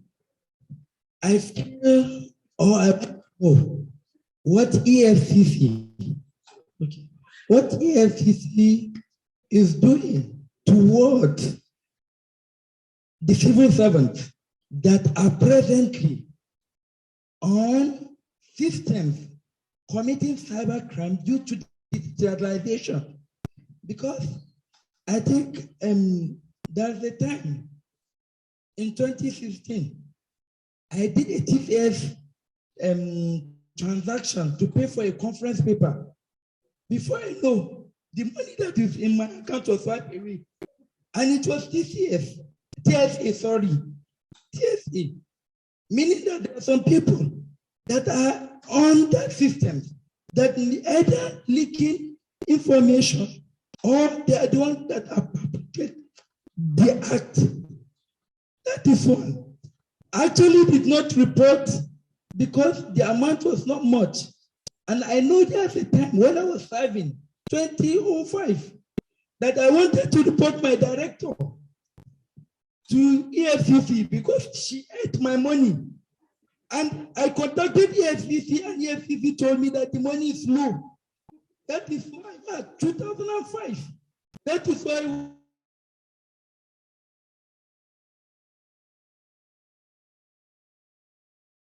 a lot of people like me who doesn't want to talk about what is happening to us because we feel the money is low. He actually said it is directed at you from the EFCC. But I don't know if there's... Okay, the first question he asked is, what is the commission doing to civil servants who commit cyber TSA? Absolutely. He went on a web portal and conducted a transaction. Now, to be fair to him and to the civil servants, we have to ask him, as at the time that he was executing that transaction, how many other software did he have running on his system at that time? Is he sure that all this software that were running on his system and reported without you knowing? So sometimes when these kind of things happen, we can't, from my perspective as an investigator, I will not rush to conclude that it is the people running the TSA.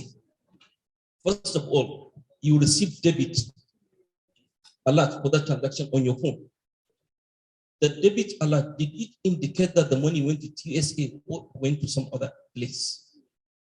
One of the participants of this conference just met me over there a short while ago. He said he did some transactions and then someone called him, he did this, did that, and then he saw several alerts. And I said, show me the alerts. And I saw they were transferred to other accounts. And I told him, these are things that are easily traceable. So all the circumstances surrounding what happened must have to be analyzed before blame is apportioned. So I won't conclude that it is TSA that did this until I get all the facts right. And one of the most important things is to carry his device and give it to Oga Mukhtar here. Oga Mukhtar will have to look at it and see that there is no other offending software on the system that is stealing his details before we conclude. And then we will look at the movement of the money. Where did the money go to? Did you go to TSA? Did you go to some other place?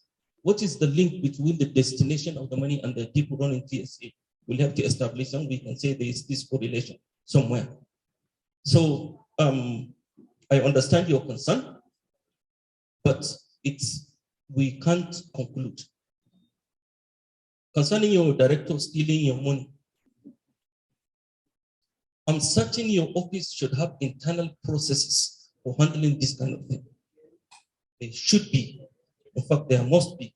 If something like that has happened, you can report, and then proper investigation is supposed to take place to ascertain whether the director stole your money, because money gets late. If person steal them, follow them, you go see where the money go. If the director received the money cash, then the director has to prove that he or she has given you the money. Absent that proof, the money is still with her. If the money was paid into an account, he has to show that the director has transferred it to you. So to be honest, I think it's the failure of the internal process in your institution that is causing this problem, not the fault of any other external entity. Concerning the issue of university students upgrading their results or conniving with people running the platform to, okay, it's your people now. Now, if anyone has any information, irrespective of any type of this thing happening, please, the EFCC email is info@efccnigeria.org or info@efcc.gov.ng, or search official EFCC on Twitter, on Instagram, or on Facebook, or the Eagle Eye app. You have it all there. Just send the information to them anonymously, and I am promising you here that action will be taken. Thank you. And the last question will be taken before we close for the day.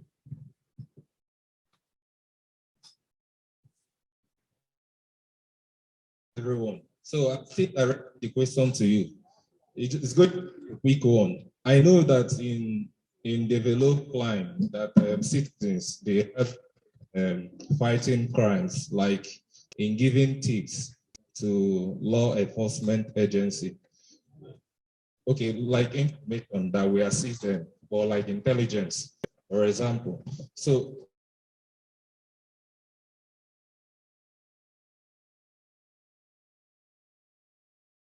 want to, they might just come across some information and they wouldn't want to relate it to the law enforcement agency because of experience in the past. You might want to give that information, and the law enforcement agency might end up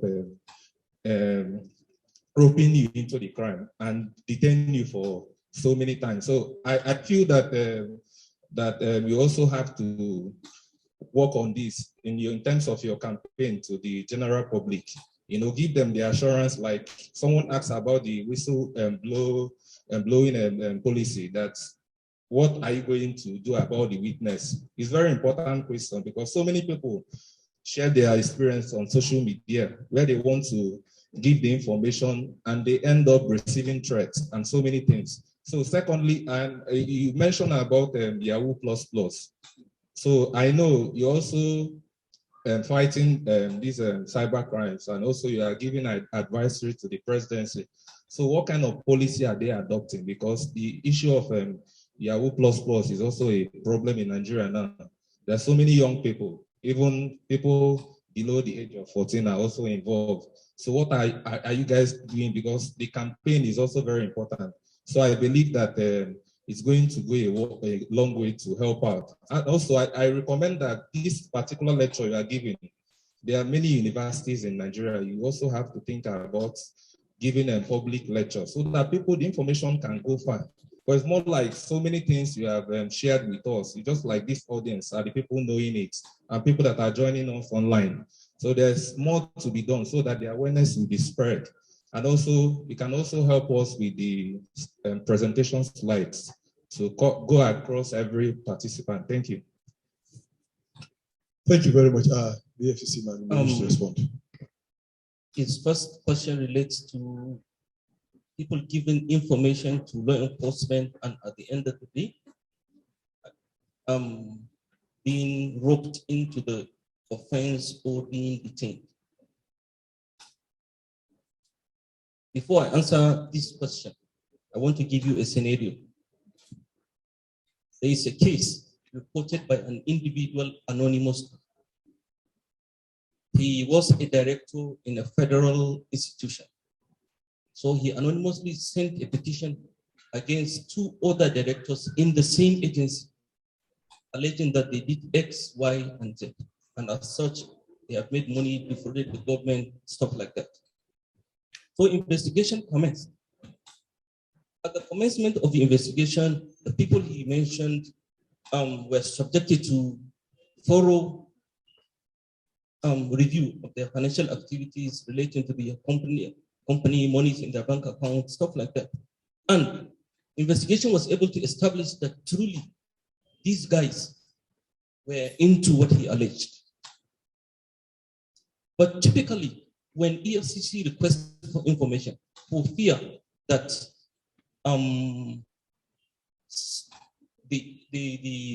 for fear of compromise or something like that, we make a blanket request for, let's say, information. If you want information request relating to a contract, we just ask between this period and that period. You find that the period may cover some other period that the people under investigation may not have been in office during that time. So as a result of the documents we got, we reviewed them. Other suspects emerged in the case.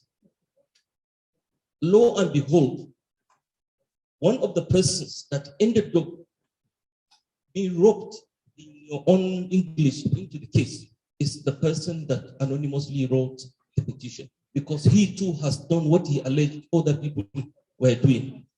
Now, in this kind of scenario, if the person has the chance, he will go out there and say, I wrote petition and then EFCC roped me into it.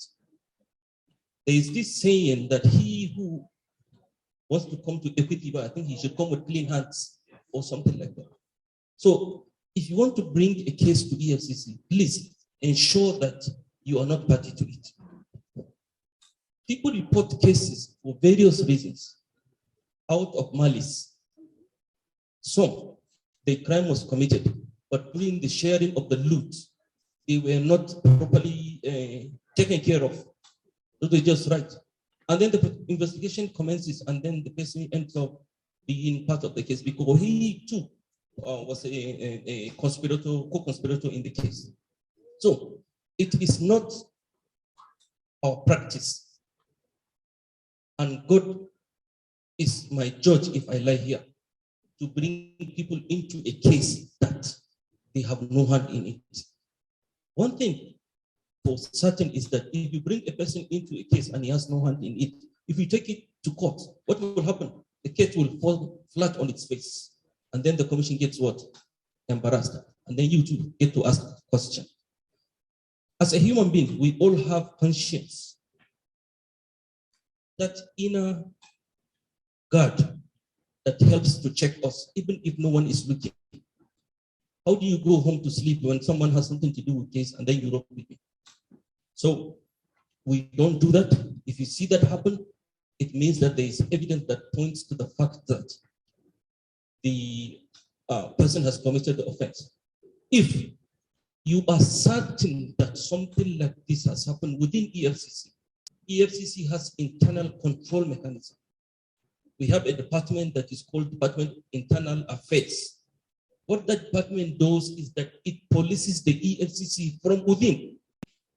The same way you write a petition against another person and send it to EFCC, you can equally write petition against an EFCC staff and send it to EFCC. It will go to the Department of Internal Affairs.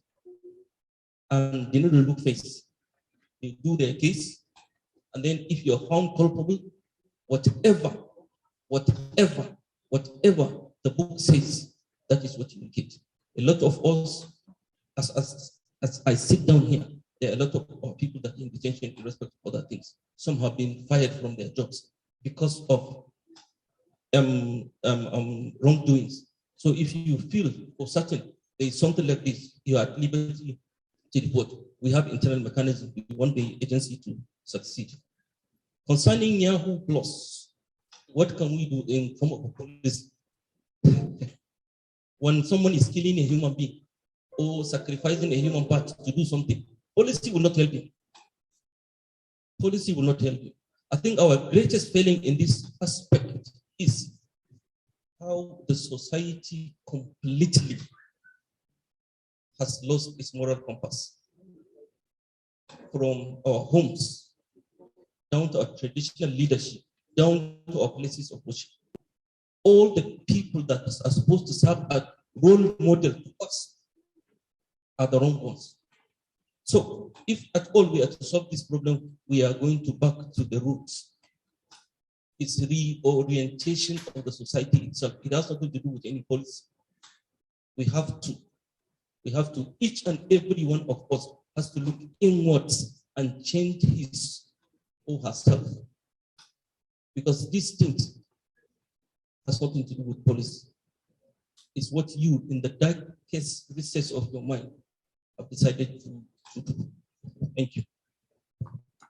Thank you very much. And on that note, I want to thank most graciously our resource persons for today's plenary, all the way from the Directorate of Operations and from the School of Academic City, University, Accra, Ghana, our two EFCC friends here, three, I beg your pardon, one from the Directorate of Operations, the other from the Forensic Department, and the other from the ICT Department. Moto, I want to most kindly thank you for taking our time to stay with us from the beginning of the opening ceremony through the session and now to the panel discussion session. That has brought us to the end of proceedings for today. Hoping tomorrow when we open, it will be as exciting as it started today. Tomorrow we'll open with tomorrow we'll open with digital currencies for the 21st century banker. And the CBN Director of ICT will be on hand to take us on that. The seventh session will focus practical insights, cryptocurrency, and the digital payment platforms. I'm sure you want to hear that also, and many more.